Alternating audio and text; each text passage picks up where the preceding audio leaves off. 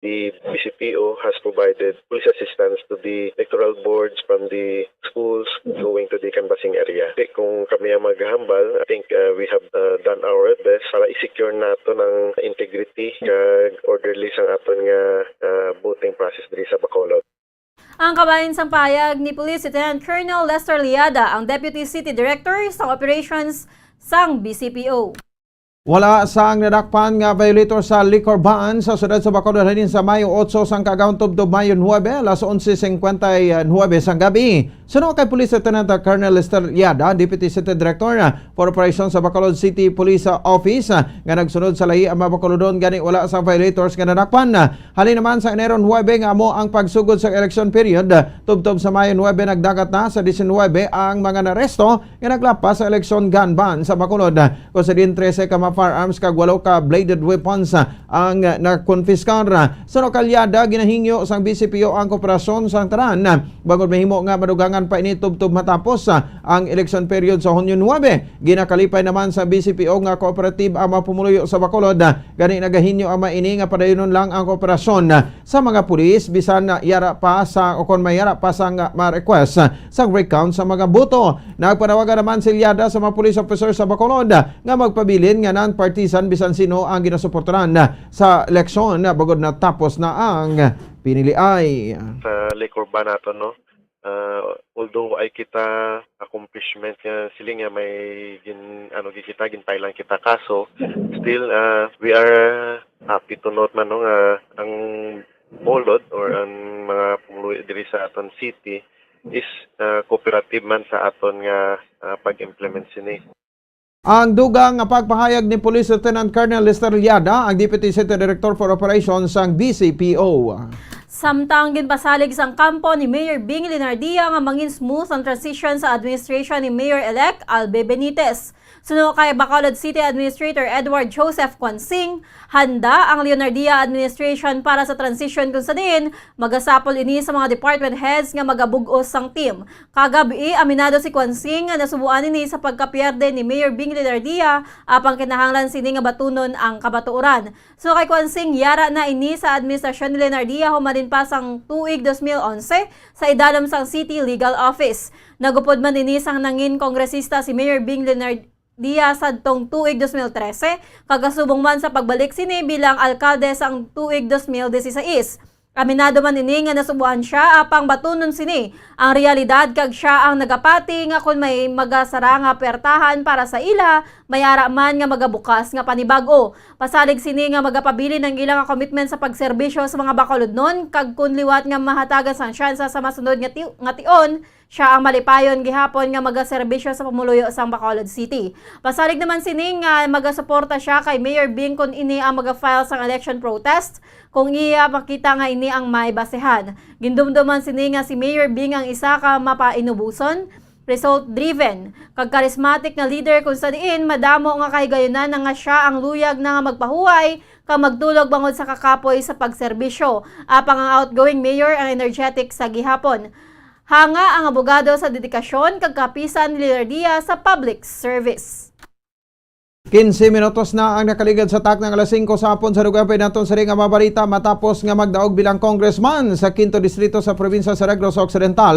Una nga pagatutukan ni Attorney Dino Yulo ang pagbalik sa Negros Island Region o kon NIR. Suno kay Yulo, maga-file ini isang hagna sa lower house sa Kongreso sa pagbalik sang NIR. Dako ang pagpati sini nga ang makabenepisyo gid sa pagbalik sa NIR ang 5th district sa Negros Occidental.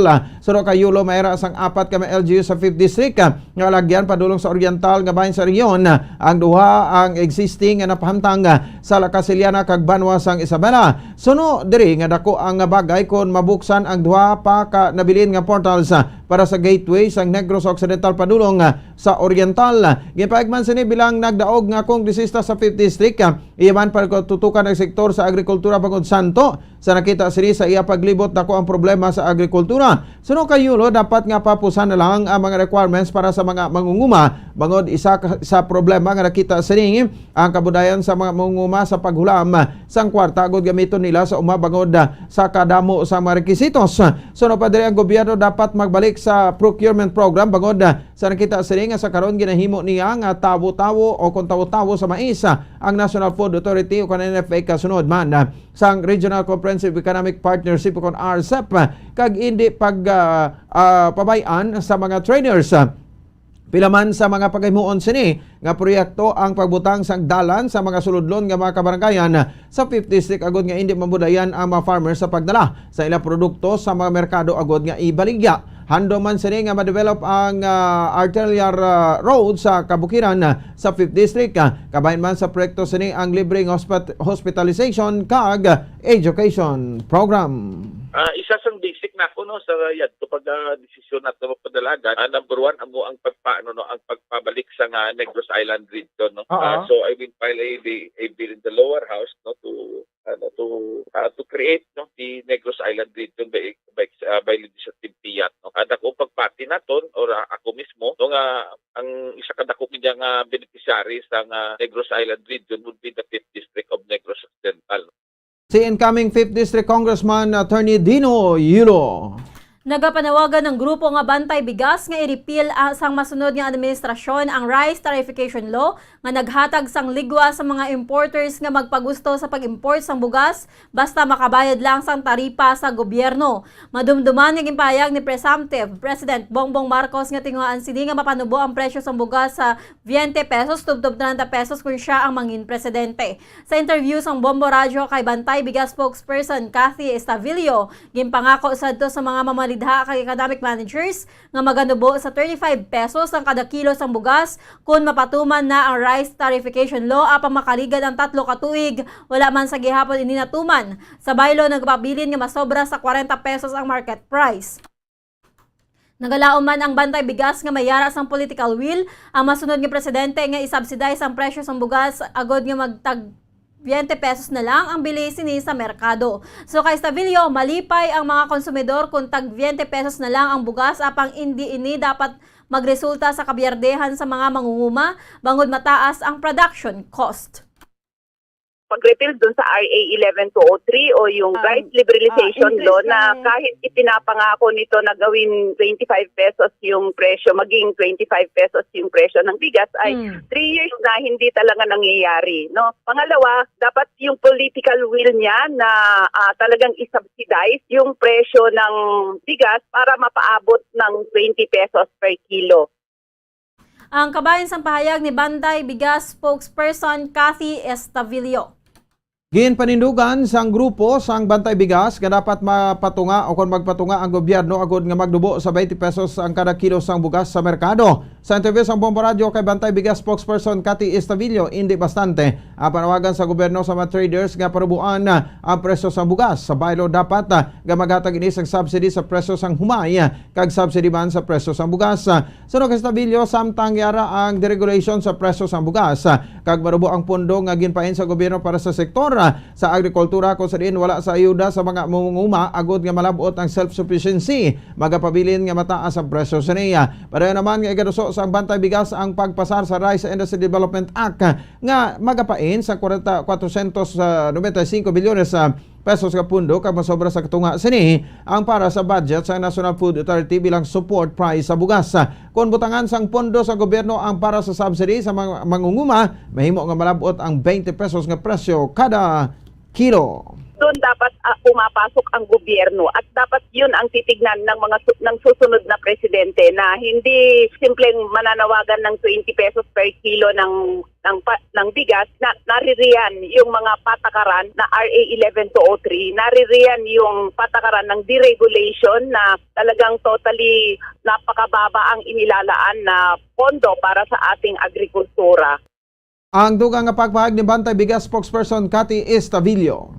Sa dugang nga balita, ginalantaw sang provincial agriculturist ang Negros Occidental nga mahimo malabot ang pahayag ni Presumptive President Bongbong Marcos nga panubuon ang presyo sang bugas apang tubtob lang ini sa 25 pesos tubtob 30 pesos. Sa interview sang Bombo Radio kay Dr. Edmundo Raul Causing, madamo sang dapat ipatuman agud malabot ang 20 pesos sa kilo sang bugas kaangay sang ginpayag ni Marcos kaangay sang pagbakal sang gobyerno sang humay.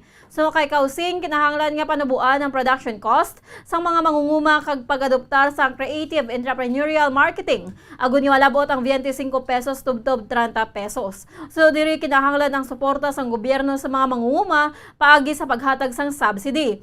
Kung ini ang himuon sang gobyerno suno kay Causing, makabentaha sini ang mga konsumidor kag ang mga mangunguma agud nga hindi sila mamierdihan.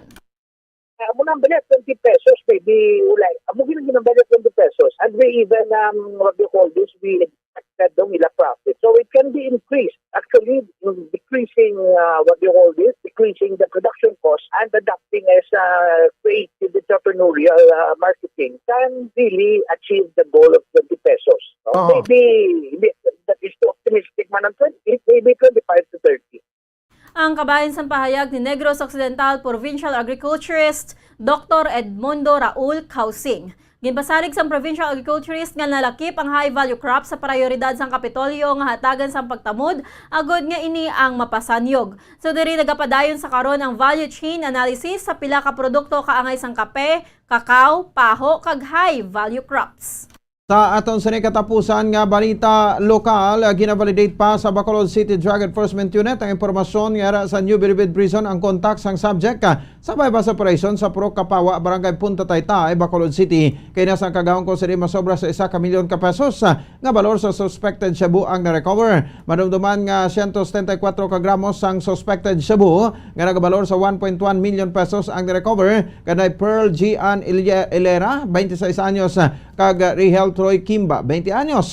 Suno kay Bacolod City Head Police Lieutenant Joven Mugato. Si Ilera ang narakpan sa anti-drug operation sa Enero tuig 2020 apang nakagwa sa Agosto sa amuman nga tuig paagi sa probation. Bagod sa ni under probation sa gapon si Ilera tub subong. Si Ilera ang hinablos ni Gabriel Linos nga narakpan man sa amo nga barangay sa bulan sa Abril kag preso pa subong sa Bacolod Police Station number 9. Santo sa nabaton nga impormasyon sa Sirio ang stepfather ni Ilera nga si Riniboy Isnaldo nga preso subong sa New Bilibid Prison sa Muntinlupa ang iyang source apang subject pa ini sa validation. Kung ini ang matuod palaligban para sa PNP suno kay Bugato kung paano maka-communicate si Isnaldo kay Ilera bagod ginadublian man ang cellphone sa NBP niya. Base nga sa nagwa nga impormasyon may kontak o kon ka bayo o kon may contact no si Isnaldo sa Bacolod nga amo ang nagadulong sang shabu kay Ilera sa nakasugdan nga lugar. Suno kay Bugato sa sudad sa Bacolod lang nagatabuay sa Ilera kang runner nga gina-repack naman ini isang subject agod nga baligya. Ang impormasyon angon sa illegal drug activity ni Ilera ang nadawat sang CDO antes pang eleksyon kag kahapon lang natigayon ang bypass operation. Suno sa source ng information nga nakalabot sa aton no, ang source niya mo si Riniboy Isnaldo. Si Riniboy Isnaldo bali piso ini siya sa may Muntinlupa, ma'am. Piso siya gihapon sa Subong. Amo na ang nakalabot sa aton nga information, ma'am. Pero need pa naton nga i-validate kung ano ni ka matuod ang information. Kag kung matuod gid man. Ang kabahin sa papahayag ni Bacolod City Head Police Lieutenant Joven Mugato. Oras sa Bombo Radio Bacolod Philippine Standard Time, 25 minutos na nakaligan sa takna, alas 5 sa hapon. Antes pa man kita magtakop ato na panabalikan nato sa mga headlines. Mga kapulisan sa siyudad sa Bacolod nakahanda nga bagatag sang seguridad sa iban nga hensya sang o kung sabihin nga hensya nga magbaklas sang campaign materials. Kampo ni Mayor Bing Linardia nagpasalig sang smooth transition sa Albi administration. Congressman-elect Dino Yulo nagpasalig nga pagatutukan ang pagbalik sa Negros Island Region sa 19th Congress. Grupo sa mga mangunguma nagpanawagan sa Marcos administration nga i-repeal ang rice tarification law. Grupo nga Bantay Bigas nagpanindugan nga dapat magpatunga ang gobyerno agod nga magdubo sa 20 pesos ang presyo sang kilo kada bugas. Source sang subject sang bypass operation sa Barangay Punta Taytay ginaaligar nga yara sa New Bilibid Prison. Oras sa Bombo Radio Bacolod Philippine Standard Time, 27 minutos na nakaligan sa taknang alas 5 sa hapon. Kag inyo nabatian ang kabugusan nga pagbalita sang Bombo News and Views sa afternoon edition. Karon nga daw sa Biyernes sa PET sa 13. sa bahin sa bulan sa Mayo tuig 2022. Kag sa katapusan kami ang inyo mga tagbalita. Bombo Glory Faith Elchario. Kag ako naman si Bombo Ponce Espino. Nagapasalamat sa upo na pagpapati para sa pambansang radyo ng Pilipinas, consistent overall number 1 sa Bacolod. Basta Radyo Bombo! Standby na sa masunod nga palatuntunan ang Bombo Report sa afternoon edition upod sa kay Bombo Gracelyn Lubaton. Kag sa ato sa ring Bombo News Analysis, ang gipadala sa isa sa mokod na tagparamatis ang Bombo Radio Bacolod, ginbasa ni Bombo Daniel Lecciones may tigulo, Leila de Lima. Makaapektuhan ang pagbawi ni Espinosa sa pag-implikar kay Senador de Lima nga nagaligar nagabaton sang kwarta halin sa bilibid nga mga durugista. Ano ayan ang mangin legal nga implikasyon sa mga ginabuhi sa iya nga mga akusasyon na ngayon na ganisang kapatawaran si Espinosa nga hindi matuod ang mga ginpato-pato niya. Apang dipindi pa ini sa prosekusyon kung ang pagbawi ila pagabatunon kay kabudlay man sang tawo nga imo prisuhon sa mga di matuod nga mga aligasyon. Kabay pa nga nagasugid lang siya sa matuod sa mga wala basihan nga mga pagpasibangod. Balantayan ini nga kaso kung mahilway pa siya sa paghingabot sang gobyerno. Ang ini ang pauna-una pananawan ng inpadala ni Leo Seralbo sa Barangay Mansilingan, Bacolod City. Sa mga tagpalamati isang Bombo Radyo Bacolod, pwede man kamo magpadala sang inyo panghuna-huna kag pananawan sa Bombo News and Views Afternoon Edition. Care of DYWB Bombo Radyo Bacolod, CBS Development Corporation Building, Lacson Street, Mandalagan, Bacolod City. O kung pinaagi man sa email address ang Bombo Radyo Bacolod, bombo_bacolod@bomboradyo.info. Bombo Radyo Bacolod. Number 1! Basta Radio Bombo! Sa karon nga may ginapangatubang nga pandemic, importante nga halungan gid ang ikayong lawas. Apang hindi lang physical health ang dapat hatagan sa pagtamuda, bangod importante man ang mental health. Paano bala halungan ang aton nga mental health? Una, kinahanglan nga halungan nato ang aton kalawasan kaangay sang pagkaon, pag-ehersisyo, pagtulog kag pagpahuway sang insyakto, bangod ang poor physical health ang makaapekto sang modo kag panghuna-huna sang isa ka tawo. Kinahanglan man nga mag-set sang boundaries sa tanan nga bagay, hatagan sang balorang kaugalingon kag iselebrar ang mga kadalagaan bisan ano pa ini kagamay. Maayo man sa mental health ang pagpatawad sa isig kapareho. Bangod ginarelease ni ang kabugat sa Balatyagon subong man ang pagkamapasalamaton. Suno sa research, dako man ang mabulig sa pagpangamuyo sa paglikaw sa stress. Tips agud malikawan ng insomnia. Ang pagtulog sang maayo ang makaapekto sa mental kag physical health sang isa ka tawo. Apang kung kaisa hindi maligar nga nagaka-eksperyensya sa ginatawag nga insomnia, gani ari ang matip sa gud malikawan ini kag mas makatulog sang maayo mga kabombo. Kinahanglan nga pareho ang oras sang imo pagtulog kag pagbangon kada adlaw agud maset ang imo nga body clock. Kun adlaw, mas maayo nga buksan ang mga kortina agud makasulod ang kasanagon, paglakat-lakat kun aga kag pag-ehersisyo. Kun gabi, likawan ang mga masanag nga screen kaangay sa mga gadgets kag TV. Limitahan man ang pagkaon kag mga ilimnon nga may caffeine kag nicotine bagod makatuga ini sang problema sa pagtulog. Likawan man ang pagkaon sang madamo, pag-inom sa alcoholic drinks, pag-inom sang madamo nga tubig kag ang pag-overthink antes magtulog.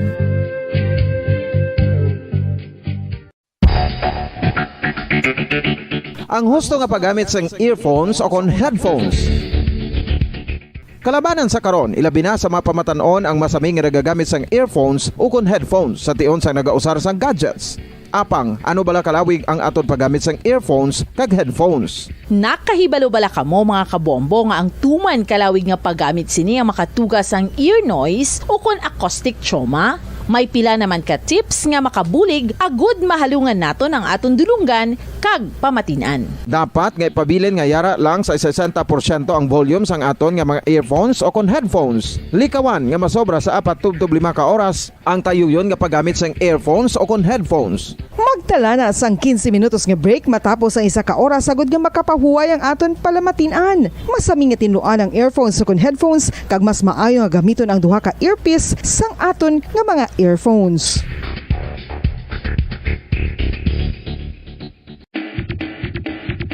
Mga kabombo, madamo gid ang pagkaon apang ano bala ang dapat himuon kung may matabo sang suspected foodborne illnesses. Kung may matabo nga suspected foodborne illnesses, dapat i-preserve ang mga ebidensya.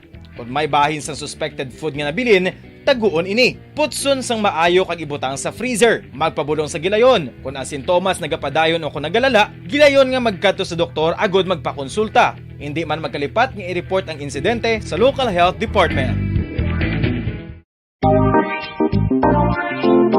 Mga kabombo, nakahibalo-bala ka mo? Naghampak na sa 3 million ang natapikan sang COVID-19 sa Pilipinas. Mataas sa gihapon ang active cases sa bugos nga pungsod. Kag 50 mil na ang mga nagtaliwan bangod sa sini nga virus. Hindi magkumpiyansa. Depensahi ang kaugalingon kag ang imo mahal sa kabuhi. Magpabakuna na batok sa COVID-19. Pahanumdom nagikan sa Bombo Radyo Bacolod. Basta Radyo Bombo! Isa ka bala sa may hinuptanan nga ido, mangin responsable nga dog owner. Bilang nagapanag-iyas ang ido, siguraduhon nga ang mga ini ang regular nga nabakunahan batok sa rabies. Ipaidalom ini sa mandatory registration. Siguraduhon nga hindi ini manginlayaw o kon magsigilagaw o kon libot sa mga kalye o kon sa anuman nga mga public places. Imo man responsibilidad nga mapag-groom ang mga ini, matagaan sa bastante nga pagkaon kag shelter. Responsibilidad mo bilang pet owner nga gastuhan ang anuman nga gastuhon medikal sa tion nga makakagat ang imo ido. Rabies is preventable. Mangin responsable nga dog o kon pet owner.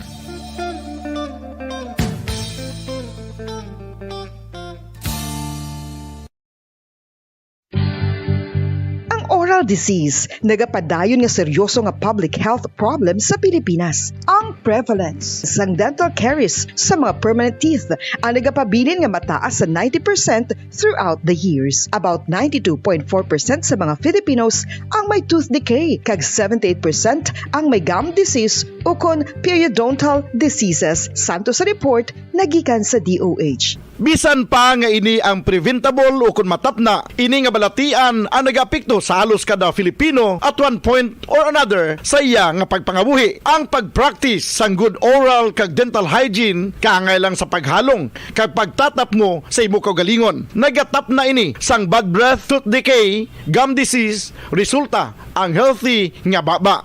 Ang healthy nga baba o kon mouth, maayo nga indicator nga maayo man ang imo lawas. Gani halungan gid ang aton nga dental health.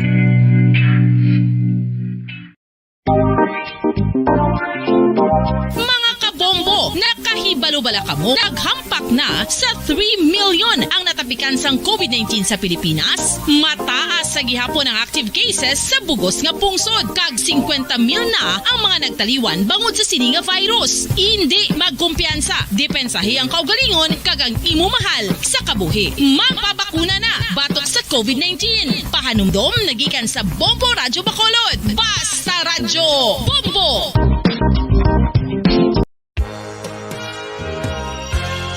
Yari na ang isa sa nakapabaylo kag nakabaton sang brand new radio set with AM and FM band kag 1,000 pesos cash. Nagikan sa Bombo Radyo Bacolod. Ko si Anisito Delicano, taga Libertad Extension, Bacolod City. Nagpabaylo ko sang radyo nga ginatag sapon sang Action Radio kay nagaungot sa ilalang estasyon. Hindi ko kapamati sang iyasang bumbo, mga lapit naman sa katuig ni nga ginatag nila sa akon. Amo na mo lang ni ang imo nga mamatian ang Action Radio lang. Amo ini nga radyo ang ginapangatag nila. Gindala ko di sa bumbo kay pabayluan ko sang iyasang bumbo nga radyo nga wala sa ungot sa isa lang ka stasyon. Kag manami kay bag-o, kag wala guba, may suga pa. Kag ang 1,000 nga ginatag sang bumbo, mapasalamat gid ko kay may nagbakal na kusudan. Sing una ga bindors ko ti kay ginkakasama kami sa Libertad, di way nako kan sa balay na lang ang akon bata ang mga nagasuporta sa akon. Ay bakal ko bulong ko may may apo ko kag taas akon sugar. Ga pasalamat gid ko sa Bombo Radio sang ginatag nila nga 1,000 kag ang radyo. Salamat gid. Basta Radyo Bombo number 1.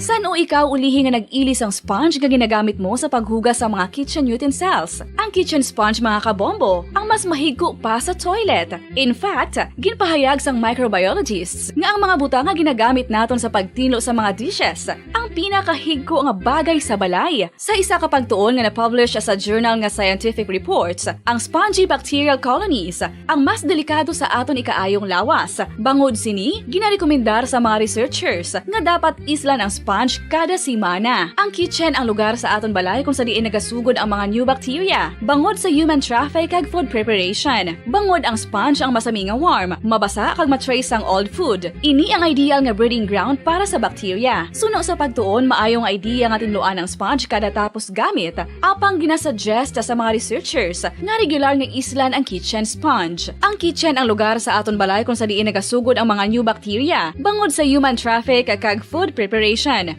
Bangod ang sponge ang masami nga warm, mabasa, kag may trace ang old food.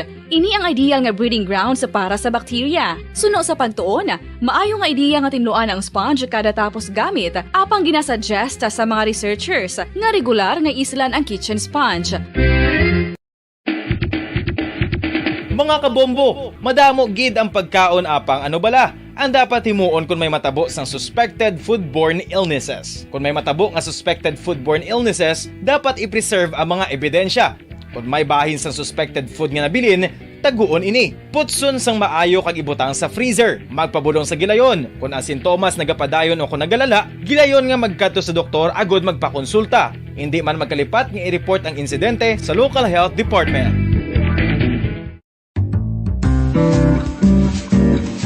Mga pamaagi para mangin matinlo kag safe ang aton mga pagkaon. Ipabilin nga matinlo ang palibot. Isiparar ang hilaw sa naluto ng mga pagkaon. Lutuon sang maayo ang mga pagkaon nga dapat lutuon. Taguon ang mga pagkaon sa safe nga temperature. Depende sa kinahanglan sang klase sang pagkaon. Maggamit sang safe nga tubig kag raw materials.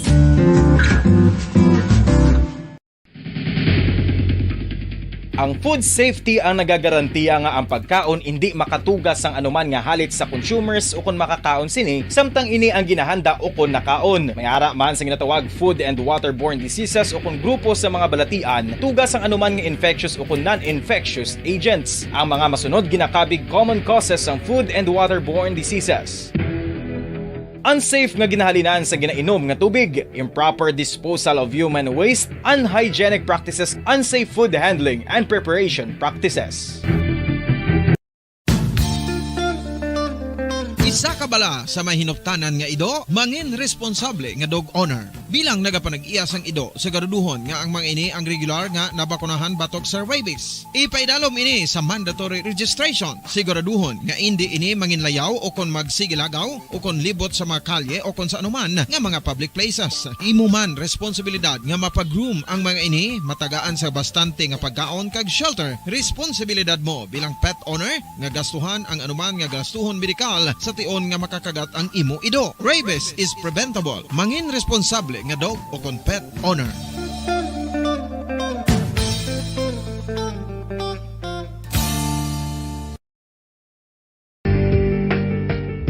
Kinahanglan mo bala nga mag-recharge? Hindi mo na kinahanglan nga magsalig pa sa caffeine. Bangod, ang pag-power nap ang makapaboost sang memorya, cognitive skills, creativity, kag energy level. Ang power nap o kon cat nap ang pagtulog sang malipot nga oras kag may tinutuyo nga i-revitalize ang isa ka persona. Masami ini nga nagadugay sang 15 to 20 ka minutos ginahimo kun udto o kun hapon. Santo sa pagtuon, mas mangin alerto ang isa ka persona kung maka-power nap ini. Nagapabuhin man ini sang stress kag nagapa-improve sang cognitive functioning. Isa ini kapamaagi agud nga ma-refresh ang utok sang tawo kung ginakapoy. Bagluwas diri, nagapanubo man ini sa risgo sang heart disease. Tips sa agud malikawan ng insomnia. Ang pagtulog sang maayo ang makaapekto sa mental kag physical health sang isa ka tawo. Apang kung kaisa hindi maligar nga nagaka-eksperyensya sa ginatawag nga insomnia, gani ari ang matip sa gud malikawan ini kag mas makatulog sang maayo mga kabombo. Kinahanglan nga pareho ang oras ang imo pagtulog kag pagbangon kada adlaw agud maset ang imo nga body clock. Kun adlaw, mas maayo nga buksan ang mga kortina agud makasulod ang kasanagon, paglakat-lakat kun aga kag pag-ehersisyo. Kun gabi, likawan ang mga masanag nga screen kaangay sa mga gadgets kag TV. Limitahan man ang pagkaon kag mga ilimnon nga may caffeine kag nicotine bagod makatuga ini sang problema sa pagtulog. Likawan man ang pagkaon sang madamo, pag-inom sa alcoholic drinks, pag-inom sang madamo nga tubig kag ang pag-overthink antes magtulog.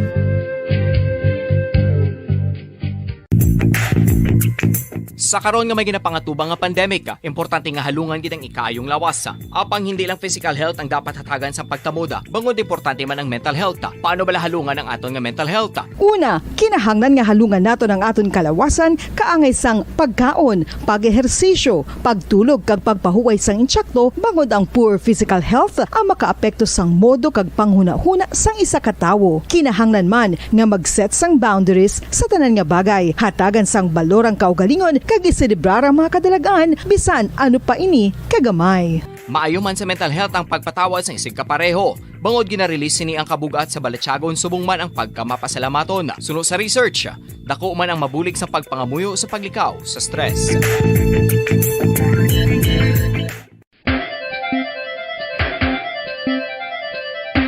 Ang talaba. Sino bala ang hindi maganahan magkaon sang talaba? Magluwas sa Guyod ng katotohanan, 5 dekada nang nagtatanggol sa mga mamamayan, patuloy na nagsasaliksik at mabilis maghatid ng mga balitang siksik at malaman. Patuloy na nangunguna sa mga issue, drama, promo at serbisyo publiko. Ito ang Bombo Radyo Bacolod, ang pambansang radyo ng Pilipinas. Fast Paradyo Bombo! Bombo Radyo Bacolod. Number 1! Fast Paradyo Bombo! 4 minutos nang nakaligad sa takna sang alas 5 sang hapon. Welcome na sa aton programa ang Bombo Reports Afternoon Edition. Mayong hapon mga kaabyan kagaton ng mga utod dire sa Western Visayas kag probinsya sa Negros Occidental. Especialmente sa aton ng mga utod diri sa Metro Bacolod. Kaupo din nyo ang alagad sa sininga hapon si Bombo Gracelyn Lobaton.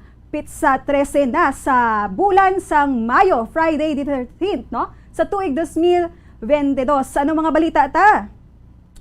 Sa aton nga balita international, North Korea nag-accept na sang offer sang vaccines para mabatuan ang COVID-19 outbreaks.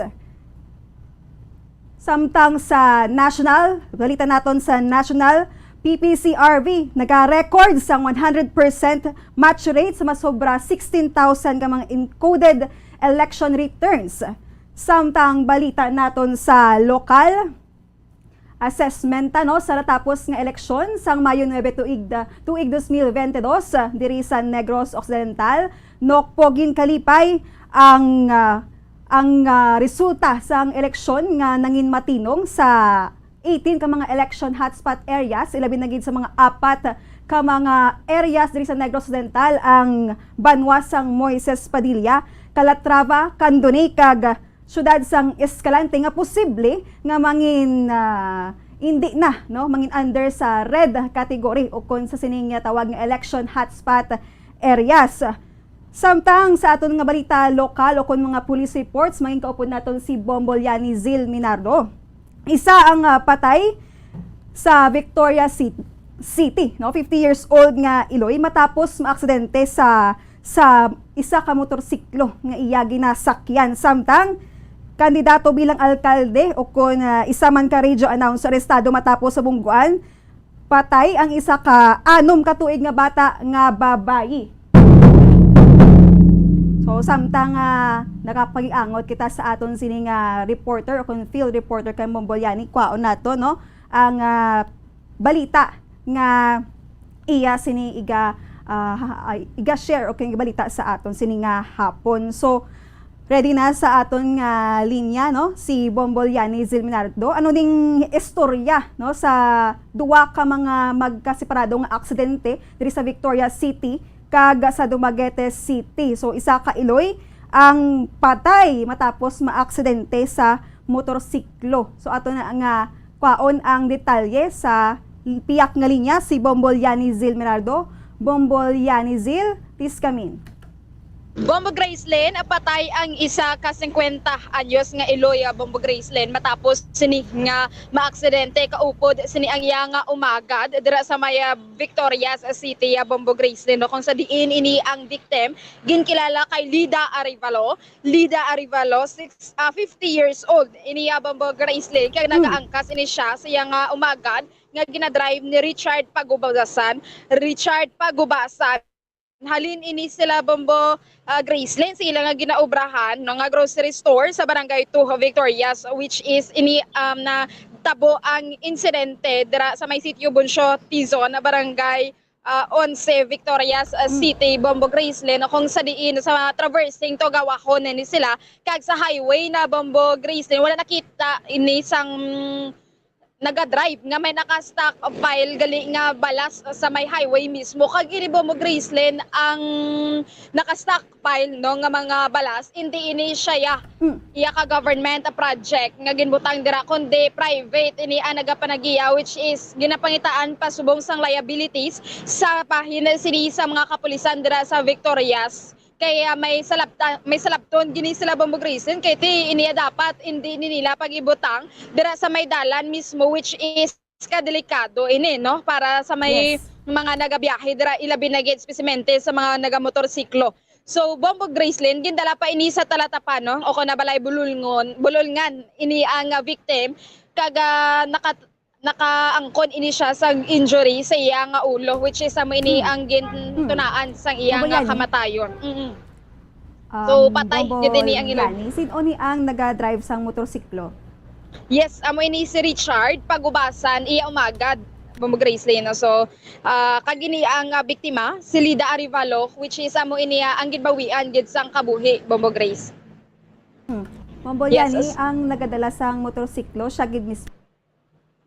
Bombo Grace? Yes, Bombolyani.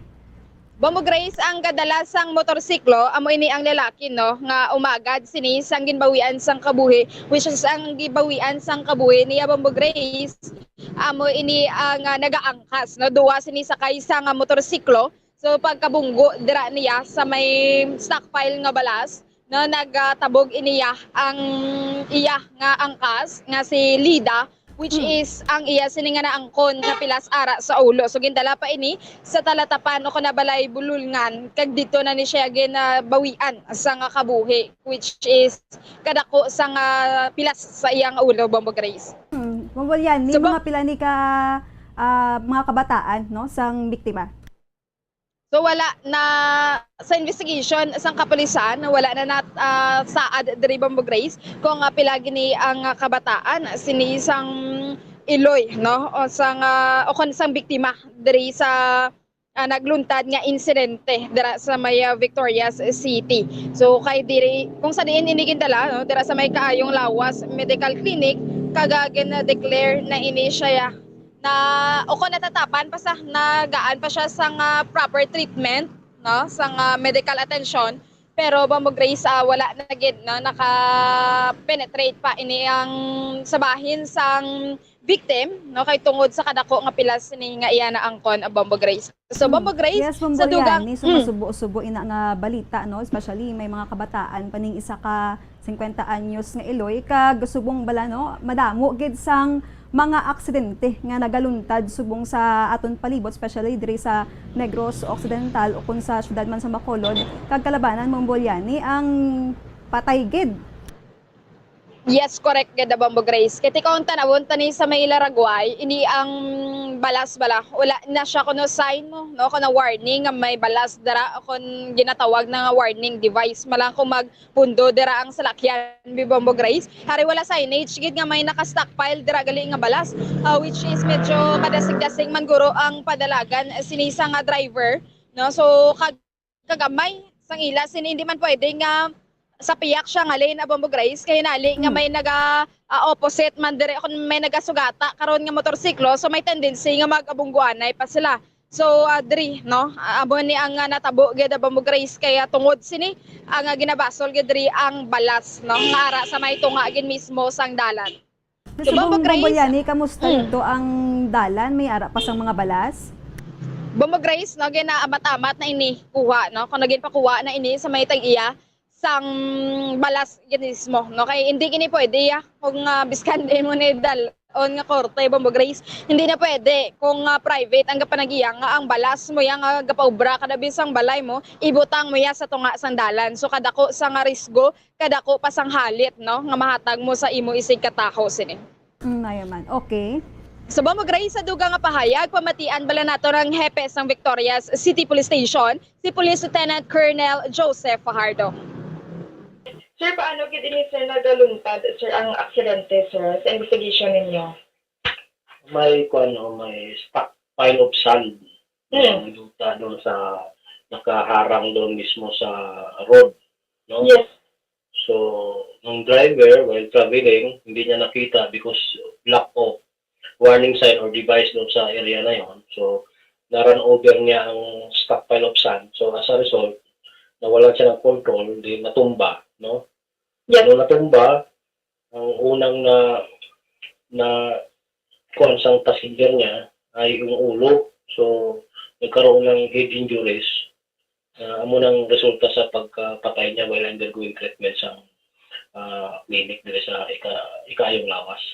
Yes. Sir, ang area ni sir kung diin sila natumba is highway, sir? Yes, highway. Going to Gawahon. Sir, pila ka bilog ang sakay sa motorsiklo? Duwa lang sila, di son-in-law at itong mother-in-law niya. Okay. Mag-in-laws na sila. Sir, ano ini ang pangalan, sir, sa babae, sir? Sino diri ang ginbawian sa kabuhi, sir? Ang driver sa motorsiklo ay si Richard de la Cruz. Ang namatay, amo ni si Lida Aribalo. Okay. Pareho sila taga Barangay 11, Victoria City. Sir, ini ang victim, sir, is nadala pa siya sa bulungan, sir? Yes, nadala pa siya at nalapatan pa siya ng panglunas doon. Tapos hindi na kinaya. So, binawian siya ng buhay. Okay, pero sir, wala naman sang iba nga involved diri sir no, sa accident ka nagluntad? Waay na, duha lang sila, no? So, bali sir, ano ni ang matabo, yes sir, sa may driver, sini sa motorsiklo, sir? So, we are looking into the liability sa tagiya sa stockpile of sand. No? Kay sila ang hinungdan na nagka-accidente because nagaharang tong ilang stockpile of sand na supposed to be yung sulod nila sa balay nila. Oh, okay. Naman siya hindi siya government project. This is for private use. Isang balay. So, muna na kapabayaan nila nagresulta sa aksidente at napatay pa itong biktima. Okay. Bombo Yani? Yes, so ato ang kabugason nga pahayag sang hepe sang Victoria City Police Station, Bombo Grace, no? So subong ini ang bangkay sang victim, no? Ginaprekurar naman ini sang iyang pamilya, Bombo Grace. So kalabanan daan mo yani nga mga aksidente naga-resulta naman or nagakadto na lang sa settlement. Correct, good, no? So sa bahin sinikiti kung kapasang kaso kalabanan gid Bombo Grace nga wala kasang makuha sinino nga assistance kung pasakaan mo panis kaso ang liable, no? O kon ang may sala dira nga persona, Bombo Grace. Pero sa sining sitwasyon ang iya nga balasto ato pa sa dalanon. So ano kagid bilang isa ka membro sang pamilya man. So walaan ta lang na kondolensya Bombo Yani sa sining pamilya sang isa ka 50 anyos nga iloy nga napatay sa aksidente. Sige Bombo Yani, sa pagida ka balita. Bombo Grace, apang sa bahay naman diri no, parte sang Dumaguete City which is isa ka manager, kaga radio announcer ini siya Bombo Grace no, kay nagapadalagan siya sang pagka-alkalde dira sa maya Dumaguete City no, sa isa ka lugar dira Bombo Grace, which is mga alas 11:55 sini sa nga gabi no suno sa investigasyon dira sa nga kapulisan sa nga Dumaguete. Kung sa diin ini ang pagka hindi man siya bunggo gid Bombo Grace no sa unahan ini siya kundi naatrasan niya iniya ang isa ka anom no katuig nga bata nga babayi sa Purok Kalubihan na barangay Bahong Pandan, Dumaguete City. Which is natrasan sang suspitsado sini Bombo Grace sakay sang iya pick up ang bata nga nakaagom sang pila sa lawas kaga ginbawian gid ini sang kabuhi pila lang ka minutos ang nagligad no nahibaluan nga matapos mabungguan sa suspect ang bata gindala man ni dayon nila sa hospital which is gilayon ini nga nakapalagyo ang Bombo Grace no gilayon nakapalagyo rason nga ang iloy na lang mismo ang nagadala sa hospital sa bata. Ini ang suspitsado na lagyo pa Bombo Grace. Sa pagkatapos sini nga naatrasan ang bata siguro sa kakulba man bala no which is kung ara dira ang pamilya hindi manigar no nga base kastiguhon kadira o kon balusan ka man kay ti bata niyo anom ka tuig. So subong ginapasakaan na nisang kaso nga reckless imprudence resulting to homicide ang suspitsado Bombo Grace. So subong wala pa gin dispose gid ang o naging divulge no ang pangalan sini isang suspetsado Bombo Grace no base nagaayo man kaga respeto man ni sa suspect ang bilang iyaman nga kinamatarong sini until nga mapasaka na ang kaso gid sa korte Bombo Grace. Amugid na Bombo Yani no na atrasan siya so di man siguro ngod pero magapangatupang gini no sa konsekwensya ining kandidato o kung naging kandidato sa pagka-alkalde. Yes, correct yun, no? Kaya biskan na nung matabo ni Bala Bombo Grace, kung kakisabala, aman ginambalta kung may nahimo ka man dira nga sala, pareho sini sa mga nakabunggo, bala, no? So pwede gid sila makasungka kung nahadlokan gid man sila sa palibot, kay base ara ang pamilya, magsungka sa kapulisan, Bombo Grace, no? Hindi na sila nga malagyo pa, o kung natakasan mo ini ang imo nga nahimo nga sala kay pangitaon kagid sa nga kapulisan so be responsible lang gid sa naubra mo nga sala Bombo Grace. Thank you gid Bombo Yani. Yes, Bombo Grace amo yadto ang mga balita nga natipon sang patrol ini si Bombo Yani Zil Minardo para sa Pambansang Radyo ng Pilipinas. Consistent overall number 1 sa Bacolod basta radyo Bombo. Madamo gid nga salamat kay Bombo Yani Zil Minardo sa iyang gindulong nga balita sa aton. So masubo-subo na kay patay gid no sa magkasiparado nga aksidente ining duha ka biktima 50 anyos kag isa ka bata nga babayi. So isa na lang ka minuto ang nabilin kang magkadto na kita no sa aton sining mga madamo pa nga balita sa national kag international sa aton sining Bombo Network News no samtang wala pati pila lang ang nabilin nga mga inoras kag maga-declare na sang bag-ong presidente ang pungsod Pilipinas. 4 na kaadlaw ang nagligad no matapos nga nagpatigayon kita sang eleksyon no sang Mayo 9 tuig 2022. So ang iban wala pa ka move on kag ang iban nabato na ang kaperdihan especially ang mga kandidato ta nga naperde o kung wala na sang tsansa nga magpungko pa sa posisyon labi na gid sa Negros Occidental mayara kita nga mga kandidato nga nakibot kita no nga nagdaog ni sila bato sa mga incumbent. So may ara pagid nga mga nakita kita no nga election materials, mga campaign materials nga kinahanglan himuson gidayon no kay mando man ini sang COMELEC kag sang DILG nga tanan-tanan nga campaign materials pagkatapos gid sang eleksyon ang pagakakson. So bantayan ta na ang mga updates kay subong masako gid ang tanan no sa wala pa natapos nga eleksyon. So mera sang unofficial pa no partial and unofficial result. So hindi gid pagpiyungon ang imo sini nga mata kung mag-declare na no sang bag-ong presidente. So June 30 magapungko ni sila subong masako gid sa transisyon kay ilabi na gid sa mga bag-o no nga mga kandidato nga nagdalalaog especially diri sa Metro Bacolod o kon sa syudad sang Bacolod. So samtang ulat kita no sa aton sining Bombo Network News. May ara kita daan mga utod nga gid sa aton nagaupod kag nagapamati sa atong mga balita diri sa lokal kag sa Negros Occidental. Nga congratulate ang pila ka mga kapulisan o kung tanan nga mga kapulisan nga nag-augment, no, especially dito sa Iloilo province kag diri man sa aton sining area of responsibility nga naging successful ang patigayon nga election. Wala kita sang na-record nga mga negative. Okay? Ato nang isalo ang ini nga mga balita sa Bombo Network News. Bombo News Center, please come in. And the KBP Golden Dome for Best Radio Newscast Metro Manila goes to Bombo News, DWSM, Star FM, Bombo Radio. At ngayon, ang inyong tagapagbalita. Magandang gabi, Pilipinas. Sa numang oras sa buong mundo, narito ang Bombo Network News Evening Edition. Araw ngayon ng Biyernes, Mayo 13, 2022. Sa ulo ng ating mga balita. Si Presumptive President Ferdinand Marcos Jr. bumuo na rin ang kanyang sariling transition committee para sa koordinasyon ng Duterte administration. Samantala, kinumpirma rin ang kampo ni Marcos na tinanggap na rin ni dating MMDA Chairman Benjamin Abalos Jr. ang posisyon bilang incoming DILG Secretary.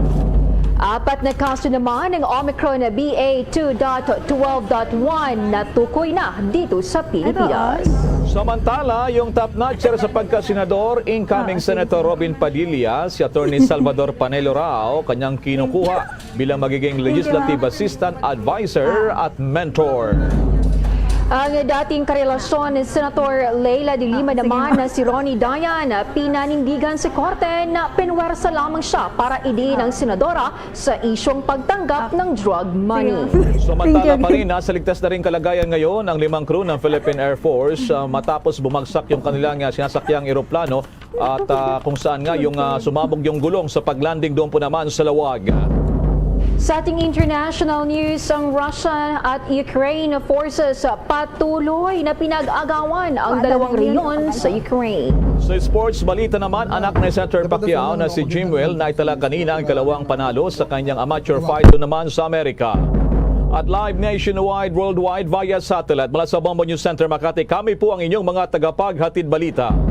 Ako si Bombo Jane Buna. Ako naman si Bombo Ilmaraculat ngayon sa detalye ng ating mga balita. Mga kabombo, Kasar Nation, matapos na bumuo ang Pangulong Rodrigo Duterte ng kanyang Presidential Transition Committee para naman sa papasok na bagong administrasyon, nag-anunsyo rin ngayong hapon ang kampo naman ng mga Marcos sa magiging counterpart ng komite ng Malacanang. Ang Attorney Vic Rodriguez, spokesman ni Presumptive President Bongbong Marcos, siya ang mamumuno ng kanilang Transition Committee. Ang iba pang mga miyembro ay kinabibilangan ni dating Davao del Norte Representative Anton Lagdameo, dating Manila Congressman Naida Angping at South Cotabato Governor na si John Tamayo. Sinabi ni Atty. Rodriguez ng kanilang komite ay natasang magtrabaho kasama ang Malacanang Presidential Transition Team na kinabibilangan naman ni na DFA Secretary Teodoro Locsin Jr., Finance Secretary Carlos Dominguez, Budget Undersecretary Tina Ros Maria Canda at Socio-Economic Planning Secretary Carl Chua. Lain na naturang itinatag ng mga komite na maging maayos o smooth ang turnover ng pamamahala ng gobyerno sa bagong presidente ng Pilipinas. Kung malalabatay sa batas, ang panunungkulan ng Pangulong Duterte ay magtatapos na sa June 30 ng taong kasalukuyan. Sa inilabas naman na administrative order ng Pangulong Duterte, tinitiyak niya na magiging pulisiya umano ng kanyang administrasyon na gagawin ang lahat ng pamamaraan na magkaroon ng peaceful, orderly, and smooth transfer of powers patungo sa bagong duly elected president ng Pilipinas. Nilinaw naman ni Atty. Vic Rodriguez, ang tagapagsalita ni Presumptive President Bongbong Marcos, na pangalawa pa lamang si dating Metropolitan Manila Development Authority Chairman Benjamin Benhor Abalos Jr. sa kumpirmadong nabigyan na ng posisyon sa papasok na bagong administrasyon. Una ay si Presumptive Vice President Sara Duterte Carpio sa Department of Education at kaninang hapon ay tinanggap na ni Abalos ang alok na maging kalihim ng Department of the Interior Local Government. Ang 59-year-old incoming DILG chief ay dati nang naging alkalde ng Mandaluyong City. at nag-resign naman bilang MMDA chief sa ilalim ng outgoing Duterte administration. Ito ay para maging campaign manager ng unit team na kinabibilangan ni Marcos at katandem na si Inday Sara Duterte Carpio. Nabatid na may mga kumakalat na listahan na umano'y mga napipisil pa na magiging miyembro ng gabinete ni Marcos, kabilang sina Representative Rodante Marcoleta na sinasabing Justice Secretary at retired Professor Clarita Carlos na para naman daw sa Department of Foreign Affairs. Inaasahang tutukan ni Abalos bilang pinuno ng DILG ang takbo ng pamumuno sa Philippine National Police, gayon din sa Bureau of Jail Management and Penology at Bureau of Fire Protection. Narito ating pakinggan ang pahayag ng spokesperson ni Presumptive President Bongbong Marcos na si Attorney Vic Rodriguez. For the transition team, I would also like to announce that Chairman Ben-Hur Abalos has been nominated to lead the Department of the Interior, and he has accepted the challenge to lead the Department of the Interior and local government. So as we have undertaken, we will be giving you updates and briefs from time to time as long as we get them, like the messages coming from the diplomatic community, and as soon as there are names that I can announce for the other positions where there will already be a nominee. Now there's no yung kumakalat sa social media, there's no truth to that apparent list, no. Walang listahan. Ang the two names that we have announced by far is that of Vice President-elect Inday Sara Duterte for the Department of Education. And just now, I am announcing the nomination of Chairman Ben-Hur Abalos to lead the Department of Interior and Local Government. Inyong napakinggan si Attorney Vic Rodriguez, ang spokesperson ni Presumptive President Bongbong Marcos Jr. Samantala naman sa ibang balita, kumbinsido raw ang pribadong sektor na naging malinis at tapat naman ang ginanap na katatapos lamang na halalan. Sinabi ng Presidential Advisor for Entrepreneurship na si Joey Concepcion, nakita naman ng lahat na halos walang matinding gulo na nangyari. Maraming mga underprivileged at underrepresented sectors ang bumoto rin. Sa panigan niya ng mga negosyanteng katulad niya ay nasahan nilang tutulong Administrasyong Marcos sa malilit na mga negosyante para makabawi mula naman sa pagkakalugmok dala naman ng pandemya. Kung nito ay sinabi ni Concepcion na malagang may pagpatuloy pa rin ang papasok ng Administrasyong Marcos yung mga build program dahil sa mahalagaan niya ito sa patuloy na pag-unlad ng ekonomiya. Malaking bagayan niya ang mga infrastruktura para sa paginhawa ng sektor ng agrikultura at ng mismong mga magsasaka. Sa ngayon niya ay nakaabang na rin ang mga negosyante maging ang mga international partners and investors kung sino ang bubuo ng gabinete ni Presumptive President Bongbong Marcos. Gustuhan niya ng mga mamumuhunan na makita pa rin kung ano ang latag ng economic programs ng bagong administrasyon. Patuloy umanong nakakatanggap ng pagbati si Presumptive President Ferdinand Marcos Jr. mula sa iba pang lider at mga dayuhang bansa dahil sa panalo sa nakaraang halalan. Iniulat ngayon ang tagapagsalita ni Marcos na si Attorney Vic Rodriguez na kabilang sa kumilala rin sa landslide victory ni Marcos ay ang presidente ng Korea na si President Yoon Suk Yeol. Nagpaabot din naman ng kanilang congratulatory message ng Embassy ng India at ng kanilang gobyerno. Gayon din ang Islamic Republic of Pakistan at ang ambassador ng bansang Romania. Kasabay din naman ito ang pagbati nila sa mamamayan ng Pilipinas dahil sa matagumpay na halalan.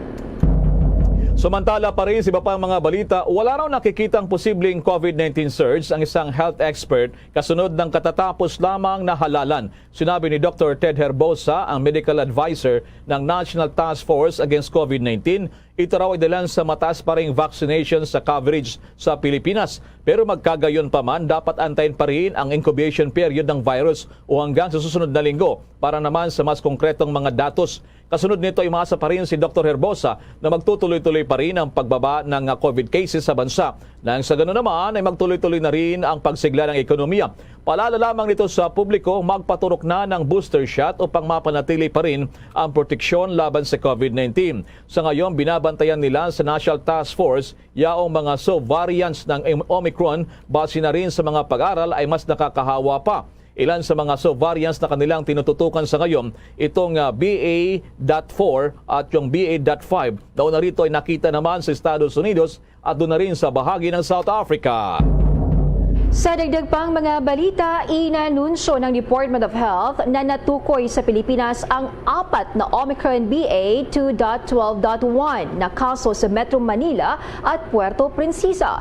2 kaso ng highly transmissible Omicron subvariant na natagpuan sa Metro Manila ang nakakompleto ng home isolation at gayon ay asymptomatic. Ayon yan kay Health Undersecretary Maria Rosario Vergere. Parehong fully vaccinated ang mga individual na may booster shot at nasa 39 ang ka-close contact nito. Tinitingnan ng Department of Health ang status ng pagbabakuna at quarantine, testing information ng mga close contact ng mga nagpositibo. Natukoy din ang kagawaran ng 2 kaso ng Omicron subvariant sa Puerto Princesa kung saan 14 na turista at isang lokal na individual ang nagpositibo sa COVID-19 noong Abril 29. Sa 15 kaso, 5 ang nakaranas ng mild symptoms ayon yan kay Vergere. Lahat ay asymptomatic at mula noon ay gumaling na anya. 28 malapit na contact o close contact naman ang nagnegatibo sa COVID-19 habang ang kanilang kalagayan ay sa kalusugan at pagbabakuna ay biniberipika pa. Ang BA.2.12.1, isang sublineage ng BA.2 ay nakita sa 23 bansa. Binubuo ito ng karamihan ng mga kaso ng COVID-19 sa United States. Sumantala pa rin sa kaugnay pa rin nga balita, naniniwala naman si National Task Force Against COVID-19 Advisor Dr. Ted Herbosa na maring hindi may patupad sa bagong administrasyon yung mandatory vaccination laban naman sa COVID-19. Aniyan, natili pa rin daw na experimental pa rin ang mga bakuna. Hindi niya dapat magmadali dahil sa kailangan pa rin i-analyze ang mga datos. Samantala, naniniwala naman eksperto na maging maayos ang paglipat sa bagong administrasyon dahil sa hindi lahat ng tahon ng gobyerno ay papalitan. Inabi ni Herbosa ng buong tugon ng gobyerno ay manatiling pareho. Dinalag pa nito na ang pagpapatuloy ng programa ng bakuna ng kasalukuyang administrasyon ay magiging mahalaga sa unang 100 days ng susunod namang administrasyon. Sa iba pang mga balita sa oras na to, si Presumptive Vice President Inday Sara Duterte Carpio nanawagan sa taong bayan na tapusin na ang pamumulitika matapos ang May 9 elections. May nakuhang impormasyon si Bombo Gerald Ulep. Todo ngayon ang parawagan ni Presumptive Vice President Inday Sara Duterte Carpio na tapusin na ang pamumulitika. Anya natapos na raw ang election season kaya kailangan na ng ating mga kababayan na itigil na ang bangayan. Ito ang ibinahagi ni Duterte Carpio sa isinagawa nilang online Thanksgiving sa kanilang mga taga-suporta. Inihirit nito sa mga elected officials na dapat ay manguna sa pagsiguro na ang lahat ng mga Pinoy, kahit na ang mga hindi sumuporta sa kanila sa halalan, ay dapat magkaroon ng pantay-pantay na serbisyo publiko. Tapusin na natin ang pamumulitika. Dapat lamang na ang lahat ng mga nahalal sa pwesto ay manguna sa pagsiguro na lahat ng mga Pilipino, supporters man o hindi, ay mabigyan ng tamang serbisyo. At hinihingi ko rin at inaasahan ang inyong patuloy na suporta sa ating Pangulo, President Bongbong Marcos. Mas higit na kailangan ni Bongbong Marcos ang ating suporta ngayon bilang bagong Pangulo ng Pilipinas para magawa niya ang kanyang mandato. Kung maalala sa kasagsagan ng campaign period ay paulit-ulit na hinimok ni Duterte Carpio ang publiko na umiwas sa iba't ibang kulay ng politika. Indiling din ito sa kanyang mga supporters na sila na ang maunang lumapit sa mga supporters ng ibang kandidato. Tayo na po ang mauna na lumapit sa mga nakatunggali na supporters ng mga natalong kandidato. Tayo na po ang magpakumbaba dahil tayo ang panalo. Tayo ang sana all, tayo ang Sara all. we have to be magnanimous because we are only 31.5 million. Kailangan natin sila para tayo ay maging isang 100% na bansa. Kasabay dito muli namang inulit ng presumptive Vice President na ikinagagalak nitong pamunuan ang Department of Education o DepEd. Ako bilang susunod na Secretary of the Department of Education, sisiguraduhin ko na ang ating gobyerno ay tumutugon sa tawag ng panahon. Nangako ako na isusulong ang mga reforma sa DepEd para makabuo tayo ng mga kabataang Pilipino na pursigido na makamit ang kanilang full potentials bilang mga individual. Kailangan natin ngayon ang bagong henerasyon na may disiplina at pagmamahal sa bayan. Mga batang Pilipino na tutulong sa pamahalaan para sa pagpapanday at pagpapatibay ng kapayapaan at kaunlaran sa ating bansa. Sa parehong event din, nagpasalamat si Presumptive President Ferdinand Bongbong Marcos Jr. sa kanyang mga supporters na hindi raw nagsawa at napagod na sumuporta sa kanila sa kasagsagan ng campaign period. Nangako itong hindi niya kakalimutan ang kanyang mga supporters na nag-organisa ng iba't ibang event noong kasagsagan ng campaign period. Naging sulit naman daw ang pagod at sakripisyo ng kanyang mga supporters matapos itong makakuha ng mahigit 31 milyong boto sa ating mga kababayan. Para sa Bombo Network News, Bombo Gerald B. Ulet para sa Pambansang Radyo ng Pilipinas, Basta Radio, Bombo! Samantala, mga kabombo kay Star Nation, bago tayo magpatuloy, madako muna tayo dyan sa may bahagi ng Ilocos Norte. Meron po kasing nag-abirya dyan na aircraft. Ito'y sakyang panghimpapawid ng Philippine Air Force at sumabog daw yung gulong. Ito'y palanding na yata dyan sa kanilang airport dyan sa Lawag City. At i-check natin ang pinaka-latest na mga impormasyon mula mismo dyan sa may bahagi ng Lawag. Bombo Radyo Lawag, kumusta na ngayon ang kalagayan ng mga crew ng Philippine Air Force aircraft? Paguhay na Bombo Radyo Lawag. Yan sa Bombo Gerald, nagpapatuloy ngayon ang investigasyon ng Philippine Air Force matapos pumutok ang gulong ng NC-21-2I aircraft na mayroon tail number 2119. Ayon kay Mr. Ronald Stabilio, Civil Aviation Authority of the Philippines o CAAP, manager ng Lawag International Airport, lalapag sana ang naturang aircraft kaninang umaga, ngunit pumutok ang gulong. Dahil dito, nag-emergency procedure umano ang piloto at pinataya ang engine sa runway. Sinabi nito na 6 na katao kasama ng piloto, ngunit wala naman nasugatan sa kanila. Kinumpirma ni Stabilio na 156 na pasahero na stranded kung saan may git ng 100 sa kanila ang connecting flight papuntang Honolulu at 76 ang inbound na passengers.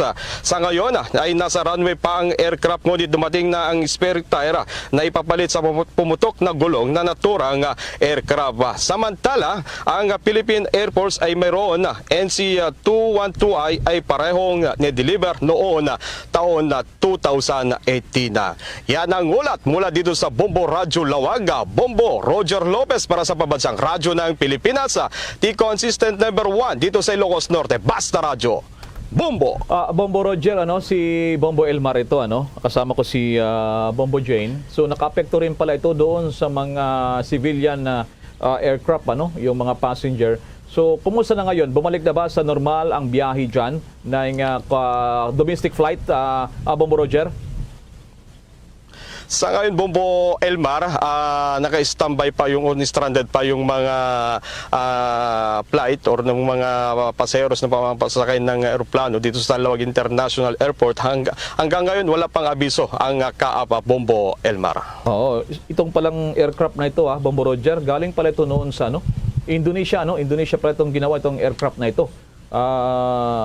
Nandiyan pa ba yan? Yung aircraft na yun dyan?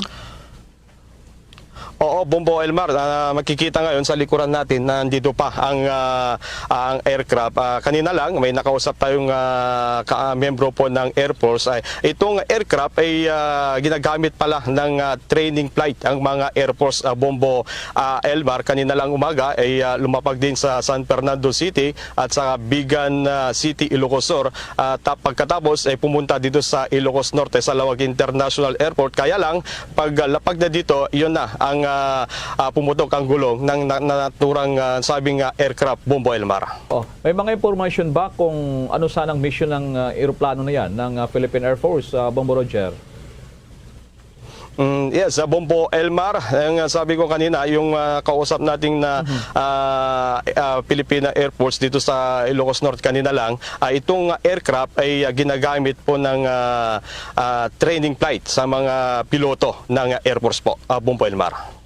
Madagdag ko lamang kasi may itong klaseng aircraft hindi lang pala training flight ito, Bombo Roger. Pati pag sasagawa ng airlift, ito pag sagawa rin ng cloud seeding at pag surveillance at iba pa kasi yung gamit, so hindi ito panggera hindi ito panggera, pang-transport din, pwede rin din pala ito, Bombo Roger. Tempor, Bombo Elmar, pang-transport itong sabing aircraft ng Air Force.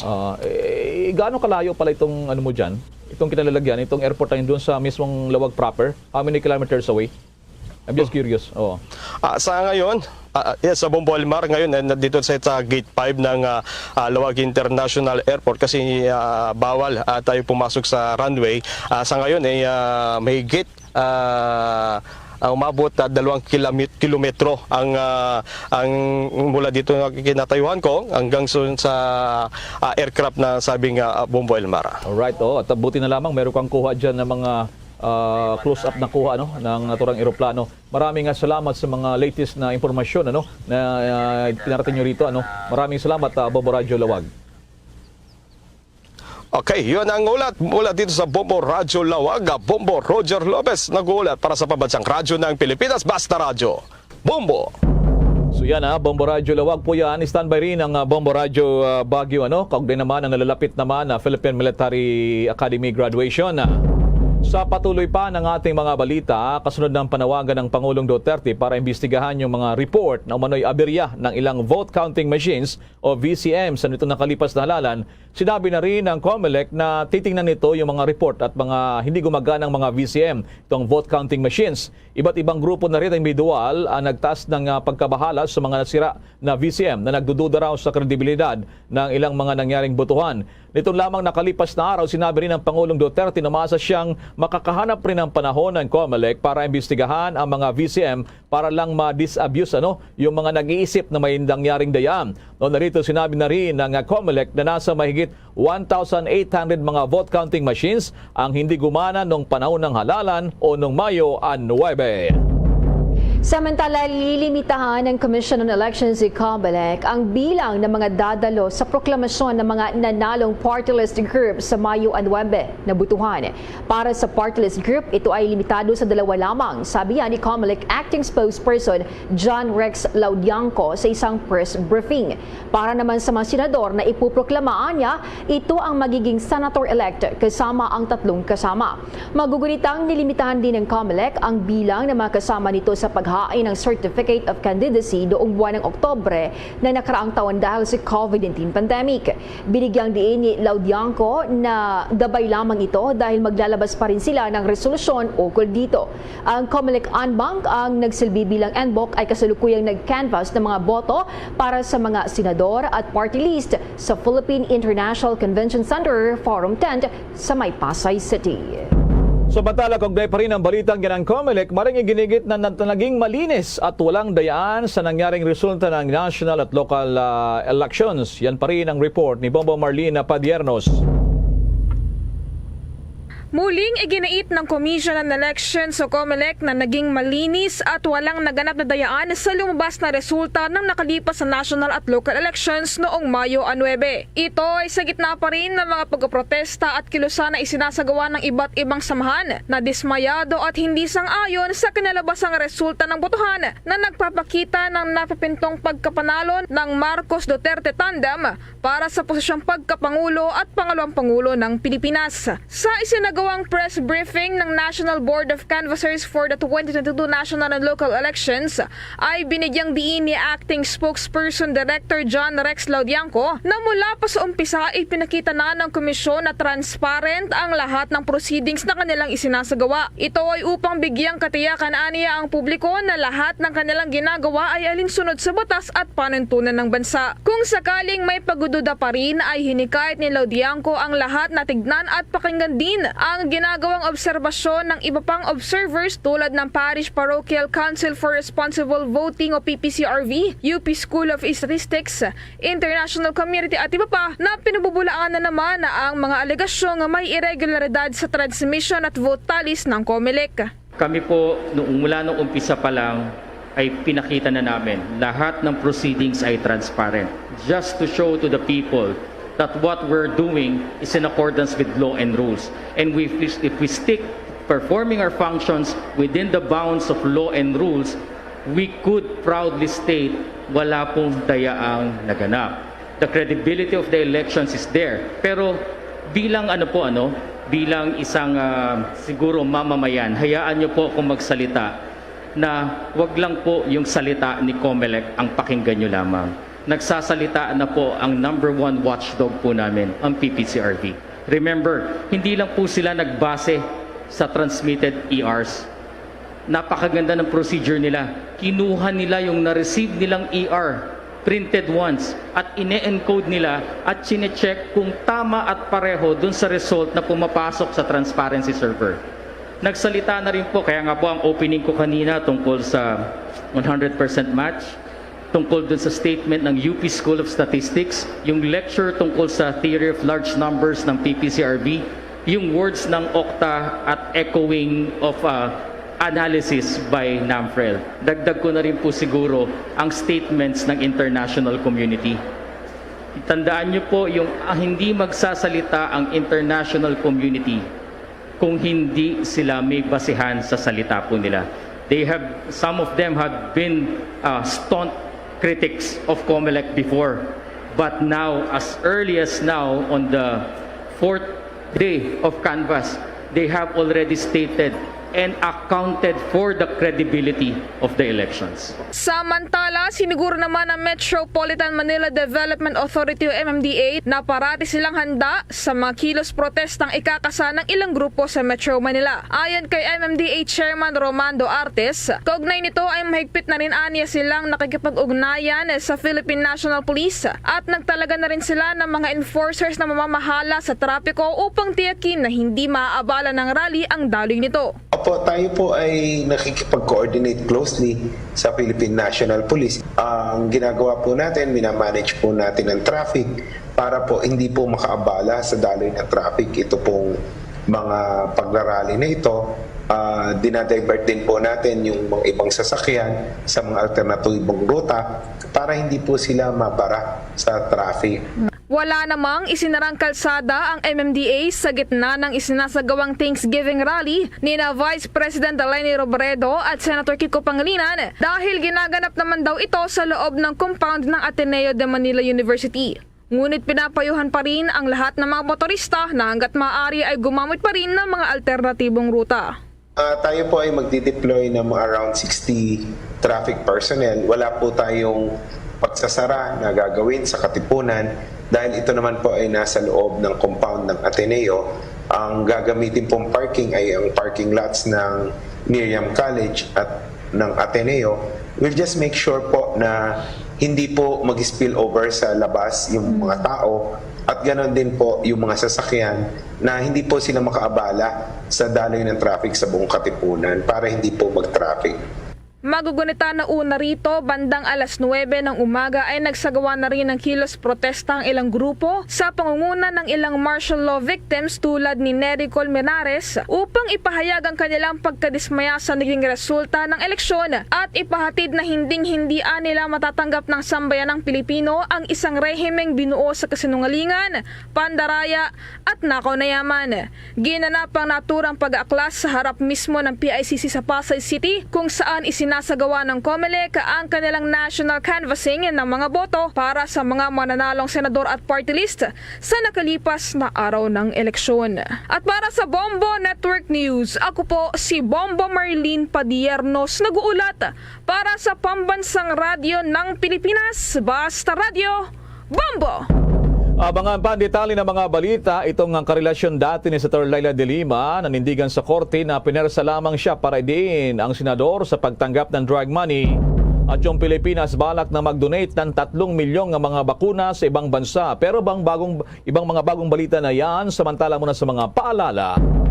Hi guys! This is Donnie Pangilinan, big summer lover. Tuwing tag-init, lahat big deal! Big sababidas, big family outings. At syempre, dapat may big refreshing Dunkin' drinks. Kaya mag-Dunkin' Iced Coffee and Icy Choco na. Now in big 22-ounce servings. Big and indulgence with Dunkin' Iced Coffee signature taste and Dunkin' Icy Choco's rich flavor. Big time! There's nothing like a Dunkin' summer. At ngayon, sa pagpapatuloy ng iba pang pangunahing mga balita.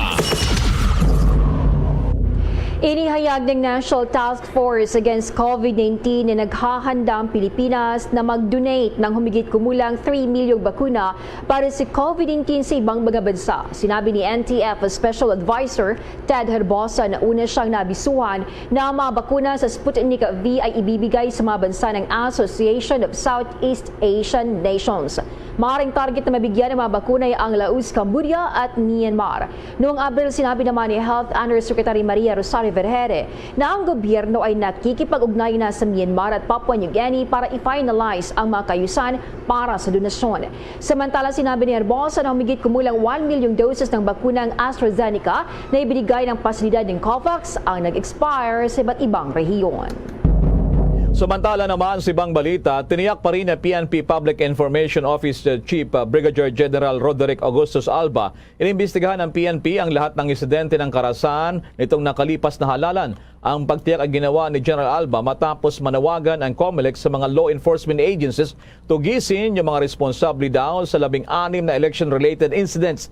Karamihan daw sa mga naturang insidente ay doon nangyari sa Bangsamoro Autonomous Region. Ayon dito kay Alba, committed ang PNP na resolbahin ang lahat ng beripikadong insidente ng karahasan na inulat naman sa kanila sa pulisya.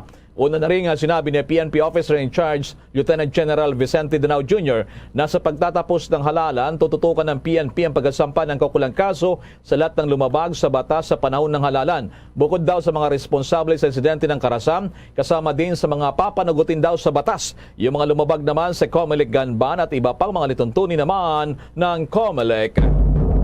Ang PNP at AFP tiniyak nakahanda sila sa mga magsasagawa ng kilos protesta na may kaugnayan sa halalan.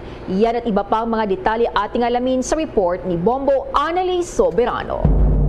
Kapwa tiniyak ng PNP at AFP na nakahanda sila sa mga magsasagawa ng kilos protesta na may kaugnayan sa halalan. Ayon sa mga tagapagsalita ng PNP at AFP, mayroon na silang contingency plan hinggil dito kaya alam na ng mga pulis at sundalo ang kanilang gagawin.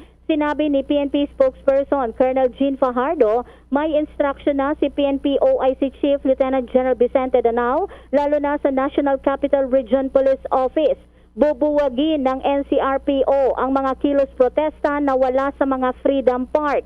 Ayon kay NCRPO Director, Police Major General Felipe Natividad, inihanda din nila ang kanilang mga Task Force Manila Shield na siyang magbabantay ng seguridad at haharap sa mga magsasagawa ng kilos protesta sa Metro Manila.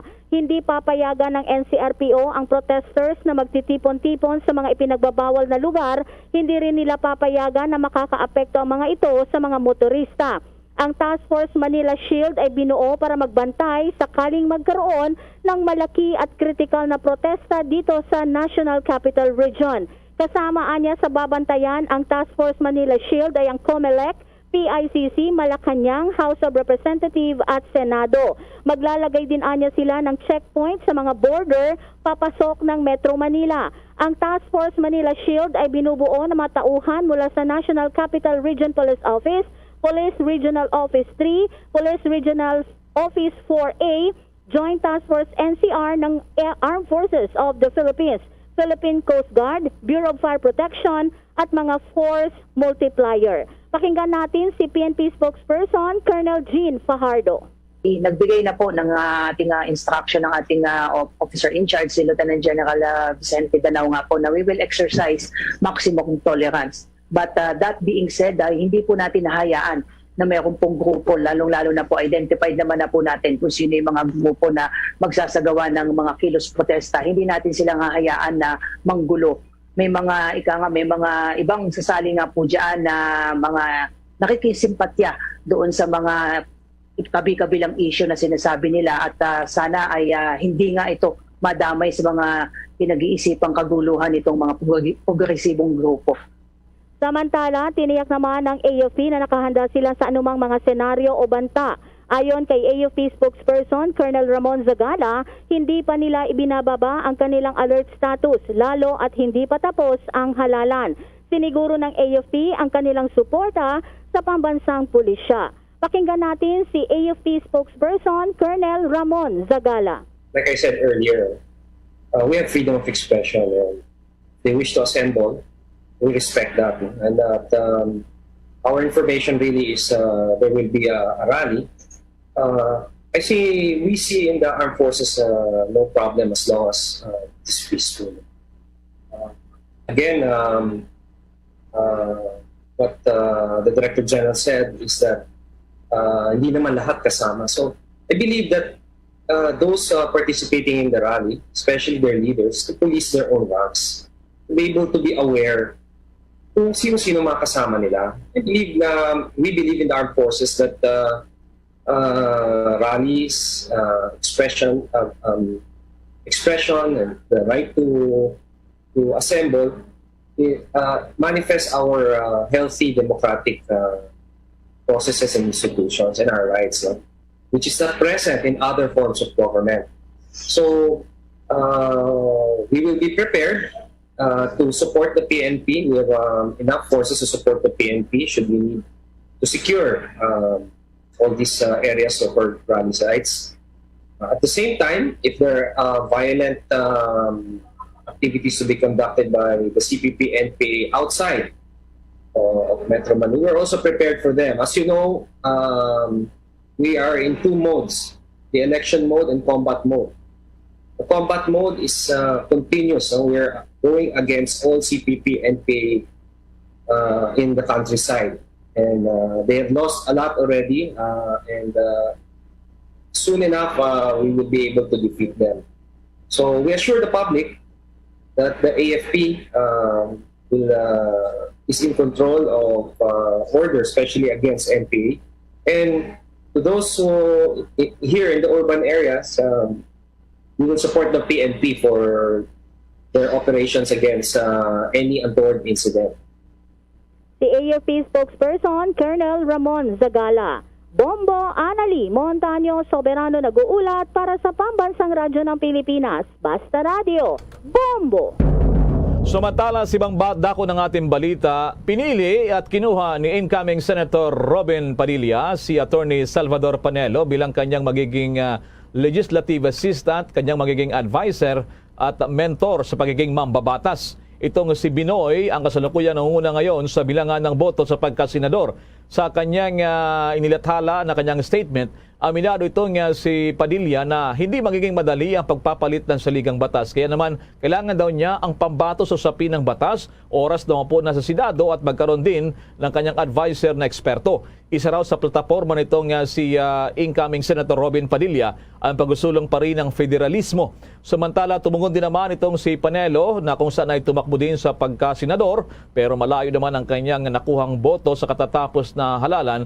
Sa pahayag nito nga si Atty. Padilla ay kanyang tinanggap at ayon sa kanya magiging katuwang daw nitong si Panelo at magiging abogado siya pagsusulong ng mga plataporma. Oras na umupo na raw sa Senado ang aktor na si Padilla bilang number 1 sa pagkasenador.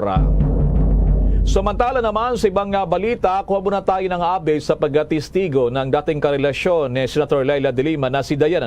Doon po naman sa korte may kaugnayan pa rin sa usapin ng drug money. May detalye pa itong si Bombo Dennis Samito.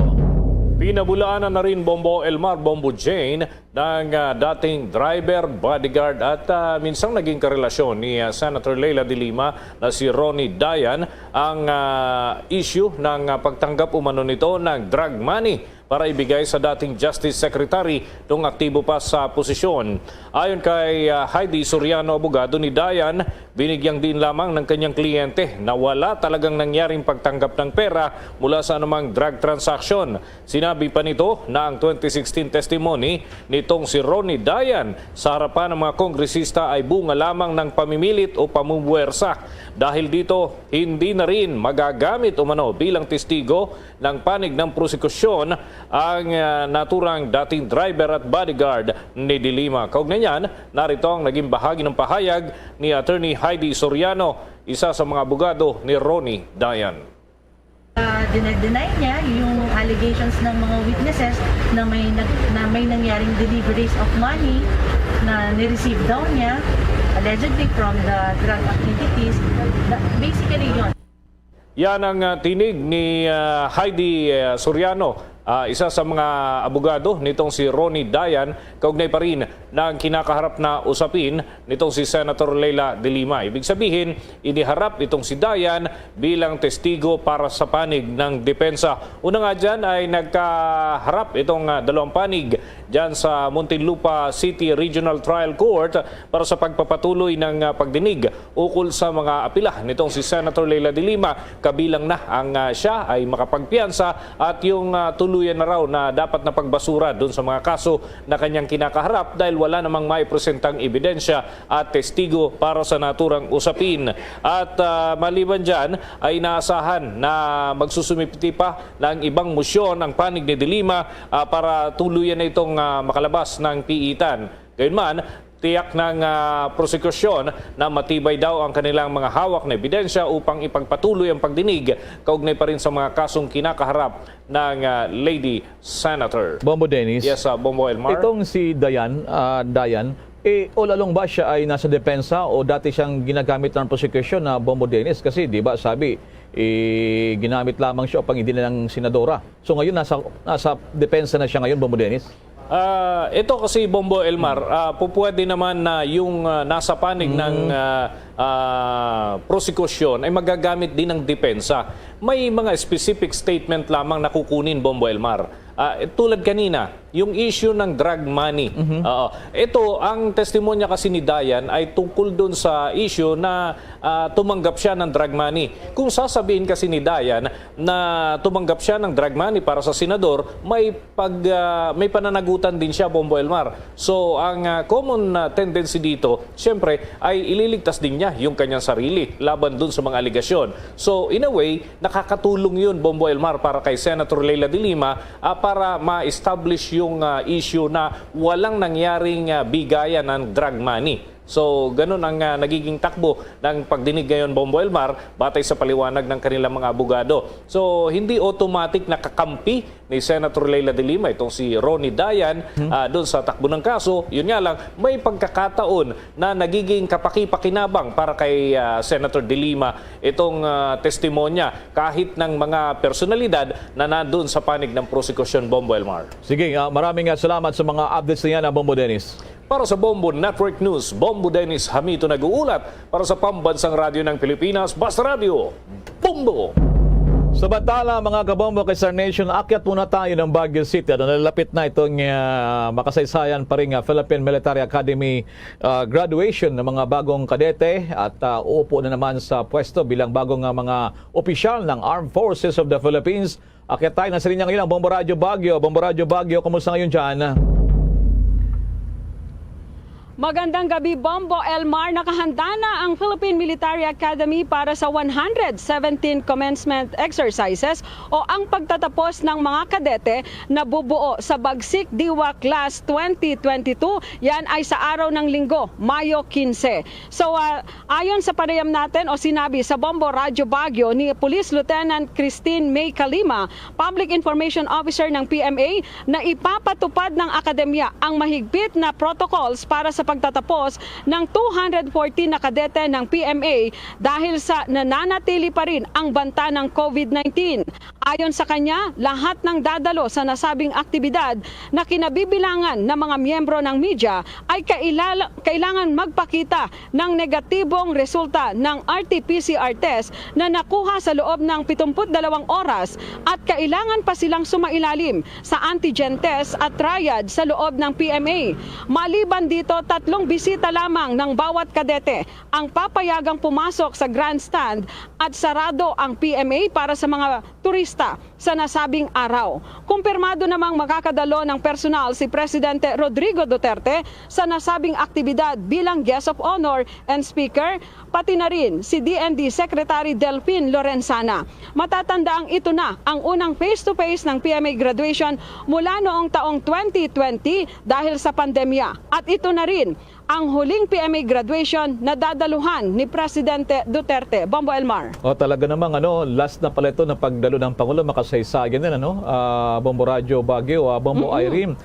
Dati may report kayo na nakalipas na araw, isang babae, ang top notcher, number 1 ngayon, Bombo Irene. Please, pakibalikan mo ulit kami niyan sa naging mga nanguna ngayon, na mga gagraduate sa darating na linggo, Bombo Irene.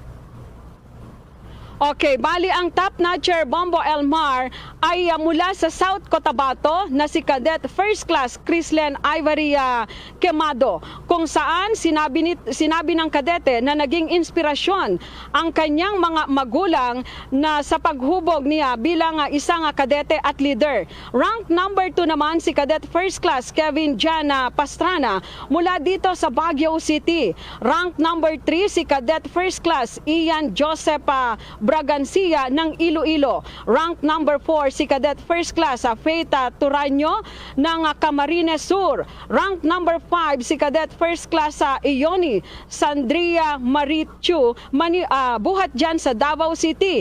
Rank number 6 si Cadet First Class Jake Anthony Mosquera dyan sa may North Cotabato. Rank number 7 si First Class Jesse Mar Frias ng Antipolo City, Rizal. Rank number 8 si Cadet First Class Elvin Jan Oyoa dyan sa may Butuan City. At rank number 9 si Cadet First Class Nerfa Minong dyan sa may Zamboanga City. At ang pang number 10 ay si Cadet First Class Crisel Jane Rico dyan sa may Zamboanga City. Matindi Mahigit 200 kadete pero babae ang nagtap ngayon, Ganon ka ganon katindi yung gagraduate ngayon you can just imagine. So more or less ilan yung mga babaeng gagraduate ngayon out of 200 plus na mga bagong gagraduate sa PMA, Bombo Radio Baguio, Bombo Irene? Ang mga kalalakihan dito sa 214, Bombo Elmar, 165 dyan ay lalaki, 49 ay babae. Wow. Sige, congratulations sa mga graduate dyan sa PMA, mga bagong opisyal ng Armed Forces of the Philippines at PNP. O IAP lamang ito. Maraming salamat, Bombo Irene. Mula dito sa Bombo Radio Baguio para sa Bombo Network News, Bombo Irene Visconde Buenaventura. Para sa consistent number 1 dito sa siyudad ng Baguio, Basta Radio Bombo.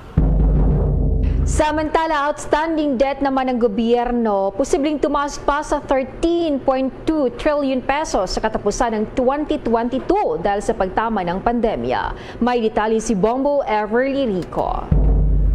Isa sa posibleng kaharapin ng susunod na administrasyon ang posibleng pagtaas ng outstanding debt ng gobyerno ng hanggang sa 13.2 trillion pesos sa katapusan ng taong 2022 mula sa kasalukuyang 12.68 trillion pesos dahil sa pagtama ng pandemya sa bansa na nakaapekto sa ekonomiya. Ipinunto ni Presidential Advisor for Entrepreneurship Joey Concepcion ang pagpapatuloy ng Build Build Build program ng Duterte administration sa pagpasok ng bagong administrasyon na isang malaking capital expenditure upang magtuloy-tuloy ang paglago ng ekonomiya. Mahalaga ayon kay Concepcion na mabuksan ang ekonomiya ng ating bansa upang lahat ay makabalik na, kabilang na ang mga maliliit na negosyo at makapagbayad na rin sa mga utang ng gobyerno na inilaan para sa pagtugon sa pandemya at iba pang mga proyekto ng kasalukuyang administrasyon. Inirekomenda rin ni Concepcion na alisin na ang alert level, kasunod na rin ng nakitang paglago sa 8.3% ng ekonomiya ng Pilipinas sa unang 3 buwan ng kasalukuyang taon mula sa dating 7.7% na naitala noong huling quarter ng taong 2021. Tinamaan tayo ng pandemya, umutang tayo ng mas malaki na ngayon ang outstanding debt natin nasa 12.68 trillion. Pwede itong tumaas by the end of 22 sa 13.2 trillion. Dahil sa ginawa ng ang Duterte administration para prevent tayo sa dito sa pandemic na to. So halos lahat ng mga bakuna, lahat ng mga testing equipment, testing kits, marami dyan ang ginastos para at least maprotektahin ang lahat ng Pilipino. No? At tuloy pa rin yung Build Build Build project ni President Duterte. So isang malaking tinatawag namin dyan capital expenditure. Importante rin yan para tuloy-tuloy ang pag-unlad ng economy. Kailangan may mga investment tayo sa infrastructure at malaking bagay yan sa mga farmers natin dito sa agrikultura na mas malapit sila sa marketplace. So, syempre, hindi tayo pwedeng tumaas na sa alert level. No? Naka-alert level 1 tayo. Sana dapat siguro mawala na rin ang alert level. Ibinahagi naman ni Concepcion na kanyang pinayuhan si Presumptive President Marcos Jr. na dapat ay mag-invest sa infrastruktura at huwag magpatupad ng lockdown upang mabayaran ang utang para mapaunlad na rin ang ekonomiya. Tiwala naman si Concepcion na ipagpapatuloy ni Presumptive President Bongbong Marcos Jr. ang mga programa ni Pangulong Rodrigo Duterte at tiniyak ang pakikipagtulungan ng mga pribadong sektor sa pagpasok ng bagong administrasyon pagdating sa sektor ng kalusugan sa pagtugon sa pandemya. Mga programs ni President Marcos, syempre tutuloy pa rin yan ang mga magandang ginawa ni President Duterte. No? Dito sa health, itong ginagawa ng private sector, tutulong rin kami dito kay President Marcos na itong health kailangan alagaan, itong mga bakuna kailangan gamitin ng mga tao natin kasi nakikita natin sa South Africa yung mga bagong variants ay tumataas. So, kailangan kung gusto natin mas umunlad yung economy at naglagay na tayo ng malaking pera dito sa mga infrastruktura, ay kailangan hindi pwedeng mag-lockdown tayo uli or tumaas yung mga alert levels kasi kung mangyari yan at paano natin babayaran itong mga inutang natin. So, kailangan maganda ng momentum. So, yun ang advice namin kay President Marcos. Samantala, iginit din ni Concepcion na dapat nabigyang pansin ng bagong administrasyon ang mga maliliit na negosyo o Micro, Small and Medium Enterprises o MSMEs na halos 79% ng buong sektor. Kailangan anya na magkaroon ng isang inclusive economy o tuloy-tuloy na pagbibigay ng financing dahil marami sa maliit na negosyo ang tinamaan ng pandemya. Isa pang problema para sa mga negosyo ngayon ay ang mataas na presyo ng mga commodities, gayon din ang electricity bill at gasolina dahil na rin sa nagpapatuloy na gyera sa pagitan ng Ukraine at Russia. Samantala, nakikita naman ni Concepcion na dapat ding ipagpatuloy ang ginawa ng Pangulong Rodrigo Duterte sa bagong administrasyon, ang magandang relasyon ng Pilipinas sa Amerika at China. Ayon kay Concepcion, makakatulong upang mas maraming foreign investors pa ang papasok sa Pilipinas kapag nakitaan niya na transparent at mahusay ang susunod na administrasyon. Para sa Bombo Network News, Bombo Everly Rico nag-uulat para sa Pambansang Radyo ng Pilipinas. Basta Radyo. Bombo! Samantala sa patuloy pa ng ating mga pagbabalita, ibinahagi ni Senate President Tito Soto ang kanyang pananaw ukol pa rin sa pagpili ng susunod na pinuno ng mataas na kapulungan ng Kongreso. Sa gitna na rin ito ng espekulasyon na may napili na ang mga senador na umano itatalaga ang kapalit ni Soto para sa 19th Congress. Para sa lider ng kapulungan, hindi naman kailangang isang abogado ang maging susunod na presidente ng Senado. Katunayan, siya umano ay hindi naman abogado. Pati ng iba pang mga naging Senate President na sina Manny Villar noon at dating Senador Blas Ople. Pero kung nais man umano ng mga miyembro na abogado talaga ang ihalal na pinuno ng Senado, nariyan naman ang mga abogado na Senador Sani Angara, Pia Cayetano, Francis Tolentino na pawang attorney at law, habang yung mga nagbabalik sa Senado sina Francis Chis Escudero at Alan Peter Cayetano ay pareho ring abogado at tumawak pa ng ibang posisyon. Isa raw sa matunog na pangalan para sa babakanting pwesto ni Soto ay si Senator Cynthia Villar na kaalyado naman ng papasok ng Marcos administration. Samantalang malaki rin daw ang tiyansa ni Senator Amy Marcos na makakuha ng posisyon bukod pa sa kapatid nito ni presumptive President Bongbong Marcos. Ihahalal ang susunod na Senate President sa Hulyo 25 na siyang pagbubukas naman ang susunod na regular na sesyon sa Kongreso. Bombo International News. Hindi bababa sa 11 katao ang namatay at 31 ang pinaghihinalaang migrante ang nailigtas matapos tumaob ang isang barko mula sa Puerto Rico.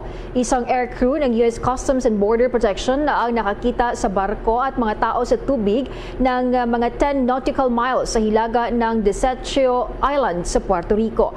Sinabi ng U.S. Coast Guard ang mga tao ay tila hindi nakasuot ng mga life jacket. Nagawa ng mga tripulante na hilahin ang 31 nakaligtas mula sa tubig.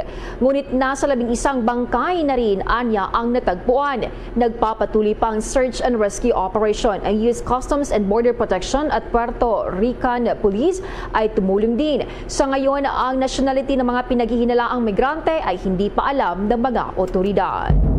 Samantala naman, dinagdagan pa ng Russia ang kanilang puwersa sa Luhansk at Donetsk region. Ito matapos sinusubukan ng mga Ukrainians na mabawi ang dalawang lugar. Nakuha na ng Russian forces ang teritoryo kung kaya ay pinoprotektahan nila ito na hindi muling mabawi ng Ukraine. Marami sa kanilang mga teritoryo na nakuha ay nagmula sa timog at sinusubukan pa nilang pagsamahin ang mga iyon. Sa epicenter ng complex industrial belt ng Luhansk region, sila ay nagsagawa ng blanket bombardment. Napag-alaman ng Russia ay maroon pa ring mas mababa sa 100 battalion tactical groups sa Ukraine. Ayon yan sa mga opisyal ng US at isa pang 20 sa tapat lamang ng border. Ang bawat battalion tactical groups ay may humigit kumulang 1,000 na sundalo. Ngunit tinatasan ng mga opisyal ng Amerika na marami ang napasama ng higit sa 2 buwang labanan. Bombo Sports News. Sa boxing naman, nagtala ng kanyang ikalawang panalo ang anak ni Senator Manny Pacquiao na si Jimwell sa kanyang amateur fight laban naman kay Jonathan Barajas kanina. Doon po yan sa Montebello Country Club sa Montebello, California. Kung malala, si Jimwell ang panganay na anak ng retired 8th Division World Boxing Champion. Napansin ng ilang mga analyst na medyo gumaganda na raw ang galaw yung boxing fundamentals ni Jimwell Pacquiao at nagpakita pa ito ng magandang mga kombinasyon sa pamamagitan ng kanyang left and right combinations doon sa ulo at katawan ng kanyang kalaban. Ang 21 anyos na nakababatang Pacquiao ay doon na nagtitraining sa sikat na Wildcard Gym sa Los Angeles mula pa noong nakalipas na taon sa ilalim ng protege ng legendary trainer na si Freddie Roach na si Marvin Sumudjo na isa pa ring Pinoy. Samantala, muli namang nagpabot ng suporta sa laban ni Jimwell Pacquiao Pacquiao ang MP Promotions President na si Sean Gibbons. Samantala naman sa Southeast Asian Games na ginaganap ngayon doon sa Hanoi sa Vietnam, umakyat ngayong gabi sa pang-apat na pwesto ang Pilipinas.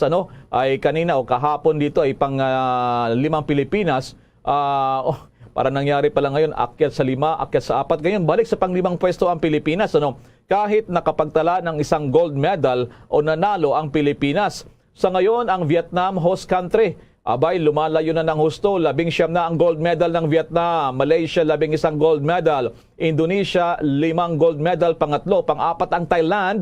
At nag-aagawan sila ng Pilipinas. Pang-4 ang Thailand, 3 ang gold medal. Ang Pilipinas, 2 ang gold medal. Yung Singapore ay 2 ang gold medal. Ang Myanmar ay meron na rin 2 gold medal. So congratulations dito kay Jack Escarpi mula sa Courage Team kung saan ay nakasungkit ito ng ikalawang gold medal sa nagpapatuloy na Southeast Asian Games. Ito palang Courage, isa po itong makaluma na martial arts kung saan nga ay kabilang ngayon sa maraming napapanalo na naman na gold medal ng Pilipinas. Bombo Business News. Sa ating palitan ng piso kontra dolyar, ayon dito sa Bangko Sentral ng Pilipinas, ay balik na naman sa panghihina pananamlay ang halaga ng piso kontra dolyar. Sa report ng Bangko Sentral, ang isang dolyar ay katumbas sa Pilipinas na 52 pesos and 38 centavos. Ang Singaporean dollar naman ay 37 pesos 52 centavos. Hong Kong dollar 6 pesos and 67 centavos. Ang euro ay 54 pesos and 39 centavos. Ang Saudi Riyal ay katumbas sa Pilipinas ng 13 pesos and 96 centavos. The Bombo Foreign Exchange Rate Update is brought to you by Queen City Development Bank. Bago tayo magtapos mga kabombo kasanayon, sama-sama pa rin tayong manalangin at narito ang Oratio Imperata. Merciful and compassionate Father, we confess our sins and we humbly come to you to find forgiveness and life. We come to you in our need to seek your protection against the COVID-19 virus that has disturbed and claimed many lives. We ask you now to look upon us with love and by your healing hand, dispel the fear of sickness and death, restore our hope, and strengthen our faith. We pray that you guide the people tasked to find cures for this disease and to stem its transmission. Bless the efforts to use the medicines developed to end the pandemic in our country. We pray for our health workers that they may minister to the sick with competence and compassion. Grant them health in mind and body, strength in their commitment, protection from the disease. We pray for those afflicted. May they be restored to health. Protect those who care for them. Grant eternal rest to those who have died. Give us the grace in these trying times to work for the good of all and to help those in need. May our concern and compassion for each other see us through this crisis and lead us to conversion and holiness. Grant all these through our Lord Jesus Christ, your Son, who lives and reigns with you in the unity of the Holy Spirit, God, forever and ever. Amen. We fly to your protection. O Holy Mother of God, do not despise our petition in our necessities, but deliver us always from all dangers. O glorious and blessed Virgin. Amen. Our Lady, health of the sick, pray for us. Saint Joseph, pray for us. Saint Raphael the Archangel, pray for us. San Roque, pray for us. San Lorenzo Ruiz, pray for us. San Pedro Calungsod, pray for us. Luzon, Visayas at Mindanao maging sa buong mundo, yan ang kabuuan ng ating Bombo Network News Evening Edition at live via satellite. Mula sa Bombo News Center Makati, kami po ang inyong mga nakasamang naghatid ng mga balita. Ako si Bombo Jane Buna. Ako naman si Bombil Maracol para sa Pambansang Radyo ng Pilipinas. Basta Radyo, Bombo! At sumainyo ang kalipunan ng maiinit at pangunahing mga balita sa Bombo Network News. Hatid sa inyo ng Pambansang Radyo ng Pilipinas. Bombo Radio Philippines. Pa Radio Bombo!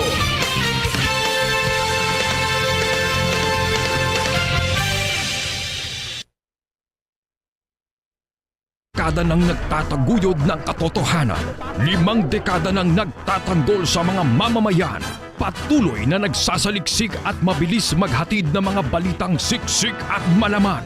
Patuloy na nangunguna sa mga issue, drama, promo at serbisyo publiko. Ito ang Bombo Radyo Bacolod, ang pambansang radyo ng Pilipinas.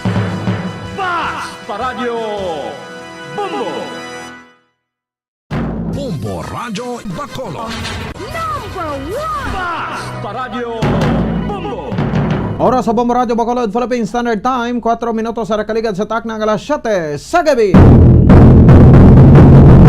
Ayong gabi sa Radsang Bacolod, Negros Occidental, Western Visayas, Bilog nga kalibutan, nag-apply na palatuntunan na zona libre. Karon nga daw sang Biyernes, petsa 13 sa bulan sang Mayo tuig 2022. Sa ato sining nga pagpalagad, pagulop tayo karon nga gabi, may kopod na ang inyong sining alagad si Bombo Ponce Espino. Kita alas 9 ang tak na sining nga gabi sa pagdulong sa kapagpatpat sa pila ka madragkuan nga mga balita. Balita lokal, balita national, balita sa luwas ang pungsod, pila ka madragkuan nga mga balita sa batag sinampang kag sa artista. Kita pag-updan man sang bugos sa pwersa sa DYWB Bombo Radio Pato Reporters sa atong siring nga mga Bombo Correspondents, Bombo Volunteers sa maghatag man sang pila ka madragkuan nga mga balita, pinakuli nga ma-report nga nagkalanabo. Nasaan sila si tagsa kamera sa responsibility. At isang tanan na pagtamyo naton sa atong siring nga makota mataga parbatita abroad, mga pinanggata nga minagrense kag mabakulod noon. Dito sa luwasang pungsod nga nagalantaw na nagapamati sa aton pinagi sa Facebook, sa YouTube kag sa 630 kHz. Aton nga digital platform sa makabanan no, sa YouTube kag sa Facebook no, makitaan kag mabatian. Mga live nga palatuntunan sa Bombo Radio Bacolod, kalakip na ang pagbabati ta sa dekalidad nga drama. So i-type nyo lamang no, ato sa official account ang Bombo Radio Bacolod. Sa amo ni siya ang aton sa nga balasihan nga makabanan sa diin kaman nga bahin sa parte sang kalibutan, sa diin kaman nga bahin sa pungsod Pilipinas no, basta may wifi connection ka lang, may data ka, pwede kagid nga makapamati sang live nga mapalatuntunan sang Bombo Radio Bacolod. So welcome na sa pagpalagad sa pang-Biyernes nga edisyon sang Zona Libre, subong gali Friday the 13th. Ang pamangkot naton sa ibang tamakot na kapati pagkamusubong sang ginatawag nga Friday the 13th. Kaya po maning ginakuan sang aton nga mga kategulangan, humalin pa sang una no, ang Friday the 13th.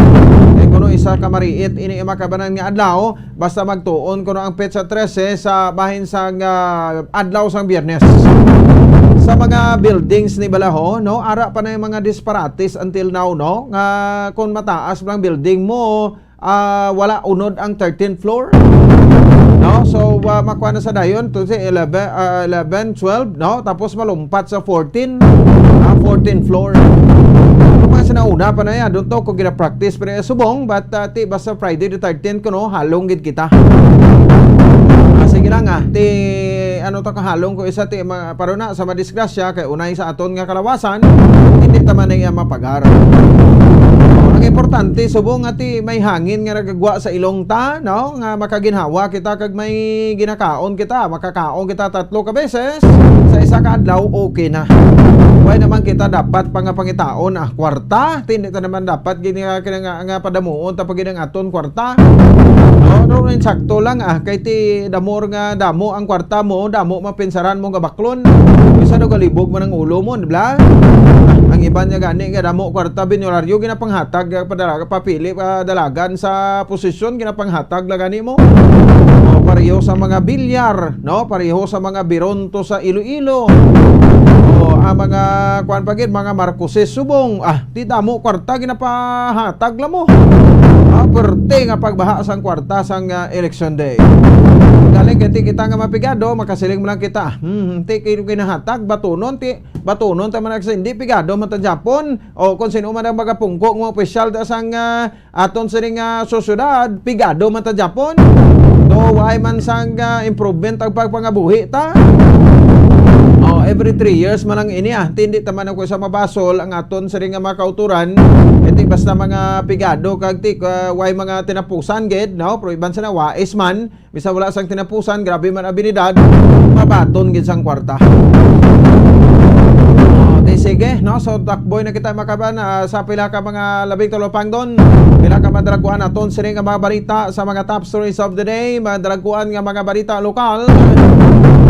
Ang transition team iya makabaran sang syudad sa Bacolod sa pagpumuno ni Attorney Joseph Edward Quansing aton nga City Administrator sang syudad sa Bacolod plansado na. Daw may mga istorya pa nagagilinuwa, no? Nga daw ay kuno nag-create sang transition team ang kampo sa outgoing mayor.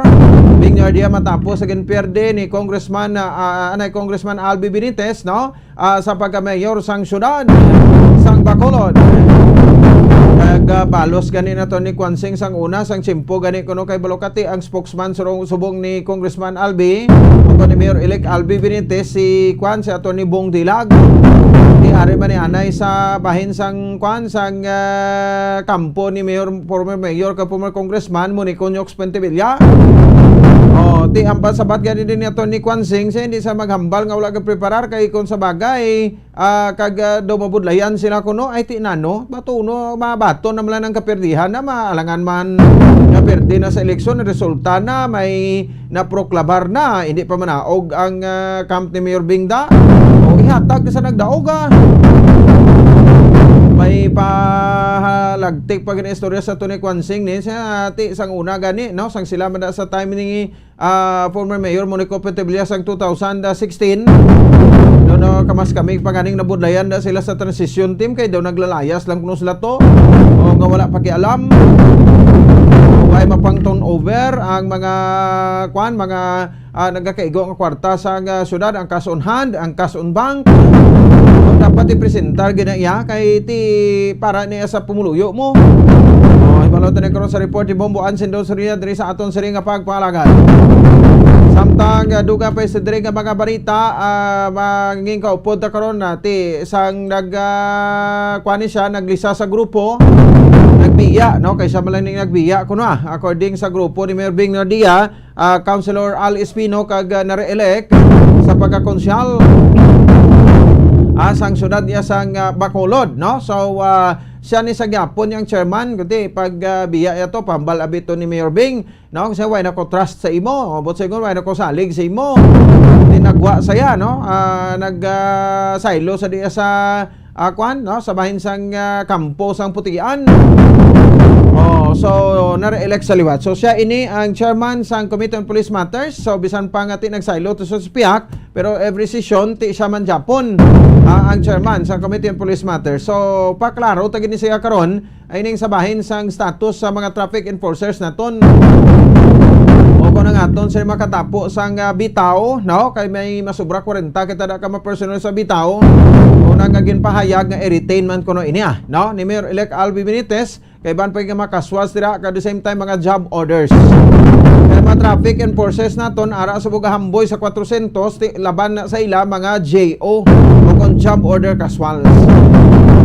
So ang chairman gini karon no sa Committee on Police Matters kag siyempre ang councilor-elect no for his second term Councilor Al Victor Espino parehok mi plido no. Pareho na kami apelido pwede na tuon gid sa relatives. Anyway, may mga issues kita so gusto taman ni sa karon nga i-interviewon diri sa aton sa nga pagpalagan. Samtang duga pa sa diri nga mga balita no ang ining wage hike sa bahin sang Western Visayas ginaprobahan sang RTWPB Region 6. Ini mismo ang ginkonfirmar iya makabanan no diri sa bahin sa Western Visayas ang direktor mismo sang DOLE no nga si Sixto Rodriguez.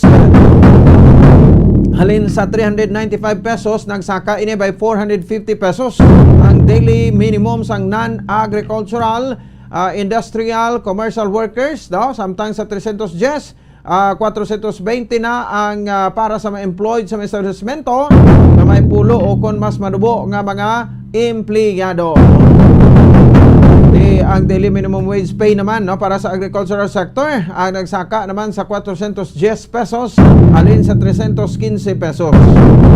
O di magtiba-tiba why na tabi why na lang ni ginai mo abi bumbukim nga 500 no. O di malipay man kita nga mga mamumugon o nga makabaton sang sweldo nga muna kadako. O subong magpaobra ka sang balay mo ang ginabayad mo sa panday dako pa sa daily mo. Ang panday mo subong gamboy sa 600 by 700 o kay skills na iya mo. O ti ang helper mo ara sa 500 o ti kay mo na. No, hindi ka man makapatid. Dako pang ila sweldo sa imo ang daily, no? Ang representante sa labor sector diri sa Visayas, no, sa Bacolod City, kag Negros Occidental, Mr. Winnie Sancho, may kaupod na ton karon diri sa ato sa ring pangalaga. Ti ano niya, no, ini mga contractual base nga mga mamumugon naton. Ano ginainto lang sang siring mga iho di pato kag mga kwanyo, mga sungayan nga mga negosyante nga gina lapas man kinamatarong o why gina regular every 4 months gina renew kag trainee o gina trainee lang ang ilang kwan nga titulo o ari gino ang mga tag-iyas ang pwes nibla o mga tag-iyas ang pwes, may pwesto sa Mandalagan, may pwesto sa East, may pwesto sa San Sebastian, kami ara pag sila out of town. Mostly sulod bla ka muna sa ilang establishmento, no? Sa department store, sa mga furniture, so makitaan mo da puro trainee. Singko na no, why di sila kaluoy sa mga empleyado iban sa nadatag pila na katuig trainee Japon? O kapag lapa mo na anong kabulan, pwede o 5 kabulan trabaho mo, no? Pwede ka na mangin regular gani nga empleyado. O so what's nga ang ginapunto naton diri ang ginatawag nga security of tenure. No, gaway sila kasapak sa security of tenure. Kay kabalo na sila kagwai sila nga maigo sila kung palawigo nila by 5 months, kay pwede na sila maaway sa duli. No, sa mga empleyado ireklamo sa nga way sila ginregular. Di ginahimo nila subong tag-4 lang kabulan, renew naman. Oh, di kita mong pagkakuan nila, no, pagkatulisan. So muna karon niya makabanan, no, ang isa sa mga palaligban man naton kay syempre istoryahan ta na karon tapos sa kami sa Winnie Sancho. Samtang dugang pa sa diri nga mga balita, no, report man karon sang patrol si Bongbong ni Selmenado kay kuanta man diri sa reaksyon, no, ang aton siri nga makatapo sang Philippine Armed Forces of the Philippines. Anyway, di siya makabanan sa sining mga pahayag uti gin-appoint ni presumptive President Ferdinand Bongbong Marcos Jr., no, si presumptive Vice President, no, kado sila naman lang gid maprungko nga duha sa matagaas nga posisyon kag opisyal, no, sa ato siring nga gobyerno o assigned sa Secretary sa Department of Education para kuno nga ti hindi man mahambal nga daw tawo-tawo lang ya kuno sa duldol sa mais ang titulo nga Vice President, no. Actually ti daw kwan kan man lang na gani di koy kada o ti para kuno sa kay Bongbong Marcos para kuno nga makitaan gid ang harmonious iyang relasyon, no, sang iya sining running mate as Vice President Sara Duterte, tagaan niya sang kwan mo obligasyon so ti mangin tagpamuno sa sang Department of Education o kon DepEd nga una man, no, nga gindayaw ni outgoing DepEd Secretary Chay Liling Leonor Magtulis Briones. Siya mayugid, no, mayugid nga kuana desisyon ni presumptive President Bongbong Marcos, no, nga si Vice President Inday Sara Duterte Carpio, presumptive Vice President ang ibutang niya dira bilang Secretary sa Department of Education. Di nagagalinuwa diri makabanan, no, ang ining mga senaryo bla, no, sa bahin sang sining ROTC, no, kay kuno do may ara kagid ya kuno isang duha ka tuig, no, nga iserbisyo sa bahin sang Armed Forces of the Philippines. No, so pero ti do may mga kwan man na di, no, may mga press releases man sila, no, nga gin butang, no, kagin pagwa ya sa bahin sa ila sining social media. O nga daw wala man kuno na sa plano, wala man kuno na sa plano sa dito makabaran ni presumptive Vice President Sara Duterte. Pero ti damo iya nagakwan, damo iyang nagapabor, no, sa bahin sang kwan ni bala sang pagbalik, no, sang ROTC. Di subong ang mga kabataan do makwamu ay na disiplina, no, wala na sang disiplina. O ti ariyo ang iya siya, this is to inform the public that Mayor Sara Duterte and Attorney Bruce Rivera never discuss anything about the ROTC of the Department of Education. Any interviews granted by Attorney Rivera are his personal thoughts. No? There is no point in getting all caught up in the opinion of Attorney Rivera. No? When there is no proclamation yet and the official appointment document from the Office of the President. Attorney Cristina Frasco is a spokesperson and is the only individual who can speak for and on behalf of Sara Duterte at this point. Amo ni ang announcement sa Facebook page no, ni Mayor Inday Sara Duterte no, with regards sa makabanan sang sining issue sa bahin sang ROTC. So ti basi pa kana man isang piya ka grupo nga ti para pakalainon pero dodamo pagani ang naga-conforme sini sa ROTC kasi ti para madisiplina man no ang mga kabataan. Ti subong nga tiyempo ang mga kabataan hindi mo na gani masugo kay nagapilit ang mga kamot nila kag mata nila sa mga gadget, sa cellphone. Hampang sang ti sauna Mobile Legend subong bumbukim na may Call of Duty na isla na ng Call of Duty kun amo ng latest gid subong damo pagit pag ugali no luwasin na kag daw nami man gani kun kun kabalo kada maka-income ka na kuno mo to na okay no sige ti para lang na iya sa mga sa mga naka-graduate na o sa mga kabataan ti sa mga ginikanan why makmuna basulon kay ginababad yung mga kabataan yung sa gadget mo. Hindi man sa matter of discipline na nga ginatawag. So ipansindi ta sa ila. Kung ay ka klase ti mo na pwede ka da ka cellphone, pero kung may klase ka, hindi gid pwede kag hindi halos sa adlaw nga tanan, amo rang ginauyatan mo. Subong nga anti kuan pagita blended learning, may online or blended ara ka gid nga sa kuan sa balay. Nagasabat sa module kun online ara ka mas tubang sa computer. Pero may time man niya, nga ti siyempre makahimo kag makadiskarte ka man dae. So mo na. So subong gid man sa obserbasyon ko mga ulihing tubo, ti medyo ang disiplina do hindi nahugot. Alog-alog disiplina. Ito naman ta sang una bumbukim gagi Kuya Bakol sa mabinial, paha, tapos lagbos ang bayabas. Katilaw ko na tanan-tanan niya. Pulula ang kuan mo, ang pusog-pusugan mo sang kuan sang baknot ka baknot. Pero ti dako man ang pasalamatan tas na. Kay nga ako ay kita gidisiplina sa ato sa Amerikanan, ti ako na may patay na to kabalogin na sa kung paano naman ko na baknuton kaya ti sa una sa tuod lang bato kaya magulang kuya mo ti bato blang do hindi magsarang daw kung sa do kalain pa ng buot mo blang bisan iya pasala ti kay manghod ka lang dapat hindi kay kuno magbato sa magulang mo kung sa do kumod ka man sige lang may inyo gid pero do hindi mo man mahimo hindi mo mabatas talikdan mo mga nagyanan mo. So ti natural na and then ti pagtapos na way naman pasakit ka lang galing sang balhag sa kapulo lang pusog-pusugan. Sana sige ko dako pasalamatan tas kay nga amo nang klase sa disiplina nga hindi ginaton man ni patan tubdob nga nagakabuhi kita. For this time, hambal ka, pasalamat ka sa ginikanan mo, amo nang pagdisiplina, amo na ang klase sa pagdisiplina na sa imo. Subong hindi na.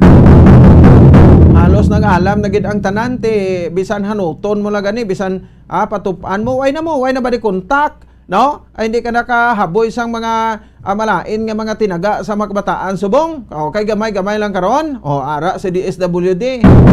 Siling child abuse mo na siya bisan nga bata mo siya pwede kasi na mapriso may violasyon ka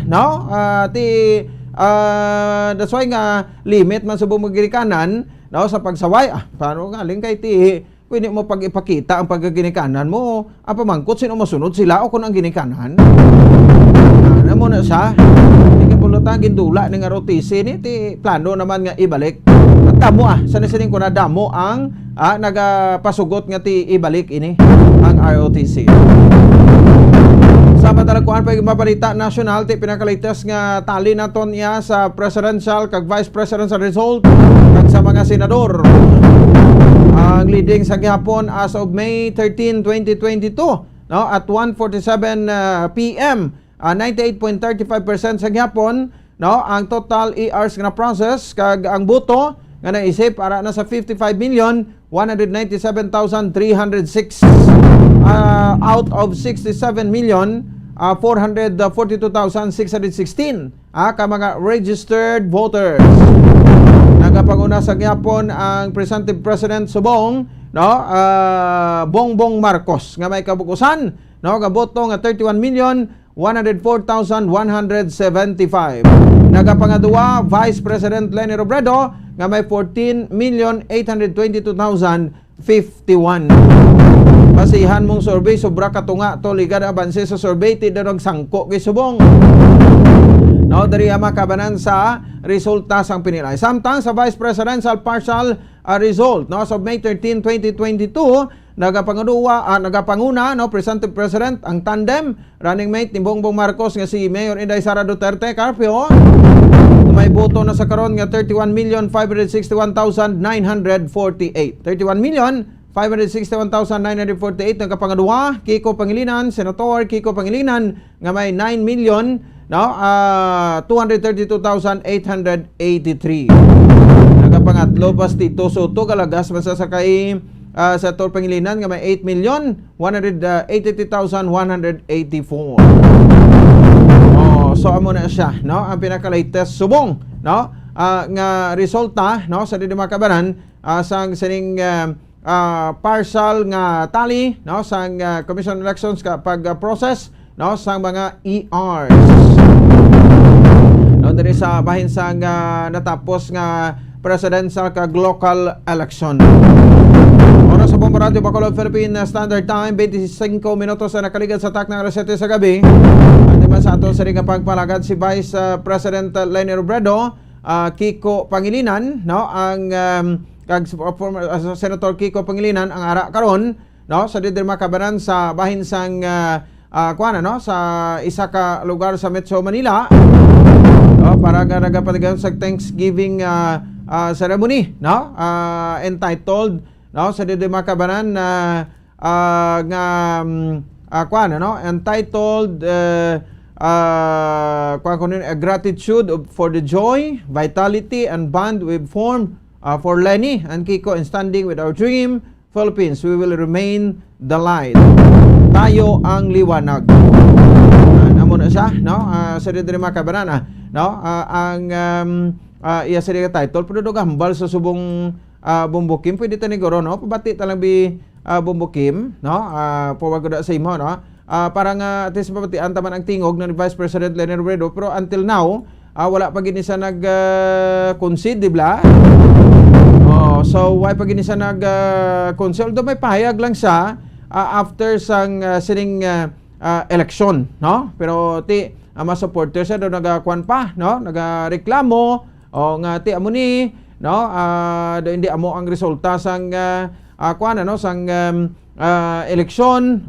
So pero hindi ta na pagdalon sa dalanon, no, nga salingat sagad daw protesta na ta na protesta, no, kay wa karon ti naga-sour gripping kamo ngini makabaton sa resulta, no, file kita may korte kita, no, para sa proper forum dalon naton ini.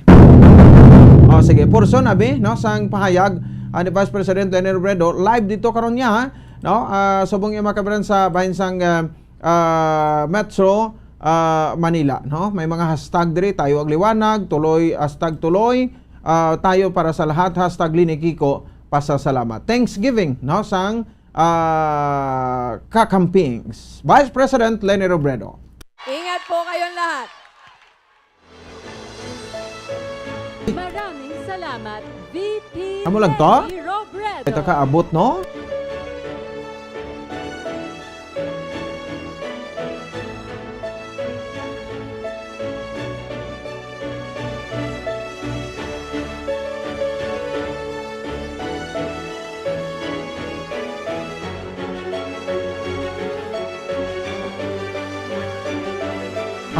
Sige, pabati ta lang ng guro karon na.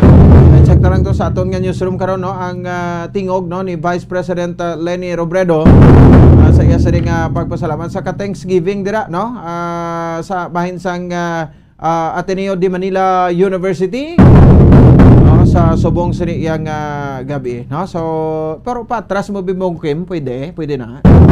Sige be, try tabi para mapabati talang no? In fairness man, sa mga kauturan naton, why di sang kuana, wala di sa mga bitira na, ang aton deti pabati talang ni kay amuning appearance niya, first appearance sa dako sa gapon nga crowd dito sa Ateneo University, no?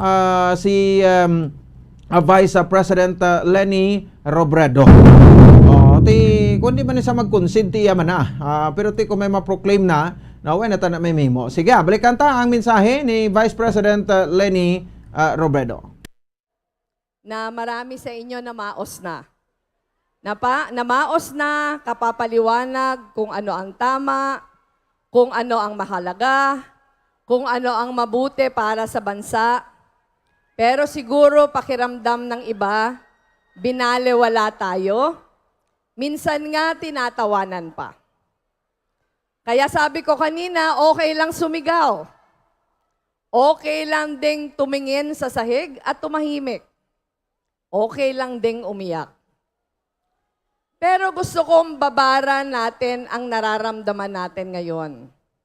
Damhin ang tibok ng sariling puso. Ipaalala natin sa ating sarili na talagang ganito magmahal. Yung nararamdaman natin ngayon, marahil may halong takot, may halong pangamba, madaling magbagong anyo at maging galit ang mga damdaming ito. Ang tungkulin natin ngayon habang kinikilala ang kalayaan ng isa't isang damhin ang nadarama nila, ipapaalala din natin. May kabutihang umusbong sa loob ng bawat isa sa atin. Agree ba kayo doon?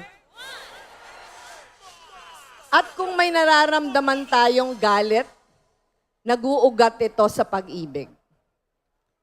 Pinagdaanan natin yung mga nakaraang buwan, nakinig tayo, nakiusap, tumulong, nagbukas ng loob, hindi lang para makakuha ng boto, pero para bigyang halaga ang bawat Pilipino. Kahit sino pa ang sinusuportahan nila, kahit sino pa ang ibinoto nila. Kaya ano man ang kilos natin sa mga darating na panahon, kailangang ilagay natin ito sa tama. Siguruhin nating ligtas, mapayapa. Hindi pwede na tayo pa ang maging dahilan ng lalong pagkawatak-watak ng ating bansa. Sang-ayon akong dapat siya sa atin ang mga natitirang tanong ukol sa halalang ito para lumabas ang buo at wastong katotohanan. Nakatutok sa mga alegasyon ang legal team natin. Kumukonsulta tayo sa mga data scientists at iba pang eksperto.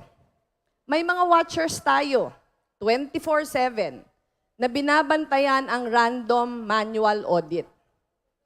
Pero, habang lumilinaw ang litrato, kailangan din nating simulang tanggapin na hindi ayon sa mga pangarap natin ang resulta ng eleksyong ito.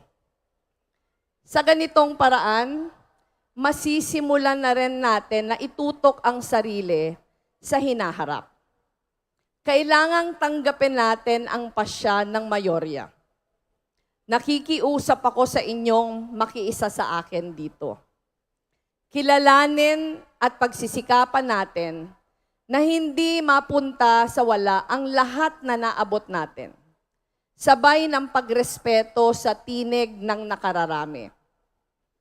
Ang totoo, hindi lang sa araw ng halalan matunton ang maling mga pangyayari. Hindi lang sa mga nasirang vote counting machine o sa mga naulat na bilihan ng boto. Ang pinakamalaki nating kalaban, namamayagpag na bago pa ng panahon ng kampanya. Dahil dekadang prinoyekto, matindi at malawak ang makinaryang kayang magpalaganip magpalaganap ng galit at kasinungalingan. Ninakaw nito ang katotohanan. Kaya ninakaw din ang kasaysayan. Pati na ang kinabukasan. Disinformasyon ang isa sa pinakamalaki nating kalaban. Pero sa ngayon, maaaring naghari ang makinarya ng kasinungalingan. Pero tayo lang ang makakasagot kung hanggang kailan ito maghahari. Nasa atin kung tapos na ang laban o kung nagsisimula pa lamang ito. Alam kong marami pa tayong lakas na ibubuhos. Nakikita natin yan ngayong gabi. Itutuon ko ang enerhiya ko sa paglaban ng kasinungalingan. At hinihiling kong samahan ninyo ako dito. Kailangan nating maging isang kilusang magtatanggol ng katotohanan. Kailangan nating imulat ang mga nakakausap kung papaano pinapalaganap ang kasinungalingan, kung bakit ito pinapaniwalaan, at kung sino ang nasa likod nito. Karugtong nito ang ating paninindigan. Hinding-hindi dapat pumanaw ang diwa ng ating kampanya. Ang pinakalayunin ng gobyernong tapat ay ang pag-angat ng buhay ng lahat.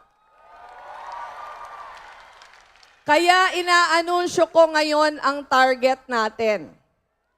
Sa unang araw ng Hulyo, ilulunsad natin ang Angat Buhay NGO.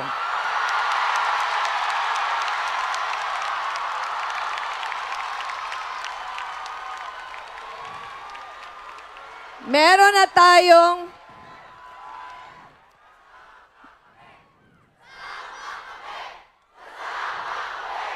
Maraming salamat. Meron na tayong template nito. Nagawa natin ito kahit maliit lang ang pondo at makinarya sa tanggapan ng pangalawang Pangulo. Itinulay natin ang handang tumulong sa mga nangangailangan ng tulong. Ngayon, mas organisado tayo. Napakaraming people's councils, napakaraming grupong nabuo mula sa ating hanay. Naipakita natin kung ano ang kaya nating abutin pag tayo ay nag-aambagan. Saksi ang buong Pilipinas, miski na ang buong mundo, sa lakas ng ating pagbabayanihan. Kaya iniimbita ko kayong lahat. Ang mga nagtrabaho, mga nag-alay ng oras at pawis sa ating kampanya, ang mga kumpanya at private partners na bumunot sa sariling bulsa, itutuloy natin ito, itutuloy natin ang ating pagsasama-sama. Bubuuin natin ang pinakamalawak na volunteer network sa kasaysayan ng ating bansa. Tuloy tayo sa pagtungo sa mga nasa laylayan at sa pag-ambagan para umangat sila. Pero hindi tayo, teka muna, makinig kayo. Pero hindi tayo mamimili ng tutulungan. Wala tayong tatalikuran. Ipapakita natin ang buong puwersa ng radikal na pagmamahal. Ito ngayon ang hamon sa atin. Ang panatilihing magkarugtong ang ating mga bisig. Ang humakbang na magkakasama gaya ng ginawa natin nitong mga nakaraang buwan. Ang palawakin pa ang ating hanay. Sa ganitong paraan lang maisusulong ang mga layuning nagbigis sa atin. Isang bansang makatao, makatotohanan at makatarungan. Kung saan may pananagutan ang pamahalaan at walang naiiwan sa laylayan. Alam kong napakarami pang nagluluksa. Napakaraming nalulungkot. Nakarating din sa akin ang mga ulat. Maraming nagpadala ng videos, maraming nagpadala ng pictures ng mga kabataang parang binabalot ng kadiliman ang puso at isipan.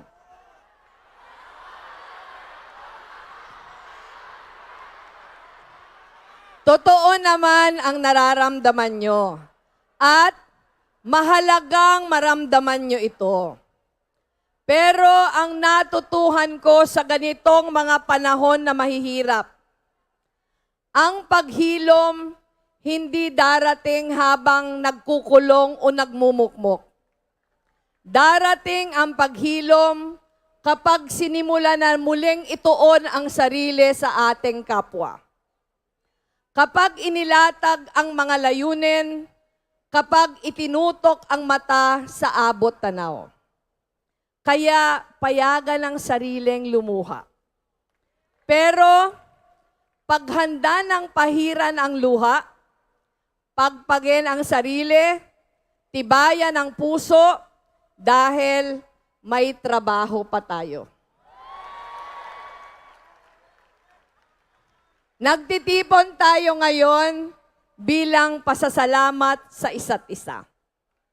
Napakahaba ng listahan ng mga dapat pasalamatan. Lahat ng nag-ambag sa ating Angat Buhay program. Lahat ng nakipagpuyatan sa atin sa panahon ng matinding pangangailangan ng ating mga kababayan. Lahat na nag-alay ng pagod at panahon para sa ating pandemic response. Lahat na nagpalugaw at namigay ng libreng medical at legal assistance. Lahat ng gumawa ng mga kanta, ng mga murals, ng mga placards, ng mga posters, lahat ng tumindig at sumigaw sa ating mga people's rallies, umulan man o umaraw. Lahat na nagbahay-bahay, lahat na nag-volunteer para sa iba't ibang mga gawain, lahat na nagmahal sa kapwa nating mga Pilipino. Sa inyong lahat, maraming salamat. Nag-uumapaw po ang puso namin sa pasasalamat dahil sa inyong pagmamahal at suporta. Pero ngayon, excited ako. Excited akong ituloy ang pagsisikap na kasama kayo. At sinasabi ko sa inyong lahat, tuloy ang pag-asa. May liwanag pa rin. Sa halalang ito, hindi naman nawala ang liwanag na yon. Ang totoo, lalo pa itong tumindi, lalo pang lumawak. Tatandaan nyo lang, noong October 2021, nagsimula tayo, 8% lang ako. Sa loob lang ng ilang buwan ng pagtatrabaho, umabot tayo ng 28%. Gaano kalayo pa kaya ang mararating natin kung hindi tayo bibitaw? Kung gagamitin natin ang mga susunod na araw at buwan at taon para isulong ang Pilipinas na pinapangarap natin. Uulitin ko po, walang nasayang. Hindi tayo nabigo. Masasayang lang ang ating pinagsikapan kung titigil tayo at babalik sa dating kalakaran. Gaya ng sabi ko, ang namulat, hindi na muling mapipikit.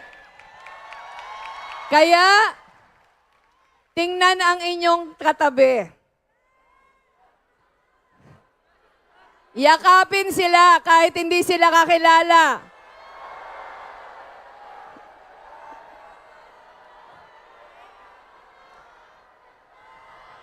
Hindi pagtatapos ang araw na ito, kundi tanda ng pagsisimula ng bagong kabanata. At tayo ang magkakasamang susulat nito. Tinanglawan natin ang landas ng isa't isa. Diretso lang tayo para mas marami pang matanglawan na iba. Kaya, tara na! Ituloy na natin ang laban para sa Pilipinas na ating mga pangarap. Maraming salamat sa inyong lahat. Maraming salamat at mabuhay ang sambayanang Pilipino. Oy, sige. No, ang ining Thanksgiving, no, na sang kampo ni Vice President Leni Robredo, pinabati ta lang parang at least mabatian man sang pumuling Pilipino kay elected Vice President pa ni siya ma-end pa ning iya sa nga term by June 30. So after sa election, function sa Japon sa iya sa nga papel nga mangin vice presidente. Iya man na siya, no? Nag-announce by July 1 iya kampo, no, magalunsar sang programa Angat Buhay, isa ka non-governmental organization ka nag-promise sa volunteer network, no, will not be selective of who to help. Sa iyo day bubuuin natin ang pinakamalawak na volunteer network sa kasaysayan ng bansa. Ano ay pagkitagbati nga nag-concede sa, no? Huwag kong pati, antay, bandi may mga comment niya daw sa iting to sedisyon ng obra mo bipili ni, no, niya batunan na lang bla. Parang matapos na ang tanan. Sige, ginarespeto tana mga comments nila, no? Ginarespeto tana mga komento ninyo. So, anyway, tingin nyo man na entitled makamus na. Wala ang ko BBM kamo kung si bipili ni magkaroon nagdaog ti ambot anong sistema masang pungsod tano basi kun amo-amo mani. Sige, 45 minutos sa kaligan sa tak ng alas 7 sa gabi. Balikan tayo iba naton nga matalakayan. Balita naton, si Bumbuan kasanbay naman. Sa piya kalinya, tagli kita na mga panumdom. Balik kita pagkatapos, kita mang sini. Bombo Radio Bacolod. Number 1! Basta Radio Bombo! Sa karon nga may ginapangatubang nga pandemic, importante nga halungan gid ang ikaayong lawas. Apang hindi lang physical health ang dapat hatagan sa pagtamuda, bangod importante man ang mental health. Paano bala halungan ang aton nga mental health? Una, kinahanglan nga halungan nato ang aton kalawasan kaangay sang pagkaon, pag-ehersisyo, pagtulog kag pagpahuway sang insyakto, bangod ang poor physical health ang makaapekto sang modo kag panghuna-huna sang isa ka tawo. Kinahanglan man nga mag-set sang boundaries sa tanan nga bagay, hatagan sang balorang kaugalingon kag iselebrar ang mga kadalagan bisan ano pa ini kagamay. Maayo man sa mental health ang pagpatawad sa isig kapareho. Bangod ginarelease ni ang kabugat sa Balatyagon subong man ang pagkamapasalamaton. Suno sa research, dako man ang mabulig sa pagpangamuyo sa paglikaw sa stress. Tips sagud malikawan ng insomnia. Ang pagtulog sang maayo ang makaapekto sa mental kag physical health sang isa ka tawo. Apang kung kaisa hindi maligar nga nagaka-eksperyensya sa ginatawag nga insomnia, gani ari ang matip sagud malikawan ini kag mas makatulog sang maayo mga kabombo. Kinahanglan nga pareho ang oras ang imo pagtulog kag pagbangon kada adlaw agud maset ang imo nga body clock. Kun adlaw, mas maayo nga buksan ang mga kortina agud makasulod ang kasanagon, paglakat-lakat kun aga kag pag-ehersisyo. Kun gabi, likawan ang mga masanag nga screen kaangay sa mga gadgets kag TV. Limitahan man ang pagkaon kag mga ilimnon nga may caffeine kag nicotine bagod makatuga ini sang problema sa pagtulog. Likawan man ang pagkaon sang madamo, pag-inom sa alcoholic drinks, pag-inom sang madamo nga tubig kag ang pag-overthink antes magtulog.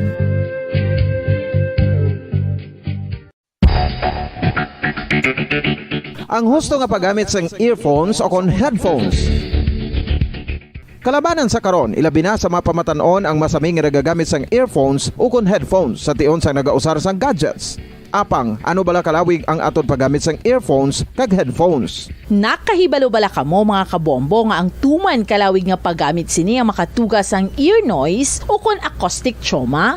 May pila naman ka tips nga makabulig agud mahalungan naton ang aton dulunggan kag pamatinan. Dapat nga ipabilin nga yara lang sa 60% ang volume sang aton nga mga earphones o kon headphones. Likawan nga masobra sa 4 to 5 ka oras ang tayuyon nga paggamit sang earphones o kon headphones. Magtala na sang 15 minutos nga break matapos ang 1 ka oras agud nga makapahuway ang aton palamatinan. Masami nga tinluan ang earphones o kon headphones kag mas maayo nga gamiton ang duha ka earpiece sang aton nga mga earphones.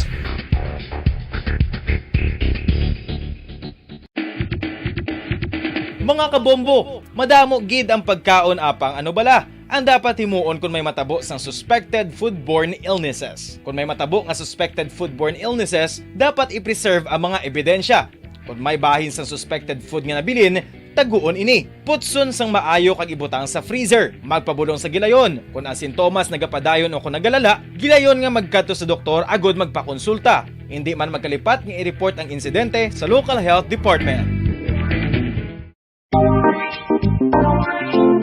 Mga kabombo, nakahibalo bala kamo? Naghampak na sa 3 million ang natapikan sang COVID-19 sa Pilipinas. Mataas sa gihapon ang active cases sa bugos nga pungsod. Kag 50 mil na ang mga nagtaliwan bangod sa sini nga virus. Hindi magkumpiyansa. Depensahi ang kaugalingon kag ang imo mahal sa kabuhi. Magpabakuna na batok sa COVID-19. Pahanumdom nagikan sa Bombo Radyo Bacolod. Basta Radyo Bombo! Isa ka bala sa may hinuptanan nga ido, mangin responsable nga dog owner. Bilang nagapanag-iyas ang ido, siguraduhon nga ang mga ini ang regular nga nabakunahan batok sa rabies. Ipaidalom ini sa mandatory registration. Siguraduhon nga hindi ini manginlayaw o kon magsigilagaw o kon libot sa mga kalye o kon sa anuman nga mga public places. Imo man responsibilidad nga mapag-groom ang mga ini, matagaan sa bastante nga pagkaon kag shelter. Responsibilidad mo bilang pet owner nga gastuhan ang anuman nga gastuhon medikal sa tion nga makakagat ang imo ido. Rabies is preventable. Mangin responsable nga dog o kon pet owner.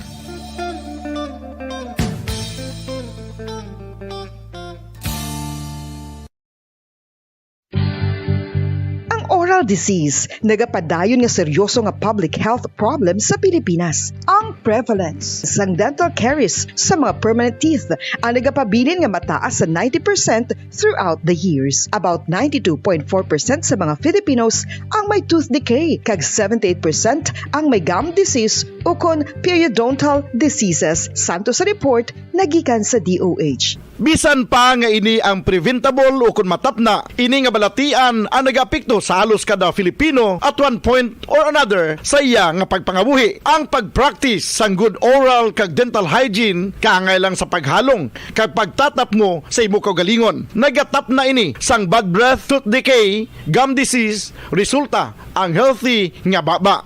Ang healthy nga baba o kon mouth, maayo nga indicator nga maayo man ang imo lawas. Gani halungan gid ang aton nga dental health.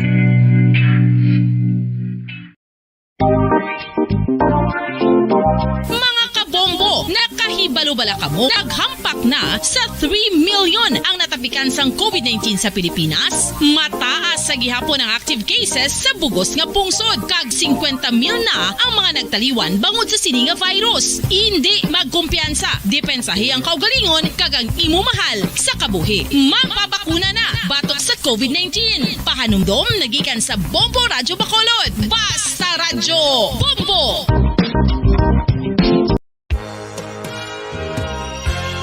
Yari na ang isa sa nakapabaylo kag nakabaton sang brand new radio set with AM and FM band kag 1,000 pesos cash. Nagikan sa Bombo Radyo Bacolod.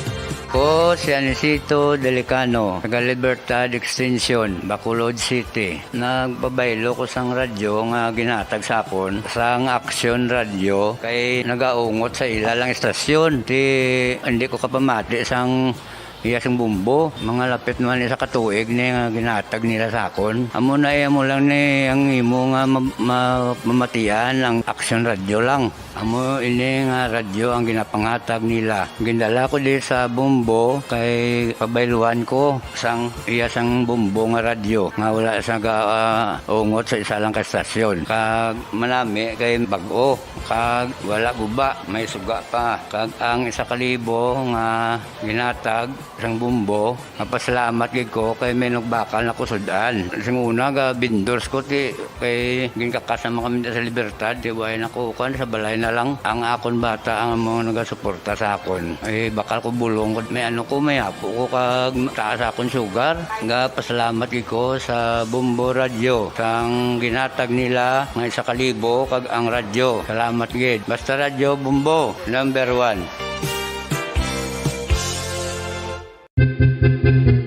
San o ikaw ulihi nga nag-ilis ang sponge nga ginagamit mo sa paghugas sa mga kitchen utensils? Ang kitchen sponge mga kabombo, ang mas mahigko pa sa toilet. In fact, ginpahayag sang microbiologists nga ang mga buta nga ginagamit naton sa pagtilo sa mga dishes, ang pinakahigko nga bagay sa balay. Sa isa ka pagtuon nga na-publish sa journal nga Scientific Reports, ang spongy bacterial colonies ang mas delikado sa aton ikaayong lawas. Bangod sini, ginarekomendar sa mga researchers nga dapat islan ang sponge kada simana. Ang kitchen ang lugar sa aton balay kung sa diin nagasugod ang mga new bacteria. Bangod sa human traffic kag food preparation. Bangod ang sponge ang masami nga warm, mabasa kag matrace ang old food. Ini ang ideal nga breeding ground para sa bacteria. Suno sa pagtuon, maayong idea nga tinluan ang sponge kada tapos gamit. Apang ginasuggest sa mga researchers nga regular nga islan ang kitchen sponge. Ang kitchen ang lugar sa aton balay kung sa diin nagasugod ang mga new bacteria. Bangod sa human traffic kag food preparation. Bangod ang sponge ang masami nga warm, mabasa, kag may trace ang old food. Ini ang ideal nga breeding ground sa para sa bacteria. Suno sa pagtuon, maayo nga idea nga tinluan ang sponge kada tapos gamit, apang ginasuggest sa mga researchers nga regular nga islan ang kitchen sponge. Mga kabombo, madamo gid ang pagkaon apang ano bala ang dapat himuon kung may matabo sang suspected foodborne illnesses. Kung may matabo nga suspected foodborne illnesses, dapat i-preserve ang mga ebidensya. Kung may bahin sang suspected food nga nabilin, taguon ini. Putson sang maayo kag ibutang sa freezer. Magpabulong sa gilayon. Kung ang sintomas nagapadayon o kung nagalala, gilayon nga magkadto sa doktor agod magpakonsulta. Hindi man magkalipat nga i-report ang insidente sa local health department. Mga pamaagi para mangin matinlo kag safe ang aton mga pagkaon. Ipabilin nga matinlo ang palibot. Isiparar ang hilaw sa naluto ng mga pagkaon. Lutuon sang maayo ang mga pagkaon nga dapat lutuon. Taguon ang mga pagkaon sa safe nga temperature. Depende sa kinahanglan sang klase sang pagkaon. Maggamit sang safe nga tubig kag raw materials.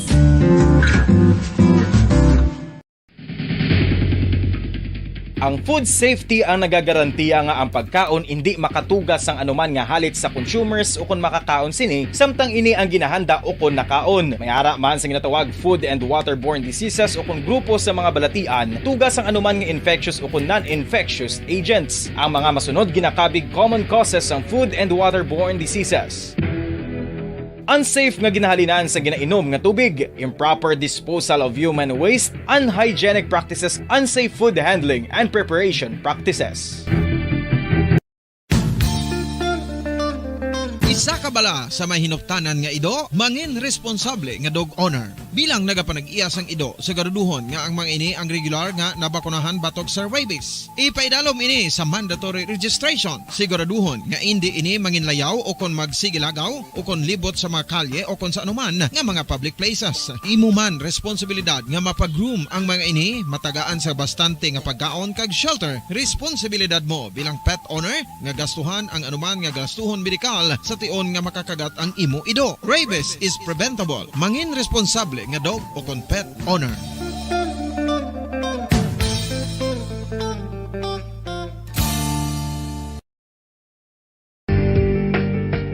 Kinahanglan mo bala nga mag-recharge? Hindi mo na kinahanglan nga magsalig pa sa caffeine. Bangod, ang pag-power nap ang makapaboost sang memorya, cognitive skills, creativity, kag energy level. Ang power nap o kon cat nap ang pagtulog sang malipot nga oras kag may tinutuyo nga i-revitalize ang isa ka persona. Masami ini nga nagadugay sang 15 to 20 ka minutos ginahimo kun udto o kun hapon. Santo sa pagtuon, mas mangin alerto ang isa ka persona kun maka-power nap ini. Nagapabuhin man ini sang stress kag nagapa-improve sang cognitive functioning. Isa ini kapamaagi agud nga ma-refresh ang utok sang tawo kun ginakapoy. Magluwas diri, nagapanubo man ini sa risgo sang heart disease. Tips agud malikawan ng insomnia. Ang pagtulog sang maayo ang makaapekto sa mental kag physical health sang isa ka tawo. Apang kung kaisa hindi maligar nga nagaka-eksperyensya sa ginatawag nga insomnia, gani ari ang tips agud malikawan ini kag mas makatulog sang maayo mga kabombo. Kinahanglan nga pareho ang oras ang imo pagtulog kag pagbangon kada adlaw agud maset ang imo nga body clock. Kun adlaw, mas maayo nga buksan ang mga kortina agud makasulod ang kasanagon, paglakat-lakat kun aga kag pag-ehersisyo. Kun gabi, likawan ang mga masanag nga screen kaangay sa mga gadgets kag TV. Limitahan man ang pagkaon kag mga ilimnon nga may caffeine kag nicotine bagod makatuga ini sang problema sa pagtulog. Likawan man ang pagkaon sang madamo, pag-inom sa alcoholic drinks, pag-inom sang madamo nga tubig kag ang pag-overthink antes magtulog.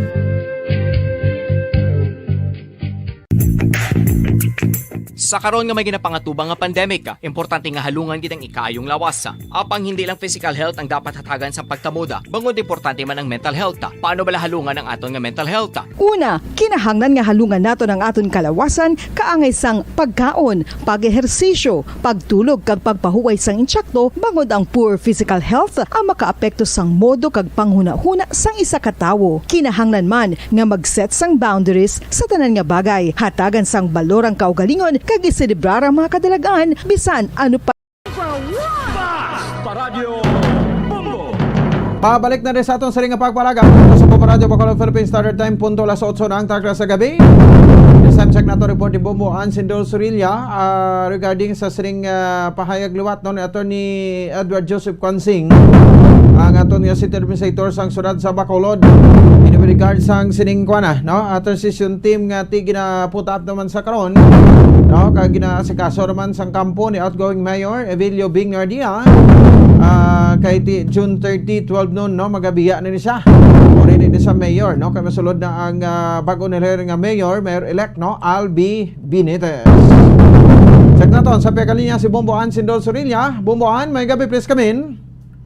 Bombo Pons, siniya nga bulan sang Mayo, no? Magapungko ang transition team ni Bacolod City Mayor Evelio Bing Leonardia, no? Ang iyang transition team kay tinaybalwan naman naton tanan Bombo Pons, outgoing mayor, no? Si Mayor Bing Leonardia. Susunod sa confirmation ni Attorney Joseph Edward Consing, no? Subong gid nga bulan sang Mayo kay man ma-meeting pa sila siniya Bombo Pons sa mga suno kay Attorney Kwansing siya mismo mitingon niya ning mga department heads kay kinahanglan ipreparar sa mga department heads ang ilatag sa mga talatapan especially mga dokumento dra nila Bombo Pons kay amo ini siya ang mangin mga documents nga ipreparar man para sa turnover no kay dibla sa report naton kay ina smooth transition ang matabo kag ginahambal sang outgoing administration. So according kay Attorney Attorney Edward Joseph Kwansing ang city administrator nga mga department heads actually sila gid ni ang kabahin sang transition team ang DILG kag ang isa sa civic sector o kung sa civic society no kag pagapangunahan ini ni Mayor Bing Leonardia no so hindi na Bombo Pons pag paligaran pa kay man suno gani sa dugang nga pagpayag ni Attorney Kwansing nga April 7 mayara na sang naka-create na ina si Mayor Bing sang transition team kay ini base sa memorandum circular sang Department of the Interior and Local Government. So whether bumbupons were electionist ka, no, kay hindi mo man yapaktan kung madaog ka kung mapierde ka. As early as a month ago, April 7, mayara ka na dapat sang transition team para handa na ti good ina kung maayo bumbupons kung ma-elect ka, pero if ever mapierde ka, so para smooth man ang transition. So hindi na dira pwede, so no, kay Attorney Quincy nga ma-deviate sila or inablang pawalaan nilang transition. Pabayaan abi no kay di daw ay man sa kwani ko batasan sang administrasyon ni Mayor Bing. Ambal niya, hindi man na pwede bumbupons because ginamando ina sang DILG. That is why as early as April 7, ang transition team nila in place na ina bumbupons, no? So hambal niya, expect ron as ang incoming abi nga administration nga mangin smooth lang man na kag hindi man na pabudlayan kay masunod man abi ang outgoing administration kung anong ginamando iya sang kasuguan bumbupons. Amo lang gid na ang ila sini nga assurance, no? So sa dugang nga pagpahayag pamatian naton si Attorney Edward Joseph Quansing. Ang transition team na naka-create na si Mayor? Oo, by nang in compliance sa DILG nga memorandum sa circular form na tana nag-form na sa isang transition team, local governance transition team sang April 7 pa. Oo. Sa April 7, bali, sino ma-head sang transition team? Ang Mayor Gid, and that is in accordance sa DILG memorandum circular. Okay. So, ano na matabo, Attorney, ang mga turnover bala sa mga documents, mga amusina, nang dosan ogid ka muna ang inyong meeting with the other, sa incoming, Abi? Pabulid kami sa DILG, pero amo na ma-meet ako ni gani sa mga department and office heads bumbuan para masugdan na nila preparar tanan. Ang mga para in anticipation nga siguro by within May sini sugod na ni Pungko. So I will order ang atong mga department offices nga magprepara na. So ang ma-meet mapungko giniya si Mayor with the transition team, being the chair. Ang members ng transition team is tanan nga department heads. Okay. Ang DILG na lokal. Okay. Secretary sang sanggunian. And isa ka representante sa civil society org. Okay. So we will expect attorney to be a smooth transition ang matabo. Yes, definitely good. Tapos, Attorney, kay kahapon, we had an interview with Attorney Bong Dilag, ang spokesperson. Hambal niya ginalauman na nilang smooth na transition. Kay way back, Attorney, sa nagpungko si former Mayor Monico, duway sila may ginatubang. Ano namin yung sila may ginatubang? Wala sila sang istoryahon, amo nang iyahambal. Anong comment, no? I was there. I was part of the transition team from former Mayor Monico to pagbalik ni Mayor Bing. Nag-meet kami to, and kung madumduman ko, ara to ang GSO and the other department heads na nagsasamon. So this time, Attorney, amo nang hambal mo, smooth ka, ginapreparahan nyo na. Yes, oo. Dapat gid kay ginamando giniya sa DILG. There is amo to ambal ko, there is a memorandum circular wherein ang tanan nga local government units ginamanduan gid nga mag-create gid sang ila local governance transition team kay para niya sa pag-ensure sang continuity sang effective nga sang lokal nga gobyerno. So I don't know kung di na yan naghalin ang balyato ni Bong. Hindi lang na wala sang hindi na kailangan magtubangay, kay hambal niya ang hambal niya sang nagdigad sang sila ang nagpungko sa incoming mayor si former Mayor Monico. Wala kuno sang may nagatubang sa ila nabudlayan sila sa transition. So hambal niya hopefully this time kuno nang smooth gid ang transition. Well, let me refresh ang iyang memory. Actually, kami to yung nabudlayan. Although may nagatubang sa amon. Why kami, may mga records kami nga gina pangayo. Wala naman. Pero at least nagatubang to, may mga department heads to nga nagatubang sa amon. We were there. So tapos, ini-attorney, saan ma-meeting si Mayor Bing with the transition team niya? I'm very sure by next week masugod na ni tanan kuan. Ang pagsapol ni Mayor sa different department and office heads. Of course, with the attendance ng ating local na DILG, particularly ang city director ta. Okay, sige. Saan o ganito, liwat attorney? Ano ko lang, ang transition team ni Mayor, saan o gin-create?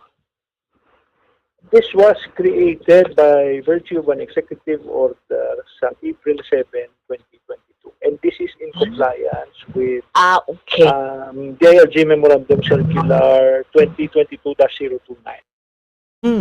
Bumbuan?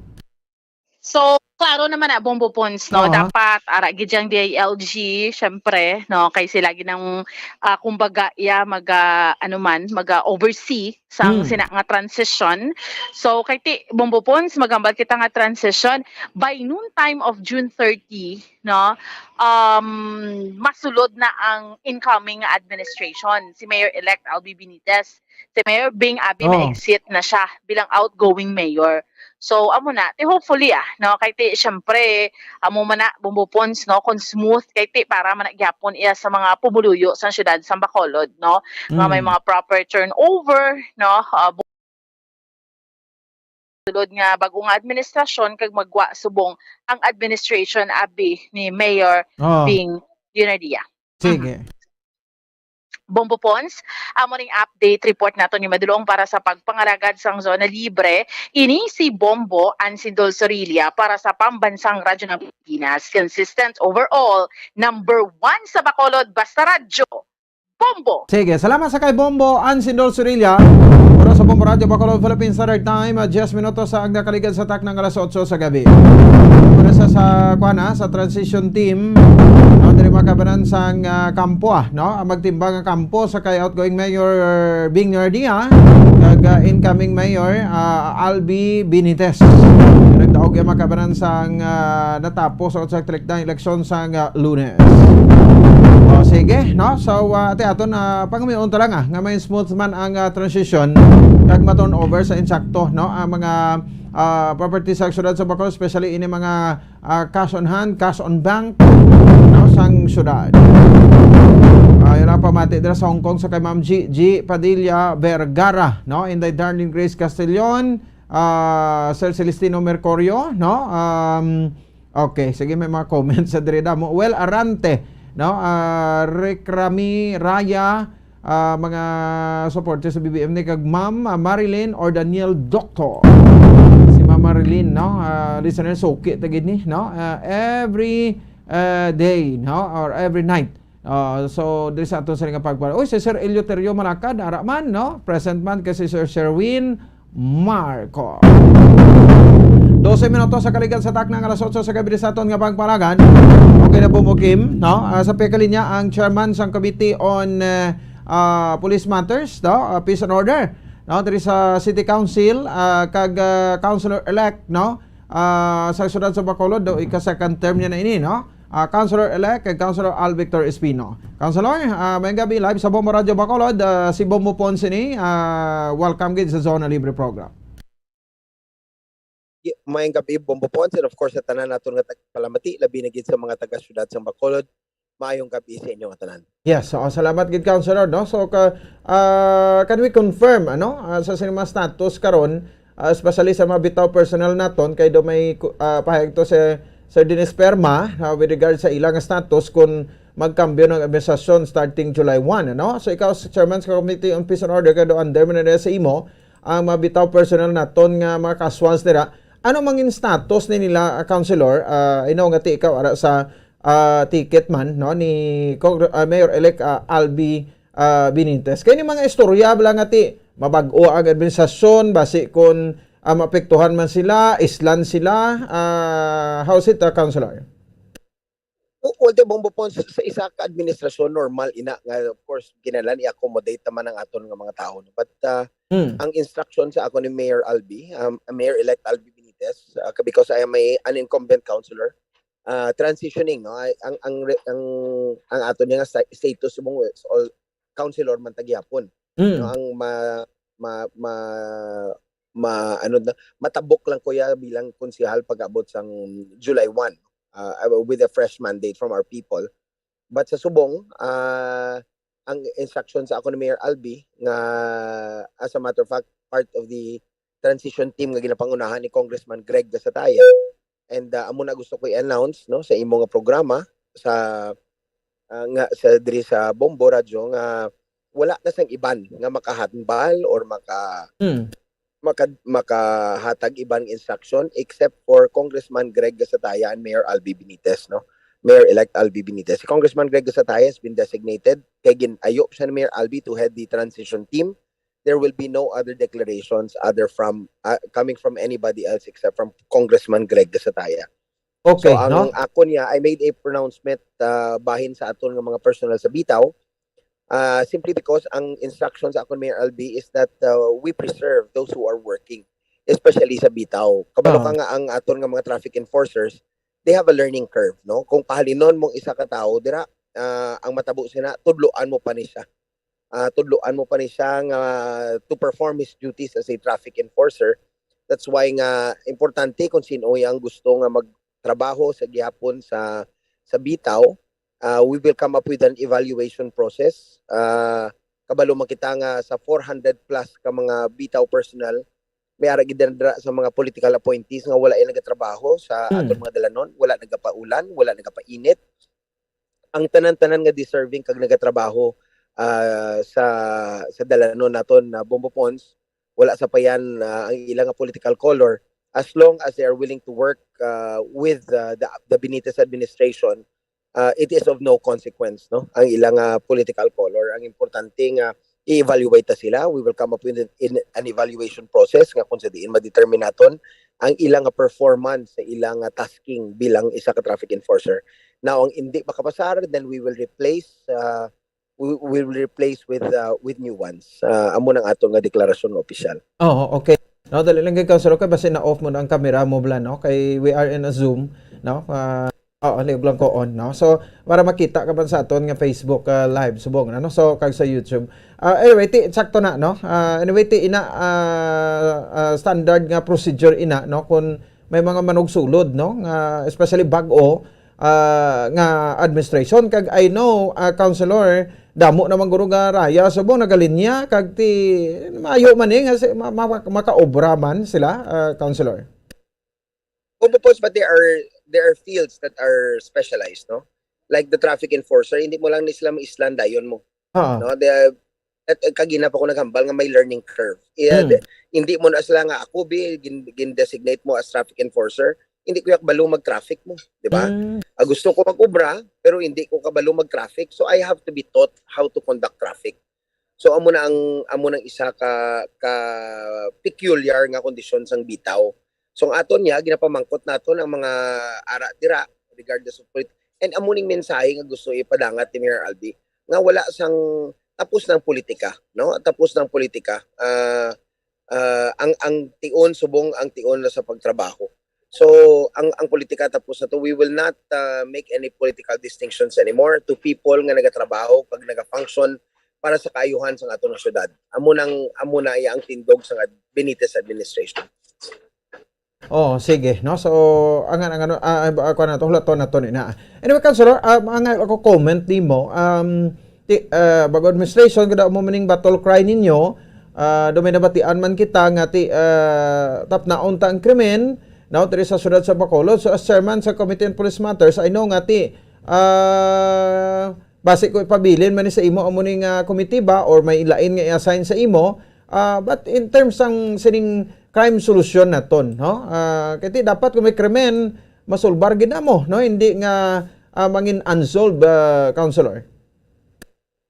Well, ang crime index ng syudad sa Bacolod, our index crime sa Bacolod, actually, nagnubo, manggid. Ang madamo nga natabo ang sining administrasyon, of course, yung pinatsanay, no? Or ang asa subong nga wala pa na resolver, wala pa na pailan kaso, wala pa may nakitaan nga mga perpetrators, so to speak, no? Amo na siya ang atong nga sitwasyon subong. But then again, that is, kung padumduman, that is the policy of the national government, and it is not unique to Bacolod City.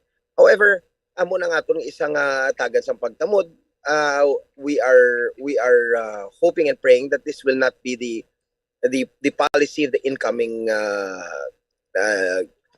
government, no? Sa bag-o nga presidente manaton, who has enjoyed a very very popular mandate, matudtuod nga panawagan sang pumuluyo nga ang ginhatag sa iya nga mandate is so overwhelming that he enjoys the trust and confidence not just of a simple majority but the vast majority of the Filipino people. So hatagan ta tsansang aton bag-o nga administrasyon sa idalom ni President Bongbong Marcos and his Vice President Inday Sara. Let us give them the courtesy to perform. Let us give them the courtesy of performing their duties and doing their jobs as duly elected officials of our country, namely the President and the Vice President of the Republic of the Philippines. Atagan ta sila sang courtesy and the opportunity to serve our people ng taon kung anong ila performance sa posisyon nga ginhatag sang pumuluyo sa ila. Bombo Pons. Okay, no? Sige. Anyway, ang krimen, di taman ko isa maibitar, no? Bato nun, tamaga sa hindi, matabo na. Hindi, Bombo Pons, sa syudad sa Bacolod, yeah, we will not allow. We will not allow. But then again, paano mo ito mauntat ang nagkalatabo sa nagligad? Let me reiterate my statement that this was not unique just to Bacolod City. No, if you look at the staggering numbers of people who were killed, whether extrajudicial nga proseso or ano, basta ang bottom line sa to nga kadamo sang tao nga pinatay sa hindi lang sa Bacolod, sa province, sa bilog na Pilipinas kadamo. There are, I think, more than 30,000 people that were killed during this administration, no? So hindi ta pag-ibutangan sang kolor sang politika. Let us call a spade, no? Hindi ka magambal nga ang krimen wala na address sa Bacolod. Hindi ang krimen nga ginubra to sa Kabangkalan or ang krimen ginubra to sa Talisay, wala man to na solusyonan. Di ba? Let us pair with that statement. So ang kriminalidad with reference to our crime indexes in Bacolod, kung lantawon mo nubo kita. Pero pinatsanay, damo but then again, that was the policy of the previous administration. Let me reiterate, kasi I might be misconstrued or quoted out of context again, that diri sa Bacolod, we will not allow crimes like that to happen. Except nga, ang natabo iya sang nagligad ng administrasyon, wala ta mahimo kaya mo nang ila palisiya, no? So, but I do not even accept that. I do not even, condone such actions. And if given an opportunity to investigate and bring the perpetrators to justice, I would do so. No, let me make that statement clear. Kaya basi ilain naman ang ilang ihambal da, tanan-tanan damo na alam subong labi na gid may social media. Correct. Basi bala naman ang ilang pag-intindi sa akong statement. So amo nang akon nga gusto mapabalo sa mga pumuluyo labi na sa syudad sa Bacolod. Ay sige. No, so last na lang ko rin siguro, no, ang pamangkot, change, no, acronym nga change, no. So ano ma-expect after June 30 or starting July 1 sang ginatawag na change for 3 years, Councilor? Actually, Bombo Pons, according to the mandate starts with a new set of officials sa syudad sa Bacolod and the national government. Ang siling sang layi maandar or ma-take effect ang bag-o nga mandate sa June 30, 12 p.m. no, or ugto sa June 30 magasugod na ang bag-o namon nga term. Bag-o nga term ni Mayor-elect Albi Benitez. He will be officially the mayor of Bacolod. And of course, the rest of the team ABB. So ang ato na niya Bombo Pons, as a matter of fact, subong we are already doing the groundwork with the direction coming from Congressman Greg Gasataya nga magpaangot na sa aton mga department heads. As a matter of fact, hasta sa aton nga mga financial partners like DBP, sa mga projects nga gusto implemental ni Mayor Albi Benitez Mayor-elect Albi Benitez sa aton pinalangga nga syudad. So we are already hitting the ground running. Come June 30 noontime, we will be ready for responsibilities. Kag ang tanan nga saad, we will try to make good on these promises nga ginobra natin during the campaign. Sige. Okay. Sige. With this, Councilor, again, congratulations and for 3 years, Councilor ka naman starting July 1. Salamat ka. Good evening. Salamat po po, and of course, inyong mga tagpalamati. Let me take this opportunity nga magpasalamat na lang sa pumuluyo nga naghatag liwat sang pagsalig, naghatag sang fresh mandate kay Councilor Al Espino, and of course sa bilog na Team ABB, kay Congressman Greg Gasataya, kay Mayor Albi, and the 8 councilors that they elected into office. Salamat nga madamo, and of course to Bombo Radio Philippines, kay Chairman. Salamat gid sa imo man nga paghatag sang tabang kay Al Espino, kay Chairman RF. Salamat gid mga madamo, mayong gabi sa inyo. Okay, salamat gid. Now, Councilor-elect Al Victor Espino. No, so ika-kuan ni sabi, isip 1 2 3 4, ika number 5. No, nga Councilor-elect sa syudad sa nga Bacolod with garnered the votes of 115,000 plus. Grabe, no? Kapag kabuto, maka-kuan kagli Bumbo Kim, no? Maka 100,000 ka, safe na safe ka na git. Kundi, so this election, pinaka lowest ganin 98,000, no? Si Pausi, bata ni the late Councilor Elmer C, no? Siya ni ang ika number 12, no? Nga kuan, no? Nga councilor sa syudad ya sa Bacolod. So, ti amo na siya. Sa mga kauturan naton, ti at least, no, nakabati man kita sang mga plano sang sining nga bag-o nga administrasyon, no, nga magasulod by July 1, no. Una bes, ti siyempre, no, siya related gini si kuan gini, yan ang komitiba, no, ang under sa bitaw. So, siyempre, ti kon puwente sa administration, no, outgoing administration, no, kamay magsulod nga bago, so makuan manggid, no, butang ka manggid sa alang-alang, di whether nga i-retain ka mo dira, no, kung islan ka mo.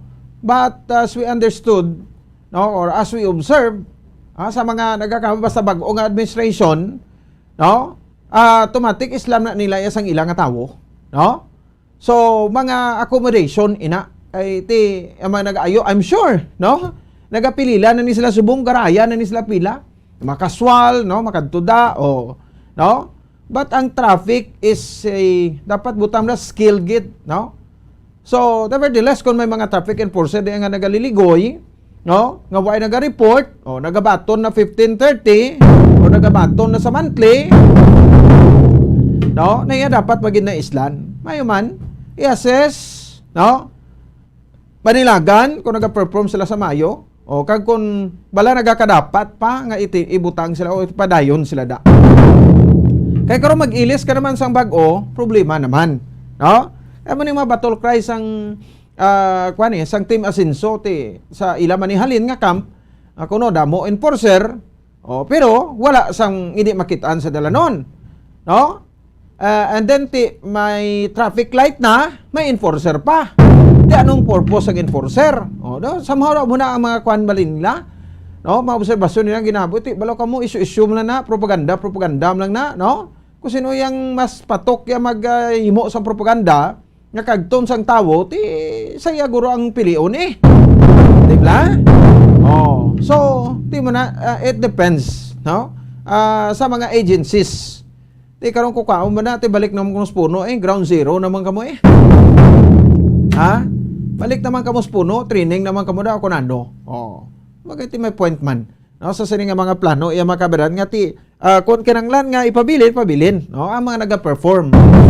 Almost 400 ti kung may casual kita da, no? Casual nga kuan regular, pero regular na, mga 40 plus, no? So mo na pwede i-retain. So and then ti increment, no, diri sa bahin sa syudad sa Bacolod, ti sadya gid ni, no? Gasinggitan man ni sila sang krimen, damo ko na patay, no? Patay diri, patay didto, suto incident diri, suto incident didto. Di mabasol ta man blakay ti daw programa man sang administrasyon ni Duterte, no? Nga kung magbato, operito, may kada duso droga, no? Periton, no, kung magbato, tilangan man nga pabayaan nyo nga matiro lang ang mga drugista sa inyo. Ti pangapinan, maggulingon nyo. Amo na ang mensahe niya sa mga kapulisan, no? So damo-damo makrimen nga unsolved. No, bati ano mahimo mo? Kay mostly mga cases droga, no? Mostly, ang mga cases droga. Krimen may mga ginapamatay diri. Ang pinaka-latest kani ginapang abduct na lang na. No? Ang ginang mga personalidad, sa puwan mo na lang patay. May bisigaran, hindi matapos-tapos. No? So, tilang tawon taman no? Kung maakuan ina sang incoming administration. Hindi damo pagid na sila mga reklamo, basura naton. No? Basura, chairman naman isang Committee on Environment, no? Kung mapang reorganize na nila ang chairmanship kaya ba na ba, madagko komitiba, ara gina sa administrasyon, sa 8 gina ka makonsihal, no? May naguri hatag nyo kay Councilor-elect Simple Distrito ang Committee on Environment. Para mabatian ta mga nagatingog-tingog siya sa konsiho kay sa sesyon, especially online kag sa face-to-face nga sesyon, si Councilor Simple Distrito gusto na lang, kulang na lang, dala ka na lang Councilor sang photographer mo kag magpa-picture ka na lang daya. Lain-lain nga mga anggol. Kag ko nagasesyon ka, no, nga online, i-ready mo na nang imo nga selfie da bla. Selfie ka lang daya permi ka do. Why ka magani ka tingog. Pero nagdaog pa no. Bala bala, no? So ako personal ko niyang pananawan. No, kakoy butante sang syudad sa Bacolod, no? Butohon ko na yung mga fiscalized nga nagatingog and ang nagtrabaho, nagputoy-putoy, trabaho sa pandemya. Although guilty man iban sila nga malidres nga sa pandemic ay nagwa. Igo na gilinuwa nang ati daw nag-ukal ng subay ang balayan sang subay. Di mo papagwa nila, ti ulihin ang tanan. Kagway na riglo ang mga ginapanghatag, no? Sa bahin sang aton sa nga mga kauturan.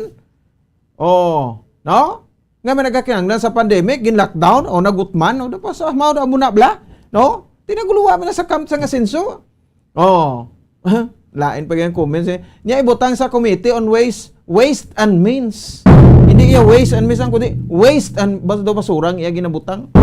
Basurang iya nga ginatumod niya. Ibutang na sa Committee on Waste. Si Councilor Distrito natumod mo na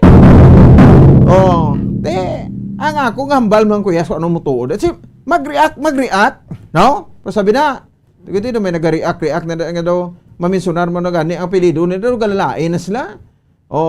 Ma-react na ang sing pero ano man na iya nga ginaw. Sakto man, alangan ihamba ko di nga si Councilor Simple Distrito, konsesyon, grabe nang iyang kwanda, no? Nga putoy-putoy sang diskusyon. Bisa interpellate gani guro ni interpellate na. Basa sang ipapasa resolusyon ni sulat pa kag i-print out. Ara mo na yang kamaturan. Maamo makay na ang isa niya na perde ni, no? Ang natusisahan tama na ba Councilor Bart Orula utod ni Attorney Orula. No, iyan ni Obraya, second motion lang, no? Tapos pag adjourn, mula na. Reviewhan niyo lang mga online. Reviewhan niyo lang mga online nilang session sa Zoom. Kaya mo na ng papel ni Orula, second motion kag pag adjourn. Sang session kon prayer ginabutang mo ako isa sa iyada. Sa ini mo butang mo chairman Committee on Market ang itsura sa merkado daw, bisan tapak sa merkado ini kitsak tapak. Akon simpo ni pagpanukot, ini na sila nga ti posipusan ta kunano hambal tang kamotoran ta. Ti alangan tabunan mo na iya, alangan pa namion mo ng performance sila kay amo nang obserbaranta. Hindi man tabulag, hindi man tabungol. Nga hindi kita magsugid kita sang sala kundi insakto ang inasugid ta. Nagay ka mo da react kay trabaho na mo niya. O kung gusto nyo komentarista mo kamo para ti makakomentar mo kamo sa mga public officials ta. O tinga hindi na pwedeng komentaran. O ginasweldohan na sang tawo. O buwis ta ginabayad ang buwis na sa ila ginasweldo na sa ila. Amo man ang ginabukal sang tinigaang nila da. O ti sino man ang istoryahan nyo man. O labot na tawos bulan din nyo na mapakuha na subong, din nyo papati. O sasala nga mga impormasyon. Tama na ito na matuod ang impormasyon. 33 minutos sa nakaligan sa tak ng alas 8 sa gabi sa Pekalinya sa Winnie Sancho. Grabe man niyo. Ang ining aton yung makabanan, no? Nga wage increase. No? Diri sa may bahin sang Western Visayas, do mayo ni mayo nga balita ni para sa bahin sa aton sa makautuan wage hike kinaprubahan sa RTWPB Region 6. Pekalinya, Sir Winnie Sancho. Sir Winnie, may gabi sa live sa Bombo Radio Bacolod, si Bombo Ponce ni. Yes, Bombo Ponce, may gabi sa imo, no? Labi na gid sa atong mga televiewers, no? Nga tutok sa imo nga programa. Yes, sir. Salamat gid, no? About good news gid subong, sir, no? Para sa aton nga mamumugon diri sa Region 6 sa kalawig-lawig man nga pagpakigbato naton. No, after wipe tapos ang Mayo, no, kay May 1 celebrate kita sang International Labor Day. Do Mayo nang regalo subong sa aton sa nga bulan sa Mayo sa mga mamumugon, Sir Winnie. Well, actually, while it is true, no, that in principle the rate of a new wage increase has already been approved, we have to make it clear that it is still subject to the approval of the National Wages and Productivity Commission or NWPC and the IRR. Ang IRR pirmahan pa nino sang presidente. Nevertheless, isakto na ang imong hambal Bombo Ponce nga sa nagligad nga duwak tuig at least nakagulugin hawa man ta jutay with the approval of this wage increase, no? Muna ginatawag na wage order number 26, no?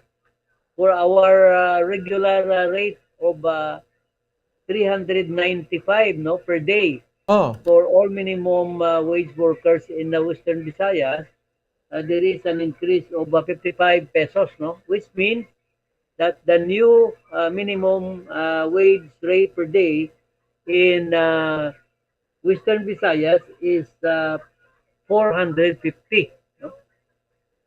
For those who are working in the commercial and industrial sector, no? And having more than 10 workers. Secondly, for those who are employing 10 workers or less, no? From the minimum wage of 310, there was an increase of 110.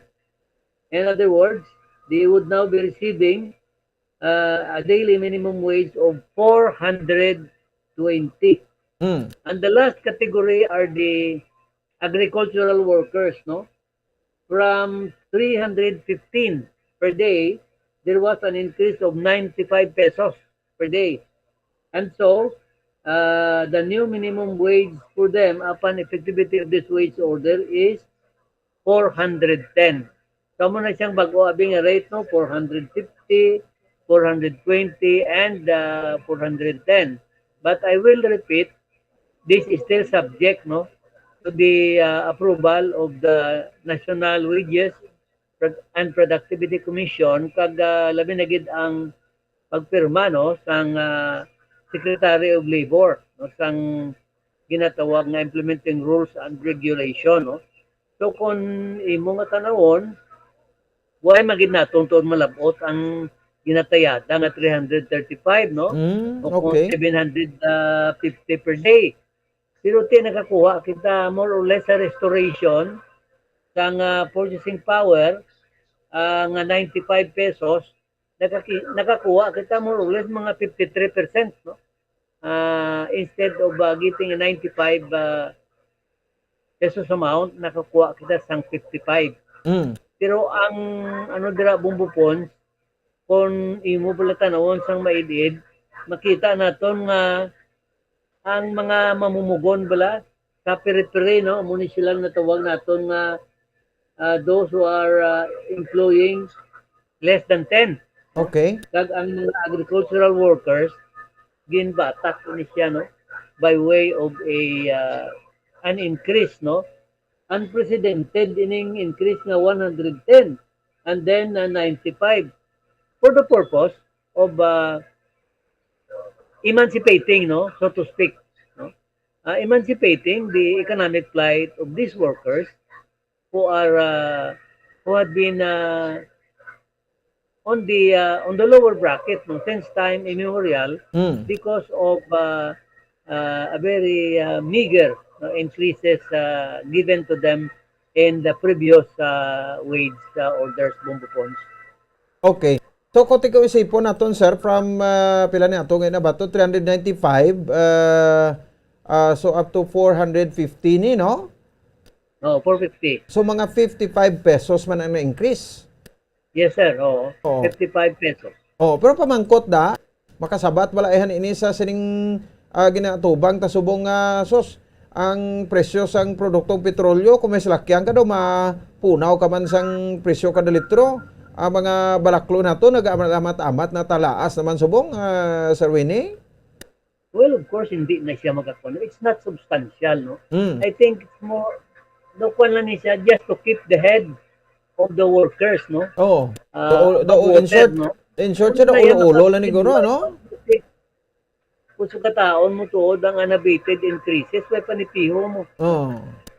After 3 months, we will re-evaluate, no, kung ano ang yasuning nga epekto. So, depende ni with the takon pagtanaw bumbupons with the nationwide uncertainty sa political situation kag ang economic crisis nga nagapadulong man siya, then I think it would exacerbate the situation in the midst, no, of this economic recession, no, hindi na niya kundi economic recession, but nevertheless ang mandate bala sa regional wage board natuman lang, no, nga gintinguan man sang mga representante sang regional wage board in spite of the delay nga nakahatag kita sang wage increase, no.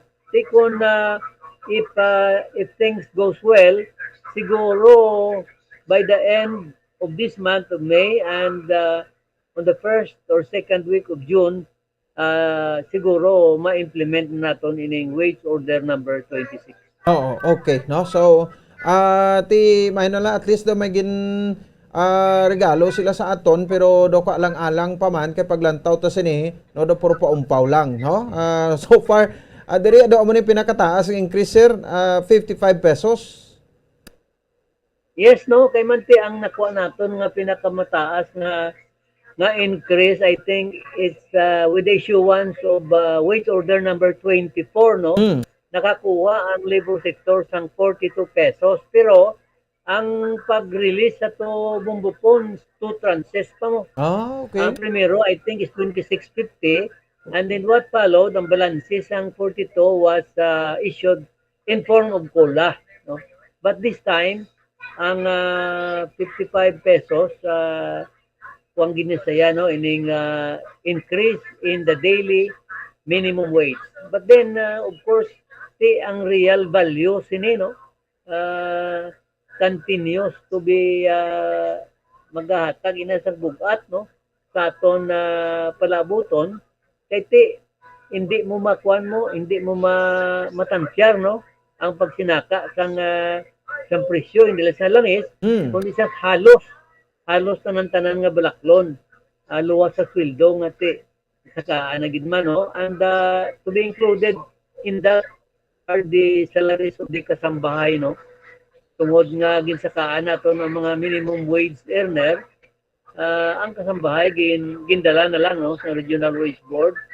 So I think ang ila rate subong is from 4,000 to 4,500, no. Again, dugangan man sila, no. But it is not a time to rejoice, no.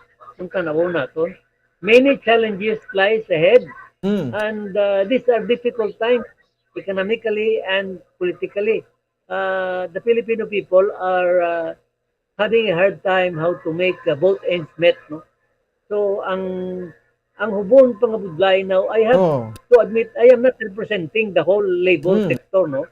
May gid man mga labor sector nga hindi masatisfy sa sining increase, but we will respect their opinion, no. Ang masling lang da bumbupo sigin gintingoan taman ang mahimota, pero diri lang kita nakalampot at this point in time. Oho. Okay. Pila pa ka semana o ka bulan ang hulaton naton ini Sir Winnie antes nga implement? Kung nadason nga semana, abi publish ni sang kwan, sang na-forward na ni sa NWPC mo. Kung wala naman lang sang national na sa no? I-publish pa ni Bumbupon sa newspaper of regional circulation. 15 days after that, it would be effective, no? However, ang iba niya nga mga employer nagahulat ginatawag bala nga IRR, implementing rules and regulation, because it will be signed rather by the Secretary of Labor, no?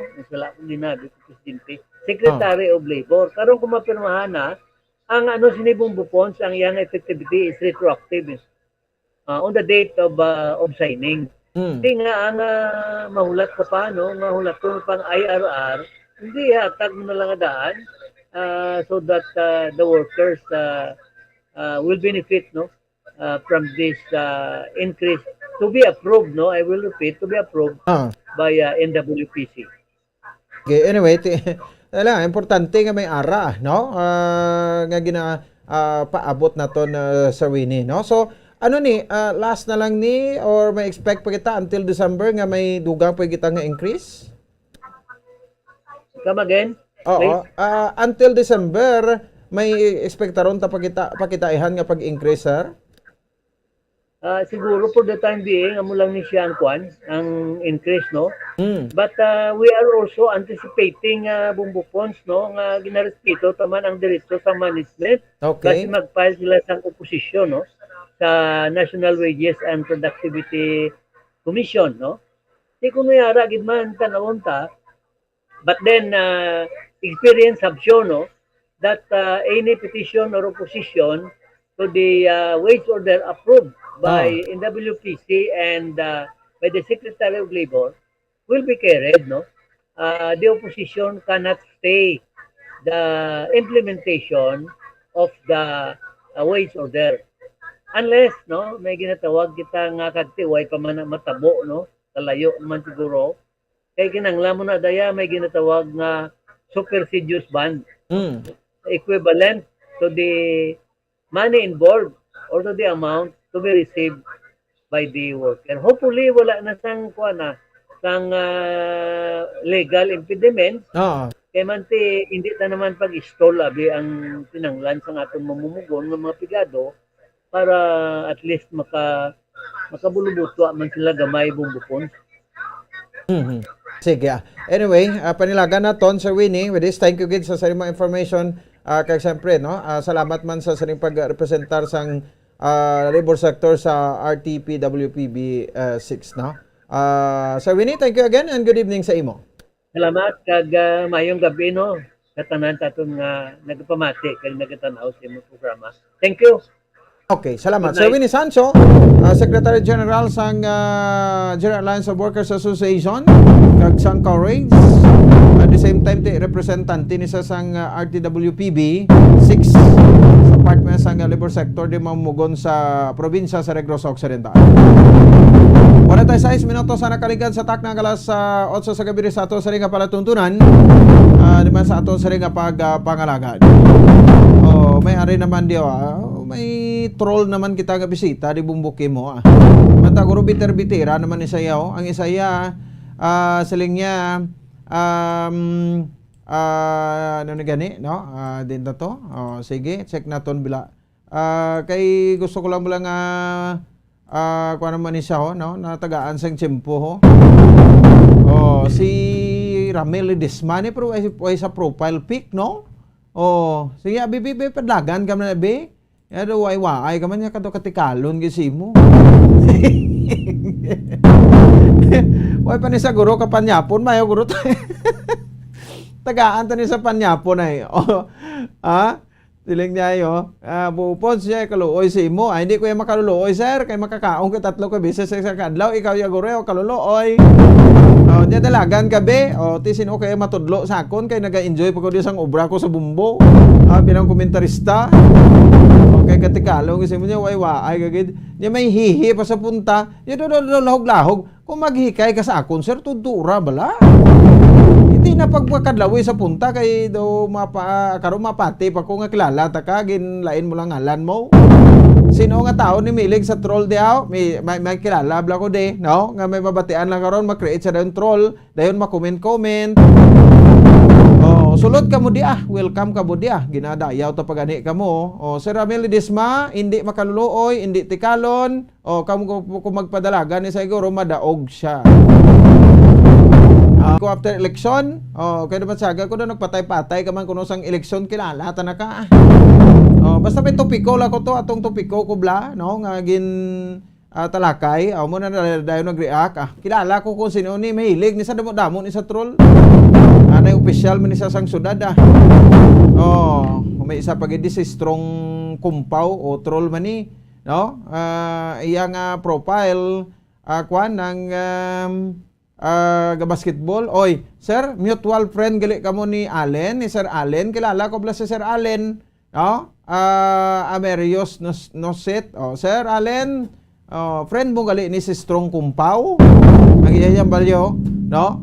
Yan na, ang asang simpo ko na kino, wala niyo mang gibalita. Anong wala na mong gibalita? Ano na bumbutigon? Ikaw yung gurong butigon. Ano lang binutig ang ginabalita na mo di may balita binutig de. Nami ko may mga troll no. TRI no. Sinday darling. Siya masoy waay kay kita mo text lang balaan mo wala ka panawong tani ikaw kinanglan magdalagan halin sa GC pagkatulawon. Ari man sayo tapos isa kay Inday Darlin no. Sige ha balada. 50 minutos nakalikan sa takna ng alas 8 sa gabi. May mga panumdom lang kita, no? Nga nabilin. Kung may tsimpo, tatikwato report ni Bobo ni Silmenardo. Pagkatapos, kilamang sini. Stand by! Bombo Radio Bacolod. Number 1! Basta Radio Bombo!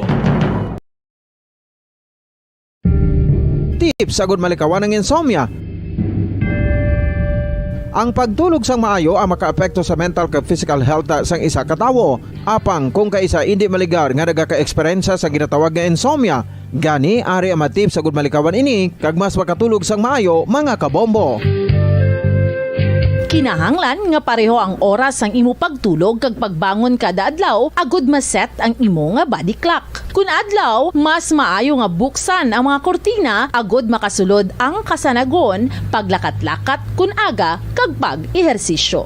Kun gabi, likawan ang mga masanag na screen kaangay sa mga gadgets kag TV. Limitahan man ang pagkaon kag mga ilimnon nga may caffeine kag nicotine bagod makatuga ini sang problema sa pagtulog. Likawan man ang pagkaon sang madamo, pag-inom sa alcoholic drinks, pag-inom sang madamo nga tubig kag ang pag-overthink antes magtulog.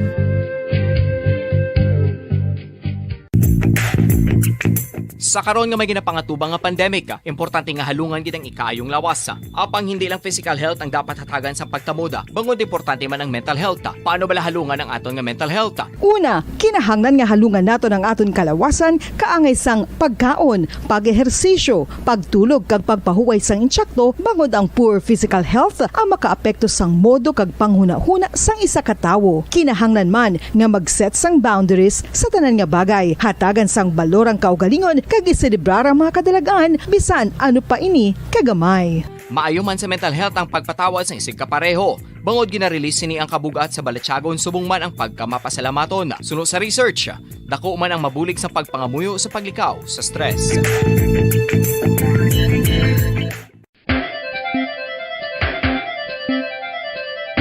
Ang talaba, sino bala ang hindi maganahan magkaon sang talaba? talaba. Magluwas sa manamit sini nga sabor, ang talaba ang nagaunod man sa calories, protein, fat, vitamin D, thiamine, niacin, vitamin B12, iron, magnesium, phosphorus, zinc, copper, manganese kag selenium.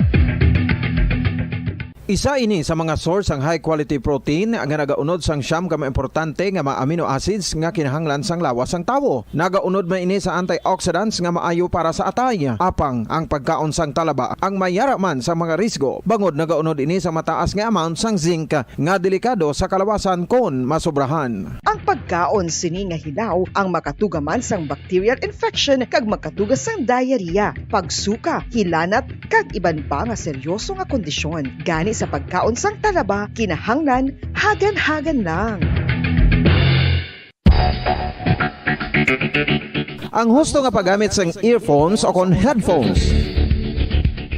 Kalabanan sa karon, ilabi na sa mga pamatanon ang masaming nga nagagamit sang earphones o kon headphones sa tion sang nagausar sang gadgets. Apang, ano bala kalawig ang aton paggamit sang earphones kag headphones? Nakahibalo bala kamo mga kabombo nga ang tuman kalawig nga paggamit sini ang makatugas ang ear noise o kon acoustic trauma? May pila naman ka tips nga makabulig agud mahalungan naton ang aton dulunggan kag pamatinan. Dapat nga ipabilin nga yara lang sa 60% ang volume sang aton nga mga earphones o kon headphones. Likawan nga masobra sa 4 tub 5 ka oras ang tayuyon nga paggamit sang earphones o kon headphones. Magtala na sang 15 minutos nga break matapos ang 1 ka oras sagud nga makapahuway ang aton palamatinan. Masami nga tinluan ang earphones o kon headphones kag mas maayo nga gamiton ang duha ka earpiece sang aton nga mga earphones.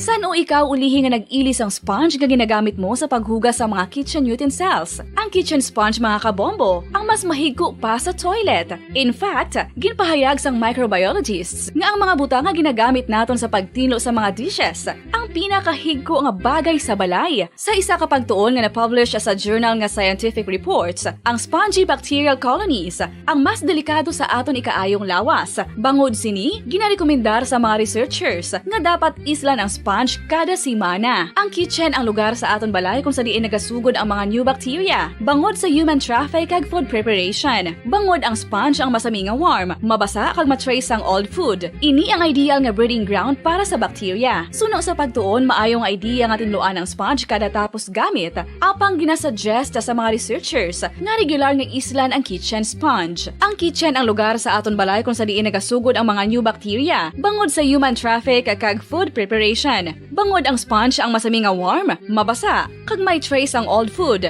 Ini ang ideal nga breeding ground sa para sa bacteria. Suno sa pagtuon, maayo nga idea nga tinluan ang sponge kada tapos gamit. Apang ginasuggest sa mga researchers nga regular nga islan ang kitchen sponge. Yari na ang isa sa nakapabaylo kag nakabaton sang brand new radio set with AM and FM band kag 1,000 pesos cash. Nagikan sa Bombo Radio Bacolod. Ko si Anisito Delicano, taga Libertad Extension, Bacolod City. Nagbabaylo ko sang radyo nga ginatag sapon sang Action Radio kay nagaungot sa ilalang estasyon. Hindi ko kapamati sang iyasang bumbo, mga lapit naman sa katuig ni nga ginatag nila sa akon. Amo na mo lang ni ang imo nga mamatian ang Action Radio lang. Amo ini nga radyo ang ginapangatag nila. Gindala ko di sa bumbo kay pabayluan ko sang iyasang bumbo nga radyo nga wala sa ungot sa isa lang ka stasyon. Kag manami kay bag-o, kag wala guba, may suga pa. Kag ang 1,000 nga ginatag sang bumbo, mapasalamat gid ko kay may nagbakal na kusudan. Sing una ga vendors ko ti kay ginkakasama kami sa Libertad, di way nakukan sa balay na lang ang akon bata ang mga nagasuporta sa akon. Bakal ko bulong ko may ano ko may apo ko kag taas akon sugar. Ga pasalamat gid ko sa Bombo Radio sang ginatag nila nga 1,000 kag ang radyo. Salamat gid. Basta Radio Bombo number 1.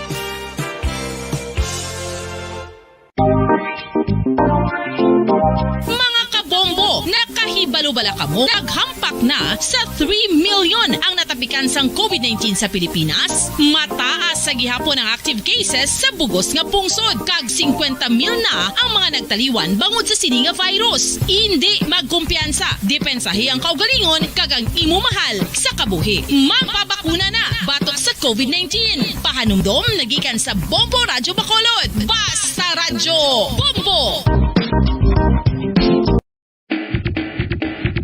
Mga kabombo, madamo gid ang pagkaon apang ano bala ang dapat himuon kung may matabo sang suspected foodborne illnesses. Kung may matabo nga suspected foodborne illnesses, dapat i-preserve ang mga ebidensya. Kung may bahin sang suspected food nga nabilin, taguon ini. Putson sang maayo kag ibutang sa freezer. Magpabulong sa gilayon. Kung ang sintomas nagapadayon o kung nagalala, gilayon nga magkadto sa doktor agud magpakonsulta. Hindi man magkalipat nga i-report ang insidente sa local health department. Mga pamaagi para mangin matinlo kag safe ang aton mga pagkaon. Ipabilin nga matinlo ang palibot. Isiparar ang hilaw sa naluto ng mga pagkaon. Lutuon sang maayo ang mga pagkaon nga dapat lutuon. Taguon ang mga pagkaon sa safe nga temperature. Depende sa kinahanglan sang klase sang pagkaon. Maggamit sang safe nga tubig kag raw materials.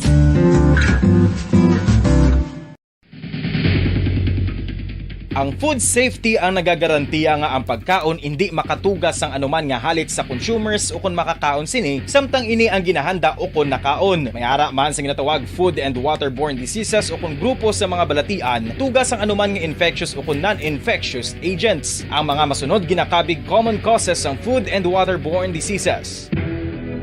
Unsafe nga ginahalinan sa ginainom nga tubig, improper disposal of human waste, unhygienic practices, unsafe food handling and preparation practices. Isa ka bala sa may hinuptanan nga ido, mangin responsable nga dog owner. Bilang nagapanag-iyas ang ido, siguraduhon nga ang mga ini ang regular nga nabakunahan batok sa rabies. Ipaidalom ini sa mandatory registration. Siguraduhon nga hindi ini manginlayaw o kon magsigilagaw o kon libot sa mga kalye o kon sa anuman nga mga public places. Imo man responsibilidad nga mapag-groom ang mga ini, matagaan sa bastante nga pagkaon kag shelter. Responsibilidad mo bilang pet owner nga gastuhan ang anuman nga gastuhon medikal sa tion nga makakagat ang imo ido. Rabies is preventable. Mangin responsable nga dog o kon pet owner.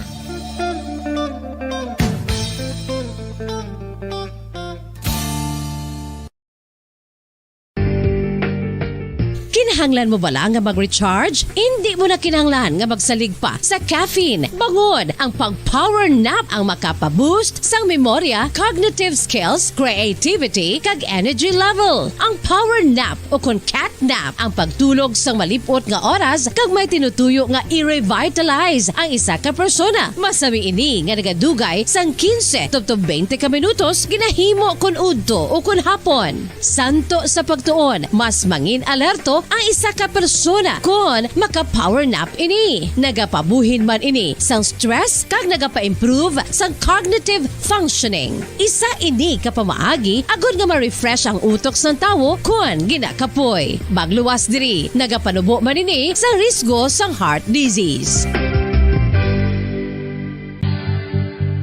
Oral disease, nagapadayon nga seryoso nga public health problem sa Pilipinas. Ang prevalence sang dental caries sa mga permanent teeth ang nagapabilin nga mataas sa 90% throughout the years. About 92.4% sa mga Filipinos ang may tooth decay, kag 78% ang may gum disease o kon periodontal diseases. Santo sa report nagikan sa DOH. Bisan pa nga ini ang preventable o kung matapna, ini nga balatian ang nagapikto sa halos kada Filipino at one point or another sa iya nga pagpangabuhi. Ang pag-practice sang good oral kag dental hygiene kaangay lang sa paghalong kag pagtatap mo sa imo kaugalingon. Nagatap na ini sang bad breath, tooth decay, gum disease, resulta ang healthy nga baba. Ang healthy nga baba o kon mouth, maayo nga indicator nga maayo man ang imo lawas. Gani halungan gid ang aton nga dental health.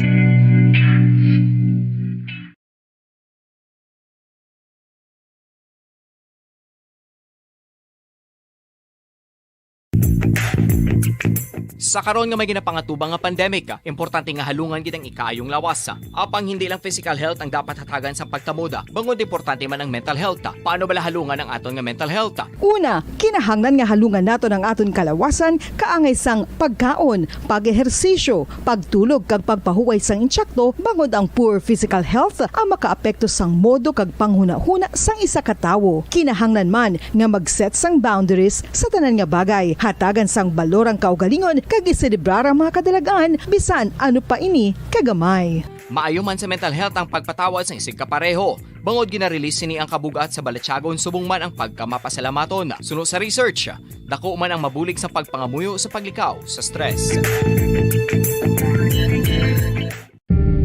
Tips agud malikawan ng insomnia. Ang pagtulog sang maayo ang makaapekto sa mental Radyo Bacolod. Number 1! Paradyo Bombo. Pabalik na rin sa aton nga pagpalagan. 3 minutos sa kaligid sa atak ng alas 9 sa gabi lang alang nato sa ringit sempo. Standby na kamo sa Santos Rosario ka ang Bombo Hanay sa gabi. Report karon ni Bombo Leonis Bernardo, bantayan karon sa Bombo Hanay sa gabi. Friday the 13th, Mayo 13, 2022, nga presentasyon naton rin sa aton sa ring nga paratuntunan. Dalagat Bombo Ponce Espino, nagapasalamat sa papuda pagpamati para sa pambansang radyo ng Pilipinas, consistent overall number 1 sa Bacolod. Basta Radyo! Bombo! Bombo Radyo Bacolod. Number 1! Paradyo Bombo. 5 dekada nang nagtataguyod ng katotohanan. 5 dekada nang nagtatanggol sa mga mamamayan. Patuloy na nagsasaliksik at mabilis maghatid ng mga balitang siksik at malaman. Patuloy na nangunguna sa mga issue, drama, promo at serbisyo publiko. Ito ang Bombo Radyo Bacolod, ang pambansang radyo ng Pilipinas. Paradyo Bombo. All Bombo Radio Philippine stations nationwide will now pray the Holy Rosary. We enjoin all our listeners to be one with us in asking the Lord that our country be spared from any widespread devastation and death caused by the COVID-19. This Holy Rosary is aired simultaneously in 31 Bombo Radio and Star FM stations in 24 key cities nationwide.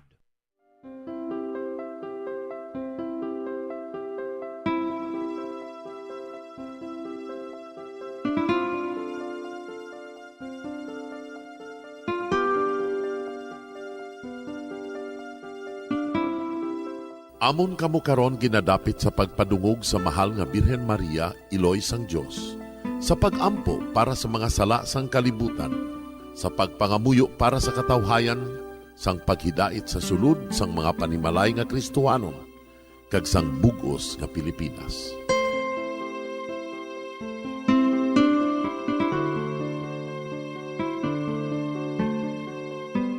Ang ining Santo Rosario buylog nga ginadulong sang Bombo Radio Philippines, Queen Bank, kag Florete Group. Magupod kita karon sa pagpangamuyo.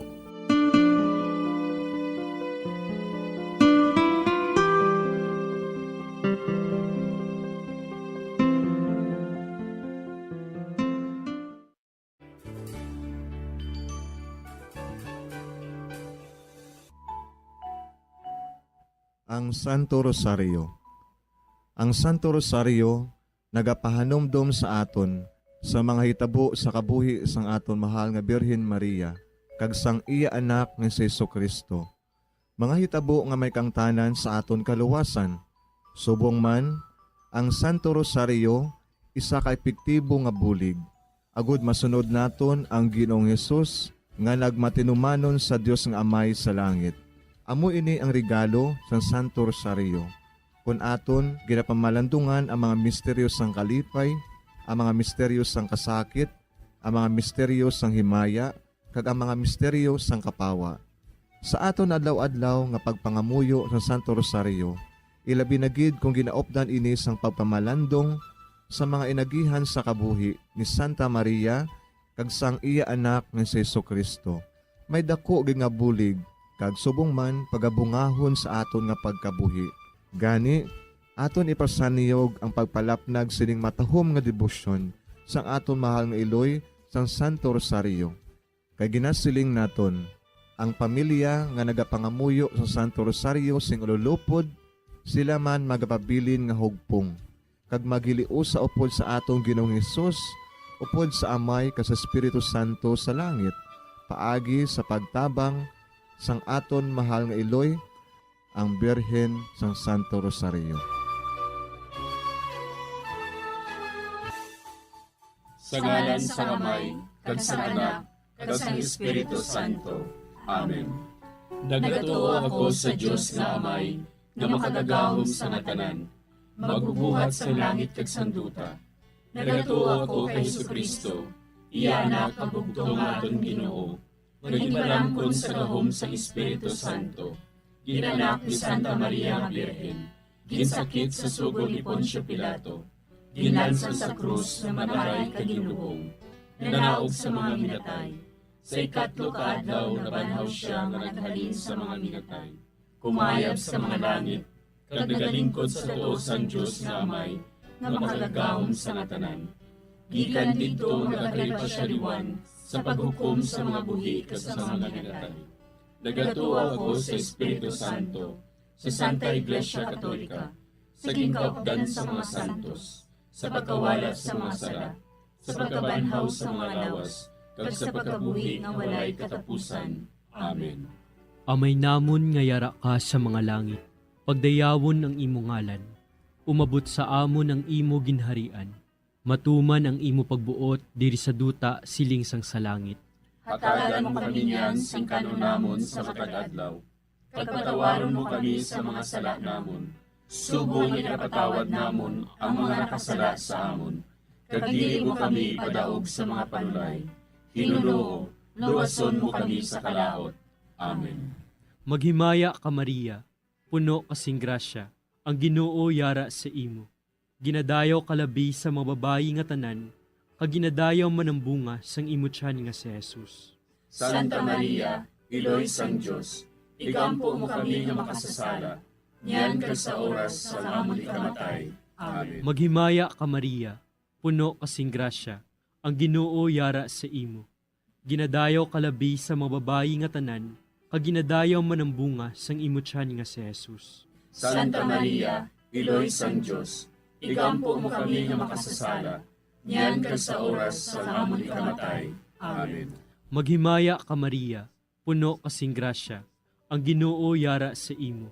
Ginadayaw kalabi sa mga babayi nga tanan, kag ginadayaw man ang bunga sang imo tiyan nga si Jesus. Santa Maria, Iloy sang Dios, ikampo mo kami nga makasasala, niyan kag sa oras sa amon ikamatay. Amen. Himaya sa Amay kag sa Anak kag sa Espiritu Santo. Siling sa ginsuguran, karon kag sa gihapon, kag sa mga tuig sang katuigan. Amen. Aton pamalandungan ang mga misteryo sang kasakit. Ang nahauna nga misteryo sa kasakit, amo ang pagpangamuyo ni Jesus sa tanuman sang Getsemani. Si Jesus, samtang nagapangamuyo siya sa tanuman sa Getsemani. Amay, kung buot mo, kuhaas sa akon ining kalis, apang hindi ang akon kabubuton, kundi ang imo kabubuton, amo ang matuman. Amay namon nga yara ka sa mga langit, pagdayawon ang imo ngalan, umabot sa amon ang imo ginharian, matuman ang imo pagbuot diri sa duta siling sang sa langit. Hatagan mo kami niyan sing kanon namon sa matag adlaw. Pagpatawaron mo kami sa mga sala namon. Subong ipatawad namon ang mga nakasala sa amon. Kag dili mo kami padaog sa mga panulay.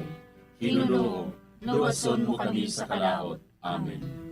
Maghimaya ka Maria, puno kasing grasya, ang Ginoo yara sa imo. Ginadayaw kalabi sa mga babayi nga tanan, kag ginadayaw man ang bunga sang imo tiyan nga si Jesus. Santa Maria, Iloy sang Dios, ikampo mo kami nga makasasala, niyan kag sa oras sa amon ikamatay. Amen. Maghimaya ka Maria, puno kasing grasya, ang Ginoo yara sa imo. Ginadayaw kalabi sa mga babayi nga tanan, kaginadayaw man ang bunga sang imo tiyan nga si Jesus. Santa Maria, Iloy sang Diyos, igampo mo kami nga makasasala, niyan kag sa oras sa amon ikamatay. Amen. Maghimaya ka Maria, puno kasing grasya, ang Ginoo yara sa imo. Ginadayaw kalabi sa mga babayi nga tanan, kaginadayaw man ang bunga sang imo tiyan nga si Jesus. Santa Maria, Iloy sang Diyos, igampo mo kami nga makasasala, niyan kag sa oras sa amon ikamatay. Amen. Maghimaya ka Maria, puno kasing grasya, ang Ginoo yara sa imo. Ginadayaw kalabi sa mga babayi nga tanan, kaginadayaw man ang bunga sang imo tiyan nga si Jesus. Santa Maria, Iloy sang Diyos, igampo mo kami nga makasasala, niyan kag sa oras sa amon ikamatay. Amen. Maghimaya ka Maria, puno kasing grasya, ang Ginoo yara sa imo. Ginadayaw kalabi sa mga babayi nga tanan, kaginadayaw man ang bunga sang imo tiyan nga si Jesus. Santa Maria, Iloy sang Diyos, igampo mo kami nga makasasala, niyan kag sa oras sa amon ikamatay. Amen. Maghimaya ka Maria, puno kasing grasya, ang Ginoo yara sa imo. Ginadayaw kalabi sa mga babayi nga tanan, kaginadayaw man ang bunga sang imo tiyan nga si Jesus. Santa Maria, Iloy sang Diyos, igampo mo kami nga makasasala, niyan kag sa oras sa amon ikamatay. Amen. Maghimaya ka Maria, puno kasing grasya, ang Ginoo yara sa imo. Ginadayaw kalabi sa mga babayi nga tanan, kaginadayaw man ang bunga sang imo tiyan nga si Jesus. Santa Maria, Iloy sang Diyos, igampo mo kami nga makasasala, niyan kag sa oras sa amon ikamatay. Amen. Maghimaya ka Maria, puno kasing grasya, ang Ginoo yara sa imo. Ginadayaw kalabi sa mga babayi nga tanan, kaginadayaw man ang bunga sang imo tiyan nga si Jesus. Santa Maria, Iloy sang Diyos, igampo mo kami nga makasasala, niyan kag sa oras sa amon ikamatay. Amen. Maghimaya ka Maria, puno kasing grasya, ang Ginoo yara sa imo.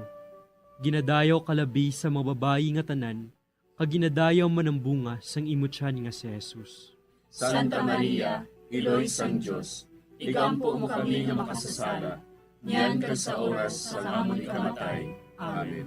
Maghimaya ka Maria, puno kasing grasya, ang Ginoo yara sa imo. Ginadayaw kalabi sa mga babayi nga tanan, kaginadayaw man ang bunga sang imo tiyan nga si Jesus. Santa Maria, Iloy sang Diyos, igampo mo kami nga makasasala, niyan kag sa oras sa amon ikamatay. Amen. Himaya sa Amay, kag sa Anak, kag sa Espiritu Santo. Siling sa ginsuguran, karon kag sa gihapon, kag sa mga tuig sang katuigan. Amen. O Jesus ko, patawara nga among mga sala nga tanan, luwasa kami sa kalayo sa impyerno, kagdala ang tanan nga mga kalag sa langit, na binagidyadtong may dakong kinahanglan sa imong kaluoy. Ang ikaduha nga misteryo sa kasakit, amo ang pagbunal kay Jesus nga nagaid sa haligi nga bato. Sa mando ni Poncio Pilato, si Jesus ginhigot sa haligi, kaginhanot sa mga soldado. Si Pilato nga luyag magpaayon sa mga tawo, naghilway kay Barabas. Dayon ginpabunal niya si Jesus, kagintugyan siya sa mga soldado, agud nga ilansang sa krus. Amay namon nga yara ka sa mga langit, pagayawon ang imong ngalan, umabot sa amon ang imong ginharian, matuman ang imong pagbuot diri sa duta siling sa langit. Hatagan mo kami niyan sing kanon namon sa matag adlaw, kag patawaron mo kami sa mga sala namon. Subo nga ginapatawad namon ang mga nakasala sa amon, kag dili mo kami ipadaog sa mga panulay. Hinunuo, luwason mo kami sa kalaot. Amen. Maghimaya ka Maria, puno ka sing grasya, ang Ginoo yara sa imo. Ginadayaw ka labis sa mga babae nga tanan, kag ginadayaw man ang bunga sa imo tiyan nga si Jesus. Santa Maria, Iloy sang Diyos, igampo mo kami nga makasasala, niyan kag sa oras sang amon ikamatay. Amen.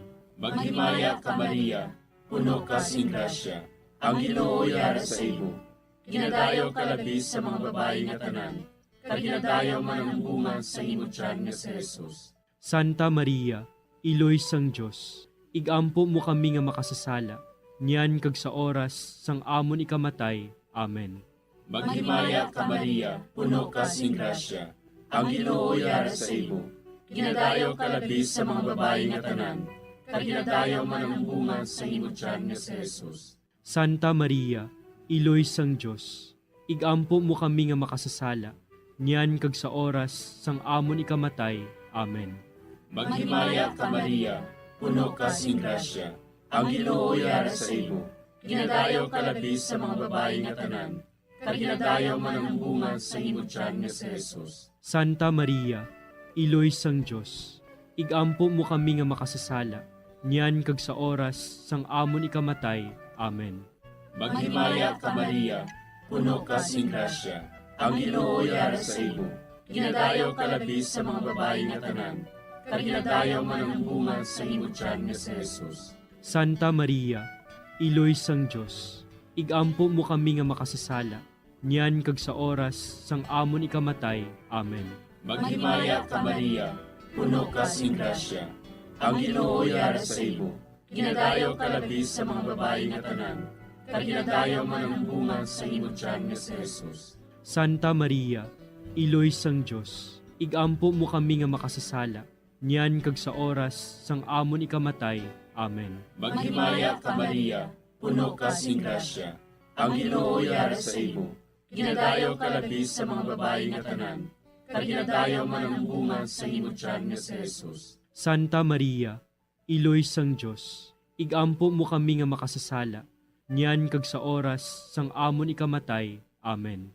Maghimaya ka Maria, puno ka sing grasya, ang Ginoo yara sa imo. Ginadayaw ka labis sa mga babae nga tanan, kag ginadayaw man ang bunga sa imong tiyan nga si Jesus. Santa Maria, Iloy sang Dios, igampo mo kami nga makasasala, niyan kag sa oras sang amon ikamatay. Amen.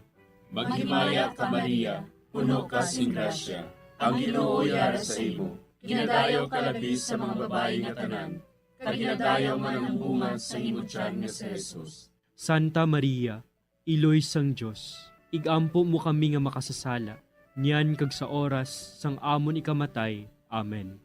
Maghimaya ka Maria, puno ka sing grasya, ang Ginoo yara sa imo. Ginadayaw ka labis sa mga babae nga tanan, kag ginadayaw man ang bunga sa imong tiyan nga si Jesus. Santa Maria, Iloy sang Dios, igampo mo kami nga makasasala, niyan kag sa oras sang amon ikamatay. Amen. Himaya sa Amay, kag sa Anak, kag sa Espiritu Santo. Siling sang ginsuguran, karon kag sa gihapon, kag sa mga tuig sang katuigan. Amen. O Jesus ko, patawara nga among mga sala nga tanan, luwasa kami sa kalayo sa impyerno, kag dala ang tanan nga mga kalag sa langit, labi na gidyadtong may dakong kinahanglan sa imong kaluoy. Ang ikatlo nga misteryo sa kasakit, amo ang pagpurong-purong sang tunok kay Jesus. Tapos sa pagbunal kay Jesus, ang mga soldado naghimo sang isa ka kuruna nga tunokon kaginbutang sa ulo ni Jesus. Nagwa si Jesus nga may kuruna nga tunokon kag kapa nga granate. Si Pilato nagsiling sa ila, Tanawa ninyo, yari na ang tao.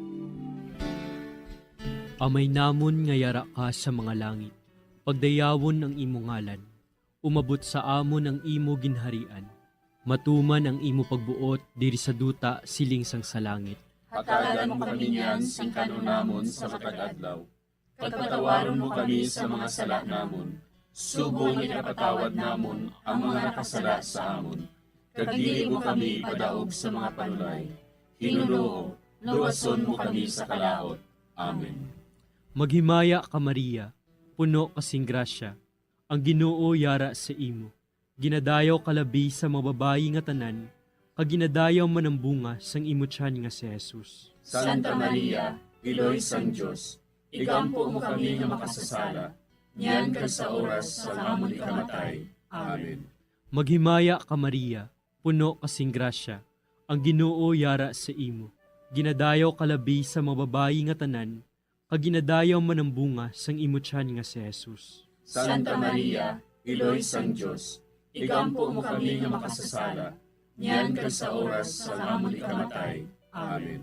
Maghimaya ka Maria, puno kasing grasya, ang Ginoo yara sa imo. Ginadayaw kalabi sa mga babayi nga tanan, kag ginadayaw man ang bunga sang imo tiyan nga si Jesus. Santa Maria, Iloy sang Dios, igampo mo kami nga makasasala, niyan kag sa oras sa amon ikamatay. Amen. Maghimaya ka Maria, puno kasing grasya, ang Ginoo yara sa imo. Ginadayaw kalabi sa mga babayi nga tanan, kag ginadayaw man ang bunga sang imo tiyan nga si Jesus. Santa Maria, Iloy sang Dios, igampo mo kami nga makasasala, niyan kag sa oras sa amon ikamatay. Amen. Maghimaya ka Maria, puno kasing grasya, ang Ginoo yara sa imo. Ginadayaw kalabi sa mga babayi nga tanan, kag ginadayaw man ang bunga sang imo tiyan nga si Jesus. Santa Maria, Iloy sang Dios, igampo mo kami nga makasasala, niyan kag sa oras sa amon ikamatay. Amen. Maghimaya ka Maria, puno kasing grasya, ang Ginoo yara sa imo. Ginadayaw kalabi sa mga babayi nga tanan, kag ginadayaw man ang bunga sang imo tiyan nga si Jesus. Santa Maria, Iloy sang Dios, igampo mo kami nga makasasala, niyan kag sa oras sa amon ikamatay. Amen. Maghimaya ka Maria, puno kasing grasya, ang Ginoo yara sa imo. Ginadayaw kalabi sa mga babayi nga tanan, kag ginadayaw man ang bunga sang imo tiyan nga si Jesus. Santa Maria, Iloy sang Dios, igampo mo kami nga makasasala, niyan kag sa oras sa amon ikamatay. Amen.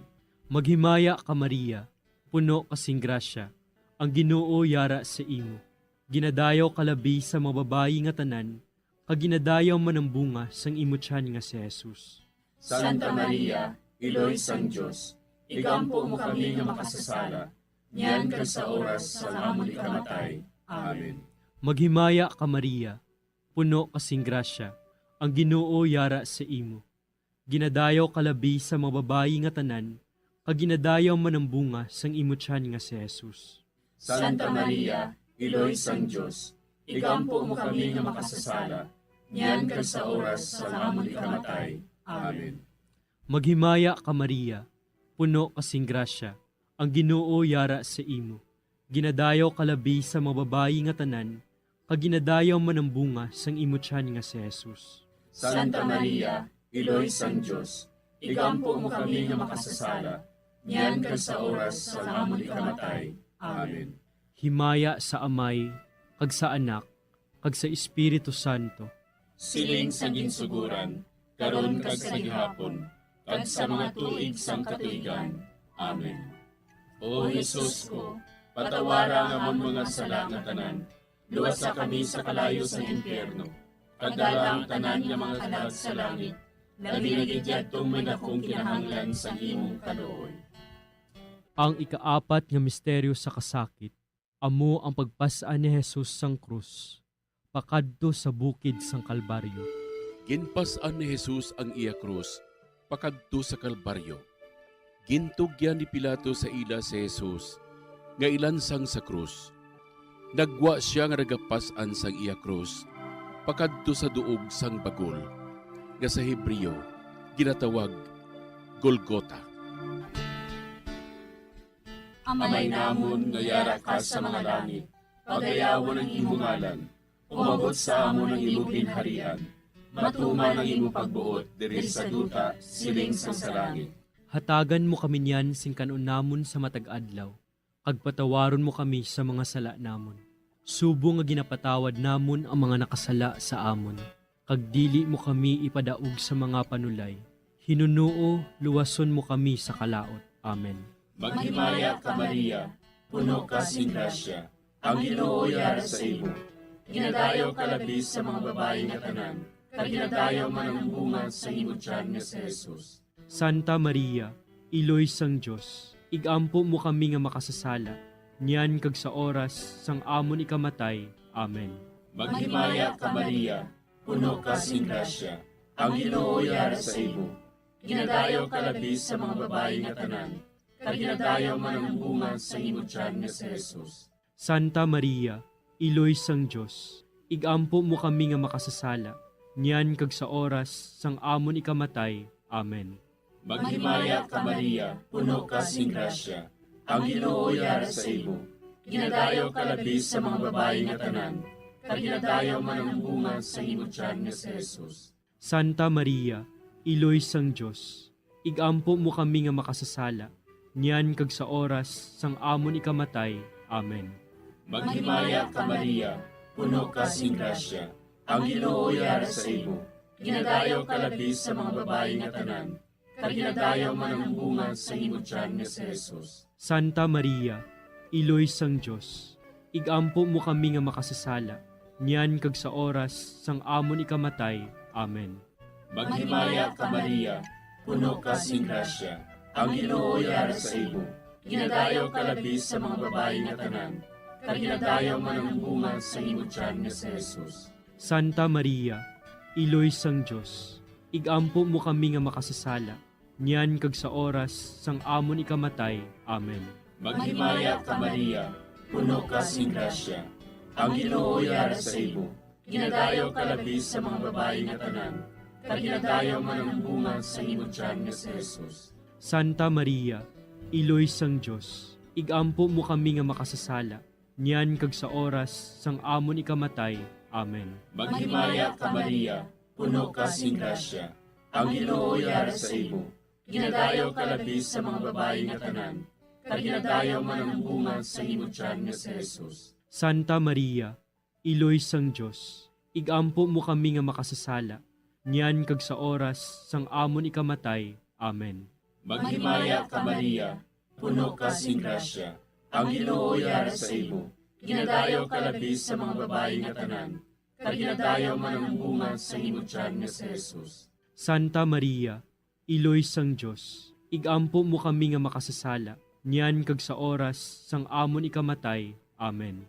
Maghimaya ka Maria, puno ka sing grasya, ang Ginoo yara sa imo. Ginadayaw ka labis sa mga babae nga tanan, kag ginadayaw man ang bunga sa imo tiyan nga si Jesus. Santa Maria, Iloy sang Diyos, igampo mo kami nga makasasala, niyan kag sa oras sang amon ikamatay. Amen. Maghimaya ka Maria, puno ka sing grasya, ang Ginoo yara sa imo. Ginadayaw ka labis sa mga babae nga tanan, kag ginadayaw man ang bunga sa imo tiyan nga si Jesus. Santa Maria, Iloy sang Diyos, igampo mo kami nga makasasala, niyan kag sa oras sang amon ikamatay. Amen. Himaya sa Amay, kag sa Anak, kag sa Espiritu Santo. Siling sang ginsuguran, karon kag sa gihapon, ag sa mga tuig sang katuigan. Amen. O Jesus ko, patawara nga among mga sala nga tanan, luwasa kami sa kalayo sa impyerno, kag dala ang tanan nga mga kalag sa langit, labi na gidyadtong may dakong kinahanglan sa imong kaluoy. Ang ikalima nga misteryo sa kasakit, amo ang paglansang kag pagkamatay ni Jesus.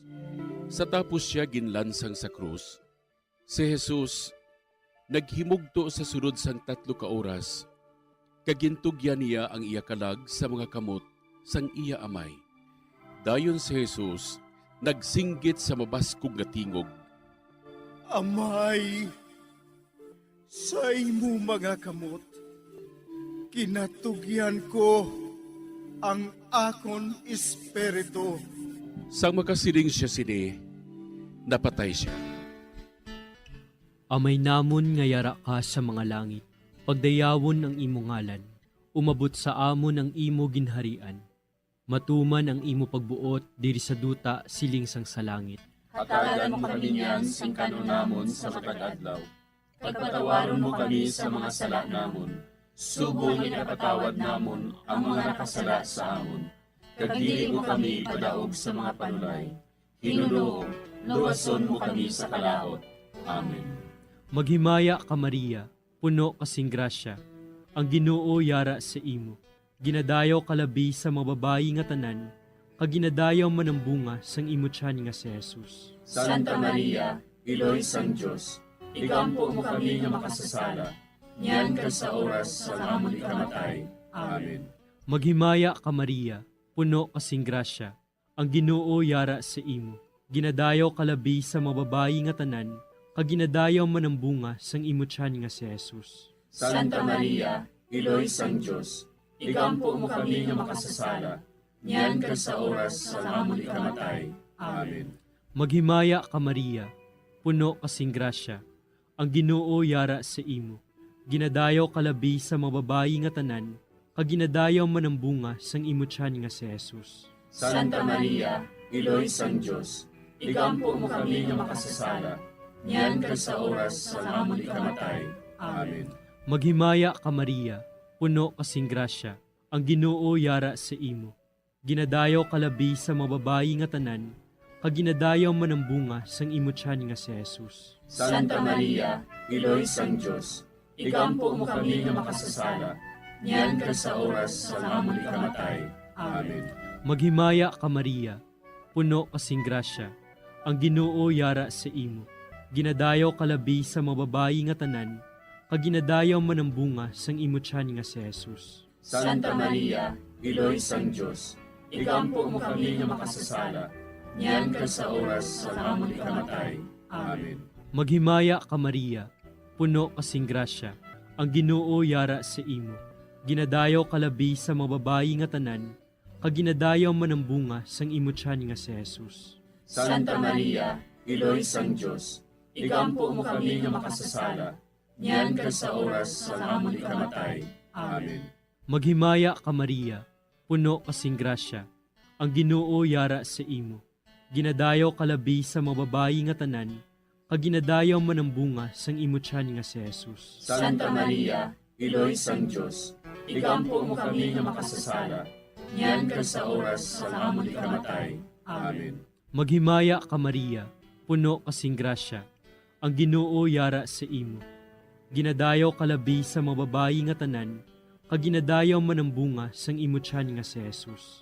Santa Maria, Iloy sang Diyos, igampo mo kami nga makasasala, niyan kag sa oras sa amon ikamatay. Amen. Maghimaya ka Maria, puno kasing grasya, ang Ginoo yara sa imo. Ginadayaw kalabi sa mga babayi nga tanan, kaginadayaw man ang bunga sang imutyan nga si Jesus. Santa Maria, Iloy sang Diyos, igampo mo kami nga makasasala, niyan kag sa oras sa amon ikamatay. Amen. Maghimaya ka Maria, puno kasing grasya, ang Ginoo yara sa imo. Ginadayaw kalabi sa mga babayi nga tanan, kaginadayaw man ang bunga sang imutyan nga si Jesus. Santa Maria, Iloy sang Diyos, igampo mo kami nga makasasala, niyan kag sa oras sa amon ikamatay. Amen. Himaya sa Amay, kag sa Anak, kag sa Espiritu Santo. Siling sa ginsuguran, karon kag sa gihapon, kag sa mga tuig sang katuigan. Amen. O Jesus ko, patawara nga among mga sala nga tanan, luwasa kami sa kalayo sa impyerno, kagdala ang tanan nga mga kalag sa langit, labi na gidyadtong may dakong kinahanglan sa imong kaluoy. Maghimaya ka Hari, Iloy sa kaluoy, kinabuhi kinatamis, ginalauman namon. Maghimaya ka, nagapangalaba kami sa imo, nga pinanubol nga mga anak ni Eva. Nagapanghakol kami, nagabako kag nagapanangis kami, siningdutang nangaman. Para igalampo namon, ilingig mo sa amon, ang imo mga mata nga maluluyon. Kag sa ubos nga matapos, ang pagsugod mo sa amon. Ipakita mo sa amon si Jesus, bunga nga santos sa tiyan mo. O maluluyon, o mahiluklogon, o matamis, ulay nga Maria. Igampo mo kami, Iloy nga santos sang Diyos. Agod mangintakos kami sa mga pinanakda ni Kristo. Pangamuyo. O Diyos, kay ginluwas man kami sang imo bugto nga anak, pinaagi sa iya kinabuhi, kamatayon kag pagkabanhaw. Nagaampo kag nagapangamuyo kami sa imo, nga nagapamalandong sa mga misteryo sang Santos nga Rosaryo. Sa balahan ni Birhen Maria, makasunod unta kami sa mga ginatudlo, sa mga santos nga misteryo, kag madangat unta namon ang mga ginsaad sa amon, tungod kay Jesucristo nga amon Ginoo. Amen. Sa ngalan sa Amay, kag sa Anak, kag sa Espiritu Santo. Amen.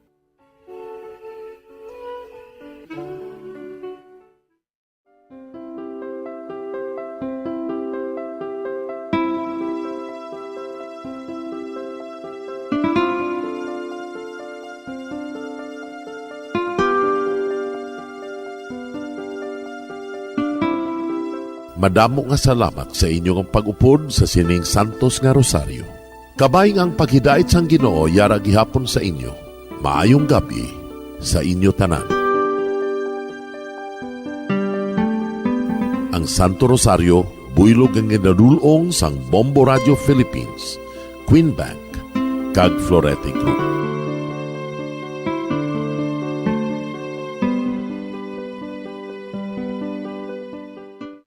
We just prayed the Holy Rosary with the intention that our country be spared from any widespread devastation and death caused by COVID-19. Join us again tomorrow, same time and same station. Thank you from Bombo Radio and Star FM.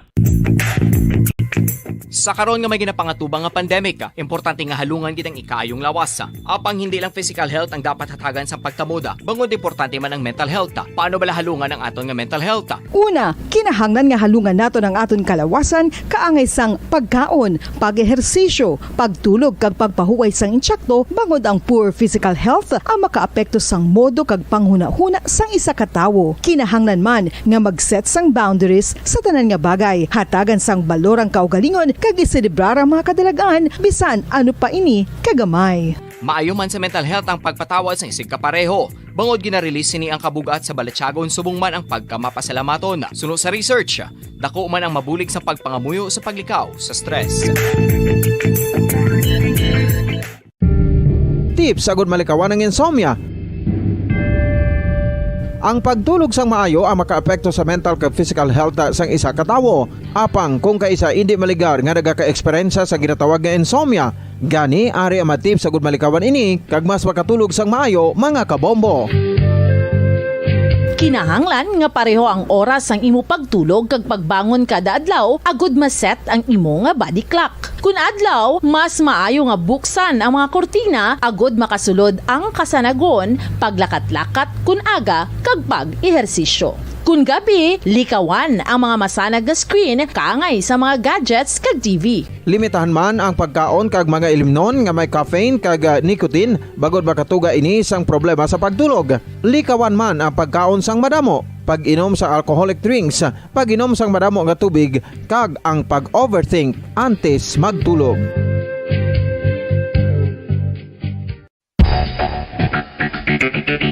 Ang husto nga paggamit sang earphones o kon headphones. Kalabanan sa karon, ilabi na sa mga pamatanon ang masaming nga nagagamit sang earphones o kon headphones sa tion sang nagausar sang gadgets. Apang, ano bala kalawig ang aton paggamit sang earphones kag headphones? Nakahibalo bala kamo mga kabombo nga ang tuman kalawig nga paggamit sini ang makatugas ang ear noise o kon acoustic trauma? May pila naman ka tips nga makabulig agud mahalungan naton ang aton dulunggan kag pamatinan. Dapat nga ipabilin nga yara lang sa 60% ang volume sang aton nga mga earphones o kon headphones. Likawan nga masobra sa 4-5 ka oras ang tayuyon nga paggamit sang earphones o kon headphones. Magtala na sang 15 minutos nga break matapos ang isa ka oras agud nga makapahuway ang aton palamatinan. Masami nga tinluan ang earphones o kon headphones kag mas maayo nga gamiton ang duha ka earpiece sang aton nga mga earphones.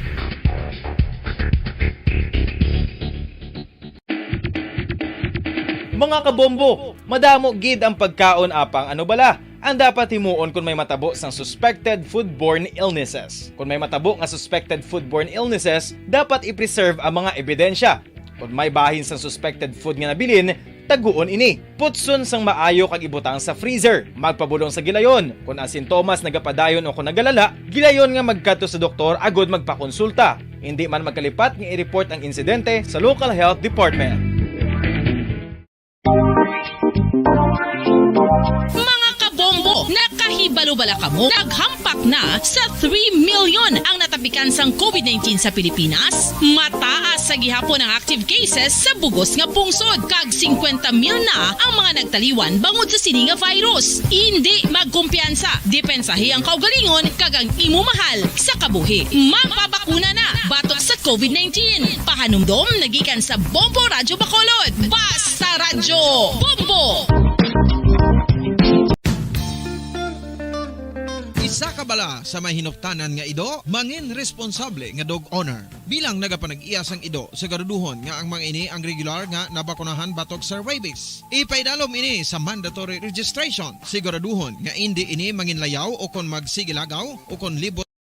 5 dekada nang nagtataguyod ng katotohanan. 5 dekada nang nagtatanggol sa mga mamamayan. Patuloy na nagsasaliksik at mabilis maghatid ng mga balitang siksik at malaman. Patuloy na nangunguna sa mga issue, drama, promo at serbisyo publiko. Ito ang Bombo Radyo Bacolod, ang pambansang radyo ng Pilipinas. Radyo Bombo! Bombo Radyo Bacolod. Number 1! Radyo Bombo! Oras sa Bombo Radyo, Philippines Standard Time, 43 minutos ang nakaligad sa takna alas 9 sang gabi. Maayong gabi Pilipinas, Western Visaya, syudad sang Bacolod kag probinsya sang Negros Occidental. Nagapangalagad na ang bombohanay sa gabi. Dito sa DYWB Bombo Radyo Bacolod, 630 kHz sa frequency sang inyong mga radyo. Adlaw kita sang Biyernes, petsa 13 sa bulan sang Mayo, sininga tuig 2022. Kag sininga gabi inyo mangin kaupod, Bombo Jairi de los Reyes. Aton dira ginabiabing mga nagapamati sila mga puluyan, ilabi na sa mga naga-tune in sa 630 kHz, malin sign on tubtub sign off. Subong man sa aton mga kabombo nga naga-drive no, nagapamati sa radyo sa ilang mga salakyan samtang nagabiyahe, kag sa mga nagatutok man sa aton nga Facebook Live, kag live stream sa YouTube, hindi gid magkalipat nga mag-like kag mag-subscribe. Sa nagapanguna naton nga mga balita lokal, dugay-dugay aton pagakuhaon sa report ni Bombo Lianizil Minardo, ang tuhoy sa reaksyon sa 3rd Infantry Division sa Philippine Army. Tuhoy sa gina-propose nga military service nyo diri sa may pungsod Pilipinas, kadungan sa pagpamuno ni presumptive Vice President Sara Duterte Carpio. Kaya una na nga nagpahayag no si Mayor Sara Duterte nga kung siya no ang ma-elect bilang Vice President sa pungsod, igaduso sinino sa Kongreso nga magapasa sang isa ka military conscription law, do kaangay bala sa South Korea kag Israel, kung sa diin magapatuman sa mandatory military service para sa tanan nga mga citizens sa pungsod nga nagaedad 18 anyos. Magadugay ini sang duha ka tuig. Aton man pagkakwaon, kaya Bombo Lianizil Minardo ang tuhoy sa isa ka 41 anyos nga lalaki nga nadulaan gid sang kabuhi matapos ginpulihan kastigo sang pamilya sang iya asawa sa syudad sang Escalante. Napisar no sang pagbayluhanay sang mga statement ginpasalig sang kampo ni Mayor Bing Leonardia nga mangin smooth ang transisyon sa administrasyon ni Mayor-elect Albi Benitez. Ihanda no ang Leonardia administration para sa transisyon kung sa diin magasapol ini sa mga department heads nga magabugos sa team. Nakahanda man ang mga pulis diri sa syudad sang Bacolod nga mag-assist sa iban pa nga mga ahensya sang gobyerno no nga magapanglimpyo o kon magapang baklas sa mga campaign material subong nga natapos na ang eleksyon. So far sa karon madamo pa sa gihapon sa mga posters no kang mga campaign material sa palibot. Ti amat-amaton tanan no, daog ka man kon pierde kun imo na biya campaign material, ti imo man na responsibilidad nga himus. Sa bahin sang Bacolod City Police Office, pareho gyapon ang direktiba sa mga pulis nga maga-provide lamang sila sa seguridad sa mga nagapangkakas kung sila ang imbitaron nga mag-upo. Nagaulat na lamang mo ang BCPO sa instruksyon nagikan sa COMELEC para sa joint operation nga makapangbaklas. Samtang wala sa may nadakpan nga violator sa liquor ban diri sa syudad sang Bacolod, humalin sa Mayo 8 sang kaagahon tugtog Mayo 9 no alas 11:59 sang gabi. Manunduman mga kabombo nga nagpatuman no sang liquor ban diri sa syudad, hindi man lang diri sa syudad pati man gani sa probinsya sang Negros Occidental. Humalin May 8 no tugtog May 9 bilang preparasyon man sa eleksyon. Karain man na karon nagkakadto katuya sa may presinto nga hubog Nagsunod no sa layi ang mga bakulod noon so far wala sa nga violators nga nadakpan. Apang halin naman sang Enero 9 nga amo ang pagsugod sa nga election period. Tubtob Mayo 9, nagdangat na sa 19 no 19 ang naaresto nga naglapas sa nga election gun ban diri sa Bacolod kung sa diin na 13 ka mga firearms kag 8 ka bladed weapons ang nakumpiska. Sa data pa lang na iyan no sang syudad sa Bacolod sa bahin sa nga Negros Occidental madamo-damo man ang mga naglapas sang mga Comelec gun ban kay apisar nga may ginapatuman nga gun ban wala gyapon nagauntat ang mga shooting incidents bala no mga insidente sang pagpanglutha. Tiginainyo sa gihapon ang kooperasyon sang tanan bangod nga mahimo no nga madugangan pa ini ning data tubtob nga matapos ang election period sa Hunyo 9, June 9 pa no matapos ang election period. Sa bahin sa national, partial and unofficial sa gihapon ang resulta sa tali sa Comelec yara sa gihapon no sa 98.35% ang resulta o kunang naisip nga mga boto no sang Comelec sa national elections. Wala pa sa gihapon sang proclamation apang nag-amat-amat na appoint no sang iyang mga cabinet members si presumptive President Ferdinand Bongbong Marcos Jr. Una no gin-appoint ni Marcos Jr. si presumptive VP Mayor Sara Duterte bilang secretary sa Department of Education kag sa karon ang magaserbi naman nga DILG secretary no Department of Interior and Local Government amo siya anay MMDA chairman Benhar Abalos.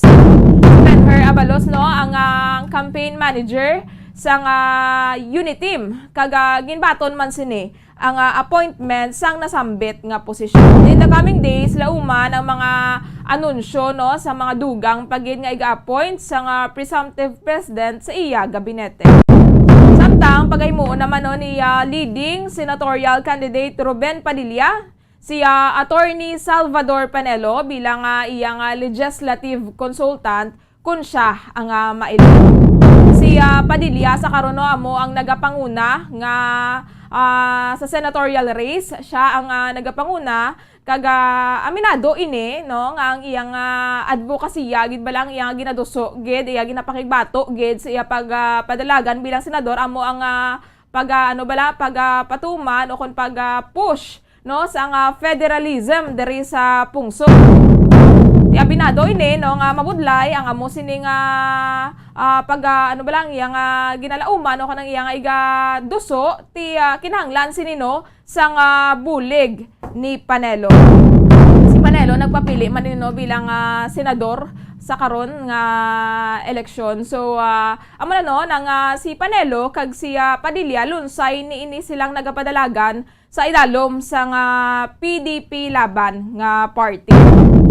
Ginapamunuan man ni Presidente Rodrigo Duterte.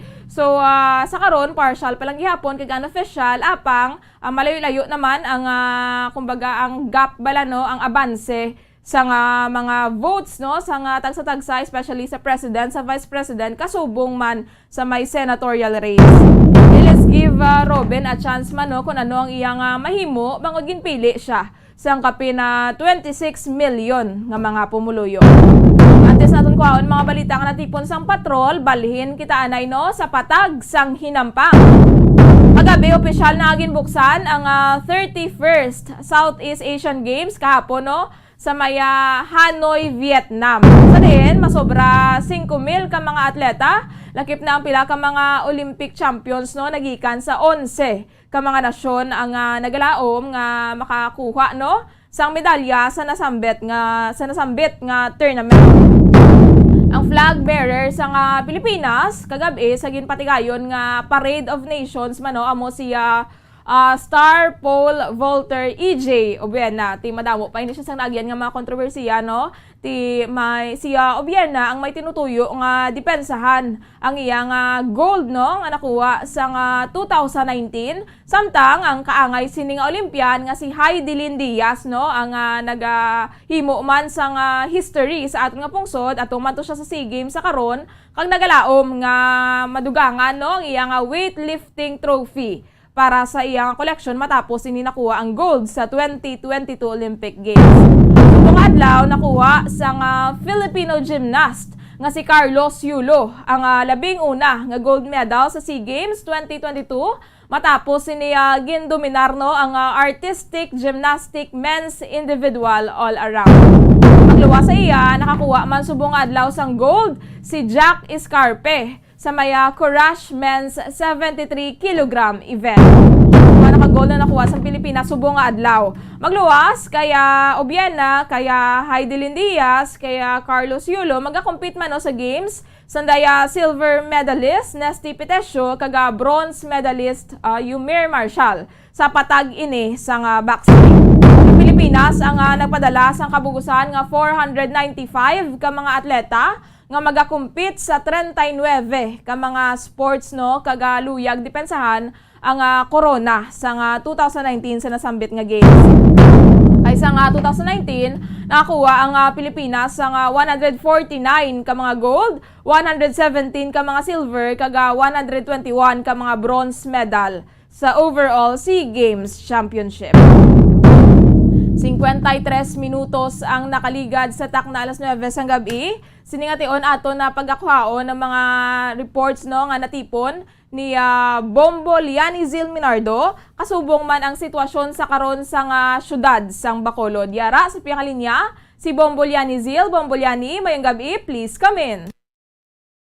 Bombo Jairi, isa ka plano sa presumptive Vice President, si subong Mayor Sara Duterte. Anay Mayor Sara Duterte Bombo Jairi, ini ang mandatory military services sa bahin sinisang mga Pilipino diri sa nasyon naton sa Pilipinas Bombo Jairi. So ginkwaan at dari pahayag ang third ID kung Philippine Army kung inibala Bombo Jairi advantage man sa pungsod Pilipinas kung ang mga kabataan adri mag-undergo man sa ginahambal sini nga mandatory military service. So Bombo Jairi sa subong sunod siya sa spokesperson sa third ID si Captain Kim Apitong, wala pa man iniya Bombo Jairi na pasar nga laye o kana isa ka resolution o kana mandato man. So sila magasunod kung ano ini ang iga-release o kung ang ipatuman sini sa higher position o kung ang ara sa may otoridad gidabala Bombo Jairi. Kaga sa subong sini which is isa ka advantage gid ini Bombo Jairi sa aton nga pungsod kung in kaso nga matuman ini o kung na mapa-implement ini ang mandatory kung mayara na ako na may kung napasar na ini ang layi nga mandatory military service which is ni Bombo Jairi hindi pa man mapaktan sa subong sa bahin sa Philippine Army kung ang ginatumod diri nga mandatory military service is kapareho sini sa may bahin sa South Korea Bombo Jairi kung aton mahibaluan nga ga-render ini kung naga-undergo ini ang mga kada tawo dira sa may Korea, especially ang ilang mga kalalakian Dito Bombolyani, do wala lang to ya Bombolyani naka na nasulod lang bala sa eskwelahan nga do parehas nga isa lang sa ka-subject. Ato ya maskin ka eskwela ka kun wala basta 18 anyos ka magarender kagid sa military service for 2 years. Yes, correct ka Bombo Jairi. Dito 2 years kiniya is mandatory gid sa South Korea, which is ini Bombo Jairi gin pa-differentiate man ang kinalain kanang difference between sang ROTC o kan ang Reserve Officer Training Course, which is ini mahambal naton nga ang ROTC ari ini course ini o kan na unit ini sa kada colleges or universities man Bombo Jairi, which is ini gina-prepare ang mga kabataan nga gusto maging military officer sa ulihi. Kaginiya ang mandatory military services is kinanglan giniya Bombo Jairi sang pila ka tuig nga baka-baka daw kon na training sa sulod sinisang kampo in kaso siniya Bombo Jairi nga madayon ini ang ipapasar ni Bingalayi o kon na mandato man nga ginapahayag ni presumptive Vice President Sara Duterte. So as of now Bombo Jairi ginapahibalo lang ini ang advantage ini siya sa aton nga pungsod sa aton sa nasyon Pilipinas sa Bombo Jairi, which is kung mag-undergo ini kung mandatory gid man ang military service ang mga kabataan nga may mga special skills ni Bombo Jairi sa patag sa mga information and technology sa mga doctors ni Bombo Jerry kag sa iban pagid no nga may mga kurso na which is dako ang bulig nila sa pungsod hinali mayara state to state o na nation to nation sunod sila kay Captain Kim Apitong sa iyang pahayag sini sa ginakuha sa man nga statement no, regarding diri sa ang kaso kapag pa-implementar sini sang mandatory military service Bombo Jerry. Correct mo yan, no? Kayo sa karon gani may iban gani nga mga artista o kon mga doctors, mga lain man bala Bombo yan ang ilang profession pero nag-apply sila bilang army reservist bala no? Para in kaso nga kinahanglanon na bisang pungsod makabulig-bulig sila bala maihibalo sila. Correct kada Bombo Jerry kiti ini ang military service kana ko Bombo Jerry no so agree gid ako diri kiti dako ini ang mabulig no especially sa mga mag-undergo kung in kaso no nga pasar ini nga bilang isa kalayi nga ginamando no nga magasulod ang kada kabataan o kon ang kada tawo sini no nga qualified diri sa military service which is in kaso sini Bombo Jerry kung makita naton no ang iban nga mga pungsod batok sa pungsod di ba lang mag-ilinaway no ang iban kadamo sinisang ilang nga mga reservists na ako na mga naka-undergo gid sinisa nga ginatawag nga mandatory military service which is dako ang ilang nga bulig in kaso mayara nation to nation no nga pag ilinaway sini o na state to state pero wala man naton ginapangabay gid ba Bombo Jerry pero advantage gid ini sa aton nga pungsod. Kag maayo gid Bombo Liani at least mabatian ta man ang pathag no sa nga 3rd Infantry Division kay may iban nga daan nga abi bala nila Bombo Liani especially sa mga estudyante kung ipatuman gid man ini abi nila madugang bala sa ilang curriculum so aside bi sa 4 ka tuig sa high school 2 ka tuig sa senior high may additional pagid kuno nga 2 ka tuig for military service. Yes, correct gid Bombo Jerry no. Kay iniya ang kinalain isang ROTC kaga military service. So ang ROTC Bombo Jerry kumandumduman ta sa college sa dukan sa Sabado lang kita. No, ikabalik pila lang ini ka units apang iniya ang military service no voluntarism ni siya. Kag iniman na Bombo Jerry is maga-take gid no sa nga pila ka years dira o na pila sini ang ginasaad man drabi kung may resolution na no in kaso nga mapasar na ini. So, Bombo Jerry, damo ganin no, nagakumod sini nga mga kabataan. Kaya subong mga nagakumod nga ako, no to ROTC, no to mandatory military service. Kaya ang sabat mo rin sa iban ng mga tao, Bombo Jerry, TikTok na lang kamo. Correct. Ang mga ginikanan na pana Bombo Liani, ang pabor, kaya ba nila maayo gani kuno para hindi kuno puro computer ang atubang sa ilang mga kabataan. Amugad ang iba nagasige na lang ni TikTok sa Bombo Jerry pero hindi sila yung mag-ROTC ay nagano-ano. So sa ulihib Bombo Jerry no kung ara na sila sa among sitwasyon no kung magtungtong na sila sa college no mas mapa-insinde kaga mas makabalugid sila kung ano sila ang buot silingon. So baksi pa lang magliso man ang pensar sa iban Bombo Jerry kiti madamo gid sa mga kabataan kung makita naton ang nagapamatok no sa ginambal sini nga ROTC kaga mandatory military service Bombo Jerry. So, Bombo Jerry sa dugang nga pahayag, pamatian bala naton si Captain Kim Apito, ang spokesperson ng 3rd Infantry Division, Philippine Army. Pero una po sa lahat, hindi pa po natin nakita itong kung resolusyon, batas, o mandato man ito. So, wala pa naman pong ipapasa at hindi pa po natin nakita. As Armed Forces of the Philippines, wala po sa atin yan. Ano? Alam po natin na it's the legislator yung gumagawa niyan, ang batas, at hindi pa po natin nakikita. But when we talk about military service, if we equate that to doon po sa South Korea, 2 years yung mandatory military service sa kanila. Alam po natin yan. And we don't know if that's the same military service na sinasabi pag ginawa ito dito sa ating bansa. Basically, I think it's just the same. Ano? With the ROTC naman, alam naman natin ROTC is within the colleges and universities. No? This ROTC matagal na ito and I believe mas pinapaigting at inaayos ito ngayon pagdagdagan ng mga ginagawa natin like trainings and in sa mga estudyante diyan po sa mga colleges that prepares them to be a military officers pag graduate sila. However, ito pong military service na tinatawag ay wala pa po tayo talagang kabuuan na ano ba talaga ito. But for us, if this military service is to require all of our citizen to have a military service in a certain period of time, maganda po ito dahil it would prepare each individual na mga Filipino citizen sa mga bagay po tulad po ng paghahanda sa mga malaking gera, no?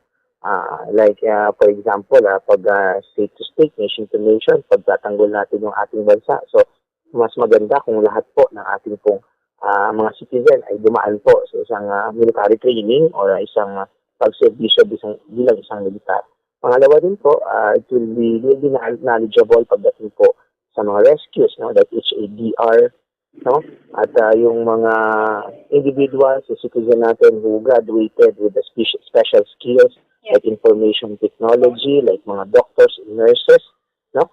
We will have a very healthy and wider pool of skills na mabubunot natin in terms or on the aspect of security o meron mang mangyari. But right now, ito po ay sinabi lamang that the military service will be mandatory pagdating po, pag-upo po ng bagong administrasyon. But for us, it's an advantage. And I believe lahat naman po ng mga ginagawang batas ay dumadaan po sa mga scrutiny. At kung ano man po yung mga basta guidelines and policy coming from the government, from our higher ups, yun po yung susundin natin. Bomojay. Yes, so Bomojay mo ito ang bugos na pahayag sang spokesperson sa 3rd Infantry Division Philippine Army, si Captain Kim Apitong. So Bomojay, amo na ang ginapaintindi sa mga kabataan, gina Bomojay, regarding diri. So kagaluyan na Bomojay rin, hulat-hulaton tani kung matuman gid man o kung namangin layi ini ang mandatory military service Bomojay rin. Bomojay, isa naman kaso sinino sang pag kung sa diin na Bomojay, ini ang amay nga nagkasigo sang iyang mag-iloy patay man Bomojay matapos pinpulihan sang iya mga bayaw o kon sang utod sinisang iyang asawa nga sa diin ni Bomojay ang insidente dito natabo sa sitio Bonbondos, Barangay Buena Vista, Ciudad San Escalante Bomojay, no? Kung sa diin sa puan na lamang ini nga nagahamyangon kagapuno na sang lagob ang iyang alawas ni Bomojay, no? Kung sa diin ang biktima ginkilala kay Ronald Singson, 41 anyos, ini siya 41 years old, isa ka kasado Bomojay, kaga pumuluyo man sang nasambit ang lugar sini, no? So, santo dito sa investigasyon sang Escalante City Police Station, ginsulod inisang mga utod, no? Sang iya asawa ang victim sa ila balay ka ginkastigo Bomojay, which is ginapatihan nga naakig kay Singson ang mga bayaw sini matapos siya nga ginsakit Bomojay, no? Ang iyang asawa kaga 2 ka tuig nga mga kabataan kaga gin-hospital man ang mga inisad tong adlaw sang eleksyon Bomojay, May 9. Ang iya asawa Bomboliani ang gin-hospital kang iya bata? Yes, correct ka Bomojay. So diri sa base sa investigation sang Escalante City Police Station, ining victim Bomojay is naga-suffer sang mental illness, no? Si Singson kaga nagatumar ini siya sang maintenance apang pila ka adlaw na ini nga wala nakainom sang bulong Bomojay, rason guro nga na-trigger or nagalain sini ang iyang paminsaron, rason sini nga naging violente siya Bomojay, no? Naging kastigo sini ang iyang kabataan kag katubong sini ang iyang asawa man, no? Sa karon Bomojay, ginahibalo pa sang kapulisan kung sino sa mga bayaw sini ang nagkastigo sa biktima, agad na mapasakaon sini sang mapasakaan sang kaso nga homicide Bomojay, kaluoy man no. Kaya kung tan-awon tayo Bomojay, ini ang victim is may yara sakit sa paminsaron, so pwede lang maninila nga idiyahan bala Bomojay o kung matambagan sini o kung i-report, no, sa mga kapulisan na Bomojay, ini ang natabo nga pagpangkastigo tagaan ni Blatter Bay o kung gin pa ano ang pwede gid, no, nga better nga maubra nila hindi kay kasiguhon gid, no, nga asta na lang sini nga nadalaan sang kabuhi ni ang victim sa makaluluoy man Bomojay. Wala gid guro nila na pungga nang ila balatyagon Bomboliani, kaya imagine na ospital man nga daan ang asawa sini, no, kagang iyang bata tigin kastigo yaman siguro gin sakit niya bala Bomboliani ti na impito na gid siguro, no, ang mga utod apa nga balganin nila violence hindi dapat sabat, no, sa violence kundi nakasala pa sila kung tanigin paagi bala nila Bomboliani sa legal man, no, nga proseso kayo napatay man nila ini nga isa. Yes, amugid mo Jerry galing kay ti ang prinsipyo balakisa sa mga persona ba mo Jerry nga ti pamilya ko nigin kasigo mo ti ang balos kasigo man ang Bombo Jerry. So pero hindi dapat amo na no ang natabo. So sa karon na Bombo Jerry no amo pa nang ginatingwaan man dira sa nga kapulisan nga ma-find out sini Bombo Jerry no kung sino gini ang grabe kasigo diri sa bahin sang victim no kag mapasakaan sini kaso ang liable gid Bombo Jerry. So aton lang kuhaon ang dugang nga developments tuhoy dira Bombolyani. Kamusta ang sitwasyon sa karon sa syudad sang Bacolod? So Bombo Jerry, alive and awake ang aton mga kauturan diri sa may syudad sang Bacolod. Ba Friday night na naman. Ay, amo gani kag do nagaamat-amat naman nga daan balik Bombolyani no? Ang hindi na daan masako. Bantayan ta naman da ang aton nga mga friends da bala Bombo Jerry no kabay pa wala da may magmaoy sa tubangan no kun magpinadayaw naman karon sang kagahon sini no kay ti kanami dira sang aton nga pahuway kis amin naga drag race dira ya Bombo Jerry no nga tabi mo bala mga motor lang gali mga salakyan nga so ang pagpadayaw ibutang lang sa lugar Bombo Jerry. Basi may madumugay naman di Bombolyani bala sa tubang tao sa tinaligdan may nagdumugay di mo no duha ka hubog to nga babaye. Love quarrel ko ra Bombo Jerry. Maguyabay na da nagdumugay man sila nga duwa ano man naman kaagahon na Bombo Jerry. So amo na ang ilim nun ibutang sa tiyan hindi sa ulo. So subong Bombo Jerry no medyo madamo pagit ang mga salakyan nga ari diri subong no sa may syudad sang Bacolod. May mga jeep pa man nga nagabiyahe kiti subong wala pa man na Bombo Jerry curfew hours no. 10:07 pa lang ang oras sa subong gabi. So madamo pa ang mga pamilya nga nagalagaw-lagaw subong no diri sa kada area sa syudad sang Bacolod. So far Bombo Jerry wala major incidents nga naguntad subong adlaw sa palibot no sang syudad sang Bacolod Bombo Jerry. Sige Bombolyani, madamo gid nga salamat. Yes, so Bombo Jerry para sa pagpangalagad sa bumbuhanay sa gabi ini si Bombolyani Zil Minardo para sa Pambansang Radyo ng Pilipinas. Consistent overall number 1 sa Bacolod, Basta Radio. Bumbo! Madamo gid nga salamat kay Bombolyani Zil Minardo sa mga balita nga natipon sang patrol. Maayo lang dira nga pagpamati no kay Ma'am Meg Lacson Teo dito sa may Terra Nova Subdivision sa may Panaad Park. Kasubong man kay Ma'am Josephine Cura kag Ma'am Lenny Brizuela nga naga-monitor sa aton nga Facebook Live. Sa bahin sang military service wala pa no ginalauman pa lang. Kaya amo ini ang isa sa mga nagtatakgid bala sa mga ginpahayag niya presumptive Vice President Sara Duterte sang siya ang nagapangampanya. Di malabay pa ini sa Kongreso, sa Senado, sa Office of the President antes mahimo nga layi. I-scrutinize pa na no ang kada provision kung ini ang manginhagna. 10 minutos ang nakaligad sa takna alas 10 ang gabi. Ginakulabos na kita sang oras mga kabombo. Madamo gid nga salamat sa pagupod sa amon sin nga gabi kag magabalik luwat buwas sa agang Bombo Radio para sa aton nga mga public affairs program. Ini inyo nangin kaupod, Bombo Jairi de los Reyes para sa Pambansang Radyo ng Pilipinas, consistent overall number 1 sa Bacolod. Basta Radyo. Bombo! We have come to the day's end. Let us rest from the day's work, that we may awake refreshed and renewed. God, in your mercy, we have this time to rest. We pray for your unfailing help and protection each day. Forgive us for our failures, for our selfishness towards one another. Open our hearts to forgiveness and reconciliation. Ease the burdens of the troubled and bring joy to those in sorrow. We pray for the safety of the province and those guarding the well-being of our nation, and for all those with great responsibility. Continue to shower us with your blessings for our families and preserve the unity of our society.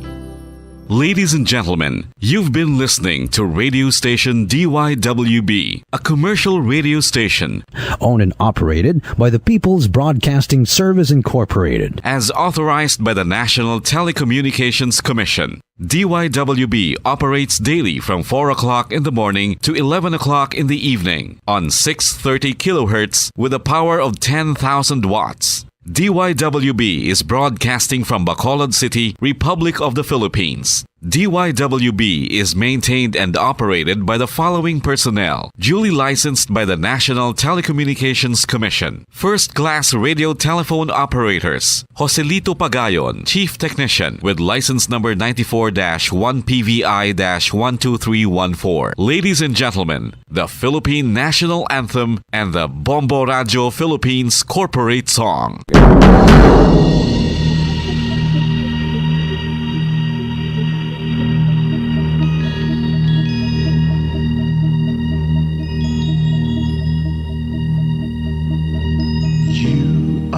The reason why this network is on, we're standing together so loud and so clear, and on your radio we aim not just fun, we're here for you with our great big helping hand.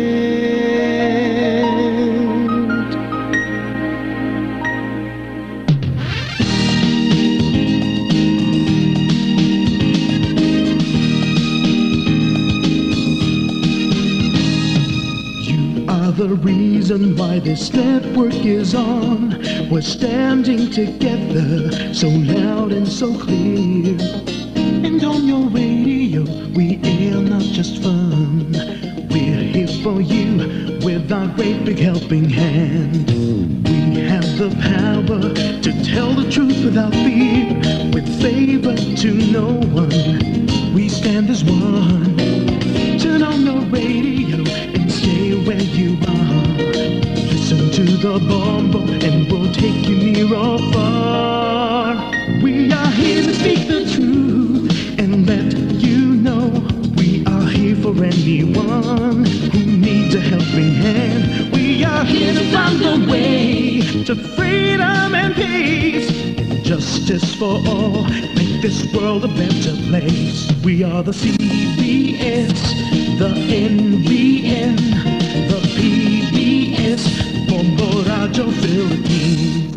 Listen to the voices with no acts of arrogance, with candor and politeness. We are pledged to everyone. We dedicate ourselves, our fortunes, our lives, no matter what it takes, no matter what is sacrificed. We are here to speak the truth and let you know we are here for anyone who needs a helping hand. We are here to find the way to freedom and peace and justice for all. Make this world a better place. We are the CBS, the NBN, the PBS, Bombo Radio Philippines. Bombo Radio is here for you to let you know what's new. And because we care, we listen, we hear all the cries and whispers. We shall be free and fair. We are here to speak the truth and let you know we are here for anyone who needs a helping hand. We are here to find the way to freedom and peace and justice for all, to make this world a better place. We are the CBS, the NBN, the PBS, Bombo Radio Philippines. We are the CBS, the NBN, the PBS,